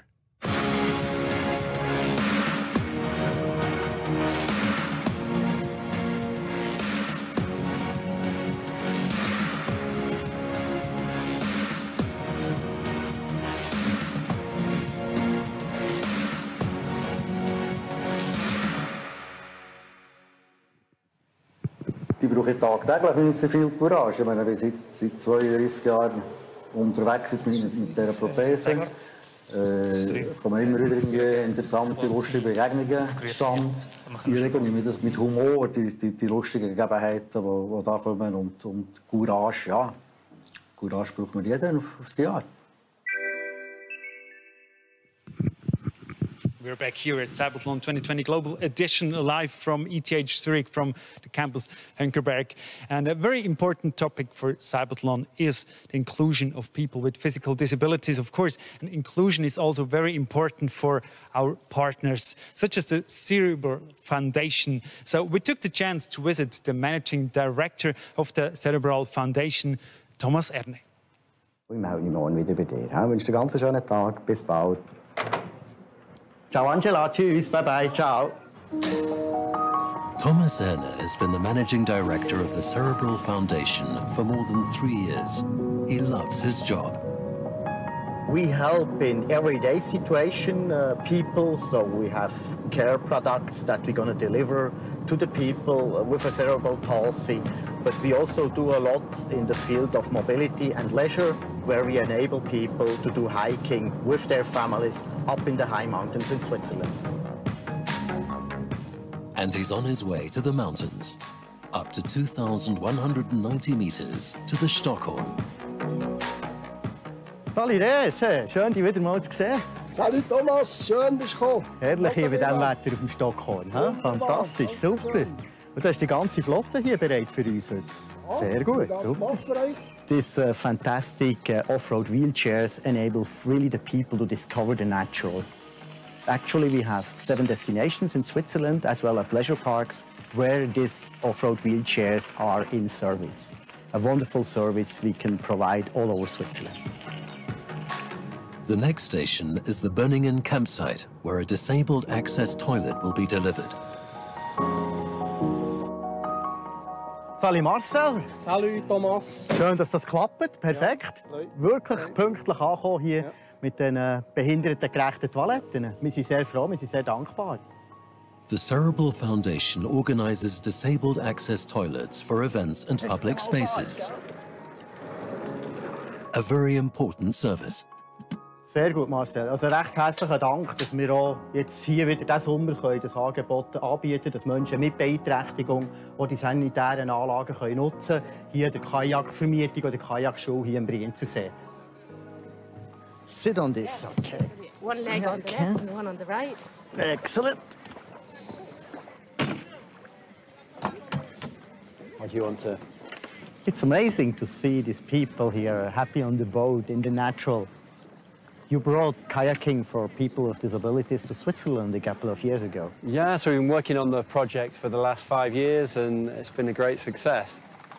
And yeah, absolutely, it's great to see, giving the opportunity to people to get out there and experience what we love about the sport as well, just being close to nature. And I think what's really special about it is that, you know, if you're a wheelchair user, you get out of your wheelchair and into the boat, there is no disability anymore. You have that freedom to go wherever you like, and you look at the group, you don't know who's got a disability or not. The nice thing we've got is the gratitude and the joy we get from the people with disability when they can make excursions together, when they can ski together, just to do things together with their family and with their friends.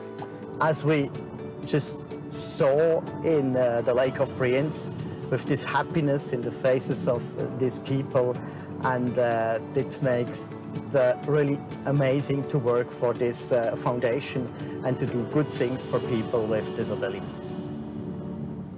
With some special equipment, it's easy to include people with physical disabilities. So, Robert, I ask you the question, is it really necessary that we need high-tech system like in CYBATHLON to make the inclusion better? It's not necessary. There are many ways how you can bring people together in order to promote inclusion. But technology is a nice method, a nice media to support this this way. Technology can be fascinating. Robotics is fascinating. And this makes people aware about the technology. So people come together, talk together, and with this kind of seeing each other, we can support inclusion. But is it really something that comes down to the people in everyday life? Isn't CYBATHLON a little bit too specialized, something like that? That depends a bit about the readiness of the people to watch such kind of athletic or competitive events where technology plays a role. It might not be the interest of all people, of course, but we hope that we reach out to a large fraction of the people, and we try to make it easy from the rules, entertaining from the way it is presented, so that we hope that many people are switching on and watching it. So their inclusion actually begins also in our minds, in our brains. And that's, of course, the important thing. And that's also something that CYBATHLON wants to achieve. Now, inclusion is also a big topic for some of our partners. And the goal should be to enable to include all the disabled people to society. The Swiss Organization for the Disabled, Pro Infirmis, is committed to this topic in Switzerland. The Great Hall of the University of Freiburg. Today's lecture, Public Law. Lecturer, Adriano Previtali. He's a professor of law and also the president of Pro Infirmis, the Swiss Organization for the Disabled. He was one of the first professors in a wheelchair at the University of Freiburg and the first one at the law faculty. Penso che la presenza fisica sul posto davanti agli studenti di una persona in carrozzina o con un altro handicap sia già un insegnamento importante sia per gli studenti sia per i colleghi. Poi naturalmente si può all'interno dei corsi spiegare quali sono le discriminazioni e quali sono i diritti, però la presenza, proprio la Haltung generale, è altrettanto importante. Adriano Previtali is committed to creating an inclusive society, meaning that people with a disability can live as independently as possible and without barriers. Facciamo delle campagne informative che tendono proprio a dare una nuova immagine delle persone disabili, più attiva, inserite nella società, a togliere proprio questa stigmatizzazione dell'handicap. Questo è il nostro messaggio e le nostre varie campagne vanno in questa direzione. Not far out of Freiburg, this inclusion is reality in a project called Accompanied Living. Simeon Chenot has been receiving support for about a month because household chores are challenging for him. Philippe Storny from Pro Infirmis visits him once a week to help out. Ok. Voilà, regarde, t'as vu la différence? Ouais, c'est plus propre. C'est propre, c'est net. Each week, the two men focus on a different room in the apartment to keep things tidy. Comme vous voyez, c'est pas une partie vraiment rangée, la chambre encore. Mais ça va venir. On a eu un très bon feeling et c'est justement ça qu'on arrive à faire des choses bien. En 2 heures, on travaille super bien et à la fin, je suis hyper content quand il part. The support works thanks to Pro Infirmis. Everyday life is much easier for many people. But there is still a lot for society to do because mental barriers towards disabled people still exist. They stand in the way of inclusion. Quelques barrières que certaines personnes peuvent avoir, c'est pour des gens handicapés qui n'arrivent pas à trouver d'appartement, qui n'arrivent pas à s'intégrer dans un sport qui ne soit pas si bien accompagné. Non credo molto che le leggi possano influire su questo, ma ci vuole proprio un approccio culturale nuovo, un dialogo, una partecipazione più attiva delle persone disabili nei vari ambiti, a livello politico, a livello sociale, a livello professionale, e attraverso l'esempio e il contatto con le altre persone si possono ottenere veramente dei progressi culturali. Merci pour le travail. Merci à toi. There is still a demand for action when it comes to inclusion. This is exactly where Pro Infirma steps in. Direct contact can be a key to breaking down barriers that still exist in society's minds. À la prochaine. Ciao. Merci. Merci. Very interesting clip here, and I want to introduce you now to our new guest. It's Sina Maria Magnali. She's a neurologist in the Schultes Clinic. We're gonna get known to you a little bit later more and know more about your work. Actually, we've talked before that inclusion begins in the mind. Would you agree? Oh, I would completely agree. I think even in medicine, when we are there, we always have this barrier in our head that we don't think really that there are different things, but they're really in the middle of society, those people, or these pilots, and CYBATHLON is an event which really promotes this. And where do you think, where are the biggest barriers in life for disabled people? I think it's probably defining everything on their disability. People with spinal cord injuries function completely normal, except that they have problems walking or using their arms. And I think that one reduces one on this physical disability is one of the main aspects, I would think. And I want to ask now Robert. Robert, we are talking about inclusion. So in Switzerland, if we are a scale from 1 to 10, how far is Switzerland? 10 would be best, perfect inclusion. 1 is not so good. Where are we right now in Switzerland? Maybe somewhere in the middle or a bit better than the middle. There's still a lot to do because many of these aspects, many of these barriers are not that visible. So many people, if I would ask you, do you have a problem with people with disabilities? Would you discriminate them? Everyone would say, no, not of course. But involuntarily, they do not take care of them suddenly if they are in the environment. They suddenly don't see them anymore. They produce barriers in their minds, at least. They consider them as persons who are ill, but they're not ill. They just have maybe lost one arm or have a paralysis which stays. They're just different in their appearance, which is not bad. And people forget about this, and then they behave in a strange way. So barriers begin in the brain, in our mind. How can we fight them? We fight this already not only with competitions like the CYBATHLON. We start at a very early stage. It's important that young students, young children, get confronted with this aspect, not by showing problems, but by bringing them together with people with disabilities. We launched a school project, CYBATHLON at School, where a person with a disability goes to school, presents technology, presents something which doesn't need to be related to the disability. It can be anything. But in this way, when the people see that this is a very normal person who's nice, who is not different to the other people, then they get used to this, used to that kind of, to disabilities in an early stage, which they hopefully keep for the rest of their life. We were talking about Switzerland. Where do we stand with the inclusion? Question to Sina. What do you think from the, on the scale from 1 to 10? Where do we stand in the world?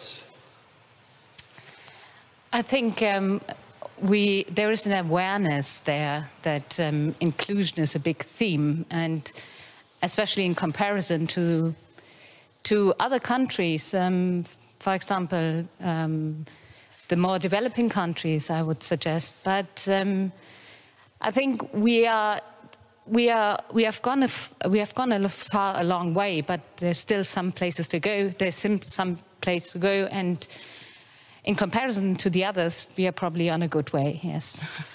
Now we want to have a look to Africa. What's the situation there? Well, So we actually had one African team, and it also represents the awareness of CYBATHLON and people with handicaps over there. I think it's far less behind. It hasn't really reached these sensibilities. We see this team right now in our picture. You can keep talking the situation in Africa. We have the Swiss, this team here, we can see them. They could not take part. Do you know more about it? So yes, so this is the participant from Tanzania who wasn't able actually to participate. I don't know the exact reason why it has come that he couldn't participate, but it was quite a disappointment for him not to participate from what he has said and read. And I think, like every team, he has very much trained for this event with much enthusiasm. So, yeah. Yeah, it was actually because the COVID-19 pandemic, they had in the team a big problems and they could not take part. So yeah, it is a big challenge, the pandemic. Robert. Yes, the pandemic is a big challenge. That's just wearing the mask is already a problem with communication. And keeping distance is a problem. Yeah, we have safety rules to take care of the pilots that they don't fall. And we need some physical virginity to organize it, but we are happy that we were able to organize it anyways by keeping these distance rules, for example. We just saw the Swiss Limbs team in Tanzania, and how important is it that Swiss Limbs brings also prosthesis to Africa?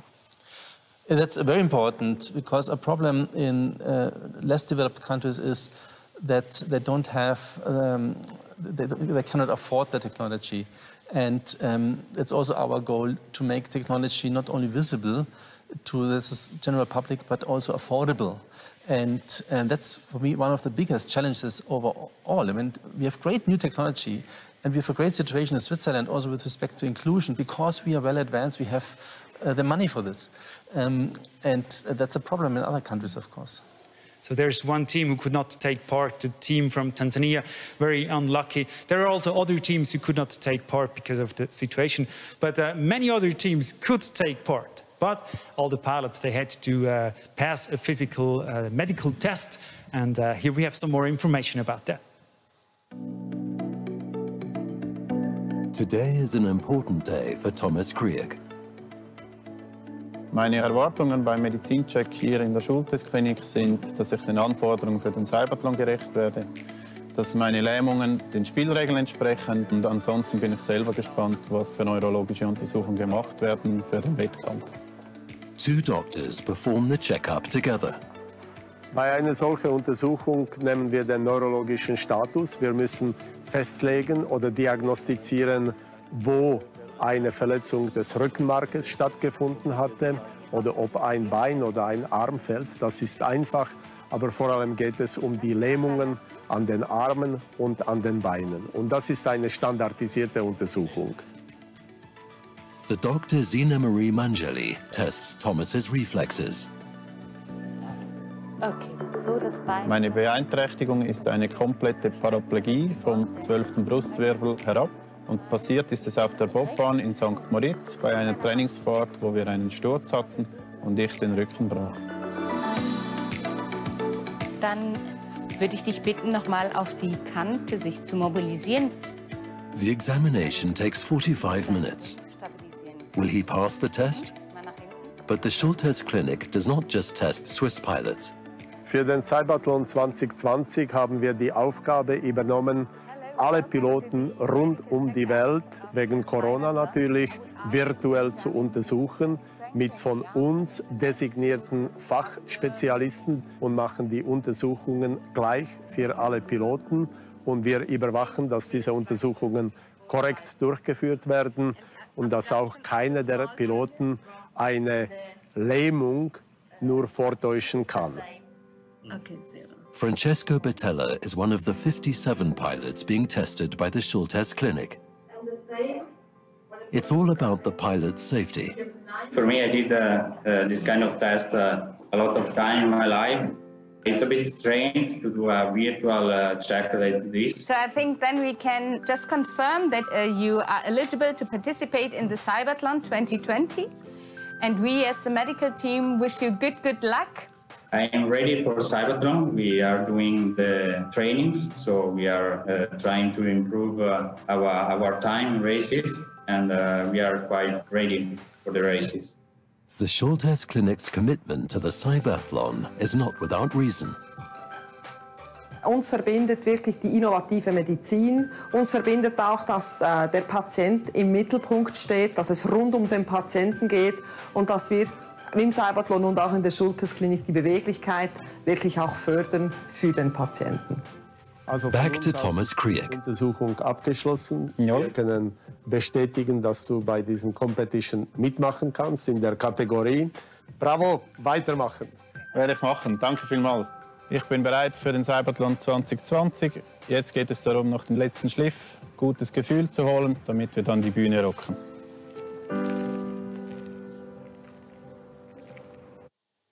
I hope he has a good feeling tomorrow. Thomas Krieg, we're going to see him racing tomorrow with the exoskeleton.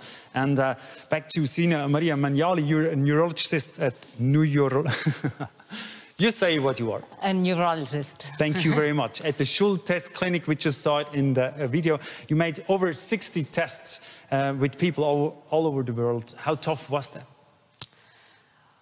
Well, it was a challenge all over the world to organize it, but it was so rewarding for us as well.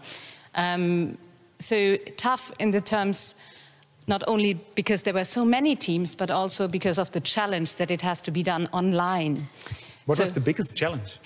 So we don't see the patient. So that's always a problem as a doctor if you don't see the pilot. So we really had to rely on our neurological colleagues who were present domestically, whilst we were present virtually and while they were examining. So it was really a team effort over countries and over barriers, really. Now, the medical test, it's not only if they can race, but it's also about safety for the athletes. Can you tell us more about that safety topic?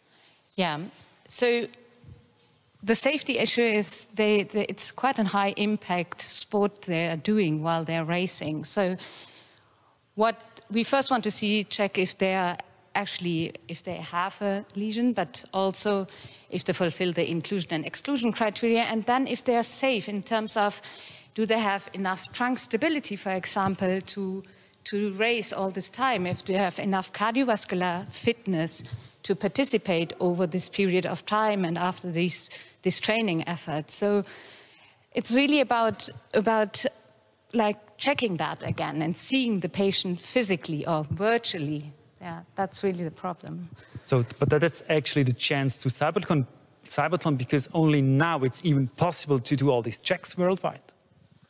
Yeah, that's what we learned now. It's a great learning effect of the CYBATHLON. We can organize remote events. We can provide medical support over distance with, of course, also support from local providers. And sometimes it's even an advantage. I know from one team, the Brazilian FES team, they could participate at the CYBATHLON because they did not need to travel that long distance and pay the money for it. So it's a great chance for many people. Very good part. Just one last short question. Were there cases where you could not leave the pilots take part? Actually, this year there were no pilots we couldn't include into the CYBATHLON, but that's also part because they have undergone a checkup before, like a document checkup, which has been done by the organizing team. So no, there were no pilots which were excluded from the race. Very good. Thank you very much for all this information. We have just a little break and we'll be right back.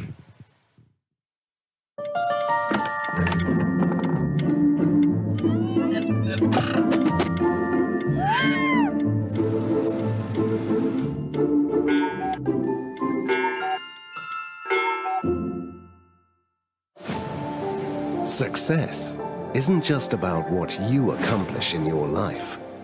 It's about what you inspire others to do. Live your version of freedom of movement. We support paraplegics for a lifetime.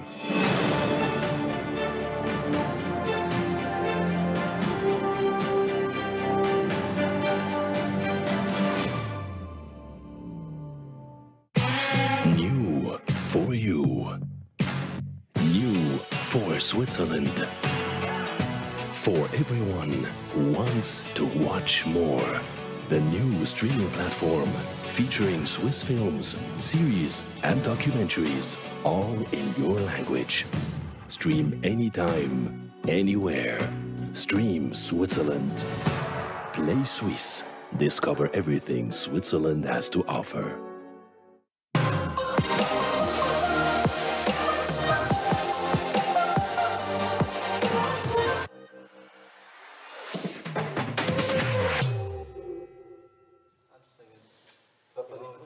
After all of the exo stuff and seeing where this technology is going and fully understanding what it's like to be in a wheelchair and, you know, or just to have the disability situation, what really is kind of turned into a happiness for me is seeing other people be able to regain abilities that they thought they once lost, or being able to accept the fact that they may not have those abilities, but being able to understand why, or, you know, or get through that. So, because I spend a lot of my time, most of the time, you know, speaking with people, and especially, you know, people in my position. And one of the biggest things that's made me happy is seeing those people kind of witness firsthand that I'm able to do these things, and then having the realization, well, if he can do that, well, then I can do this. And seeing the transition from the I'm lost and I can't do it phase to the, you know, I'm going to figure out a way, you know, mentality. So seeing that come around with people has been a big helper for me over the years. We are almost at the end of the first day of CYBATHLON 2020 Global Edition, and there's one more day to come. Tomorrow we have 3 more races, and Sina Maria, the highlight. What time will you for sure join our live stream to watch? I think I will be actually present for the whole afternoon tomorrow. Even better. Yes, but I think the exoskeleton is what really it made such a difference for these pilots. So I really want to watch that race, and so that's what I'm looking forward to very much. I think everybody's looking forward to the exoskeleton race. Robert, exoskeleton race, is that your highlight as well? It's maybe the most advanced technologies being involved in that kind of discipline. On the other hand, the prosthetic race is also interesting. It might look a bit more simple. It doesn't need to be even powered, the device. It's a fast race as well. So I think each of the disciplines and races has some kind of interest tomorrow. Yeah, there's not only the exoskeleton race or the powered leg prosthesis race, there's a lot more. And here, what you can look forward to for tomorrow. Tomorrow at the CYBATHLON 2020 Global Edition. Even more exceptional performances, impressive technologies, and thrilling emotions. And 3 more disciplines. In the powered wheelchair race, pilots with a walking disability must even maneuver their robotic wheelchairs over stairs. In the powered leg prosthesis race, pilots with above-knee amputation or dysmelia use prosthetic legs to overcome everyday obstacles. And in the powered exoskeleton race, pilots with a paralysis of the legs have to master a course with exoskeletons. A day full of highlights and with lots of background information. To see on Saturday at the CYBATHLON 2020 Global Edition. Yes, is that what you can look forward to tomorrow. And I say thank you to Robert Riener. Thanks for joining us today. We're going to see you again tomorrow, and we'll keep talking about your baby, the CYBATHLON. Thank you very much, Sina Maria, for joining us. Thanks for the very interesting information about the medical tests that all the pilots actually have to do. Thanks for being here. Now, we are almost done, but do not run away, because now we have the best pictures of the day for you. And remember to join in tomorrow at 1 p.m. At 1 p.m. we will start the live stream. Depending from where we are watching, I say good morning, good afternoon, or good night. This is CYBATHLON 2020 Global Edition. Thank you very much for watching. See you tomorrow. Good night.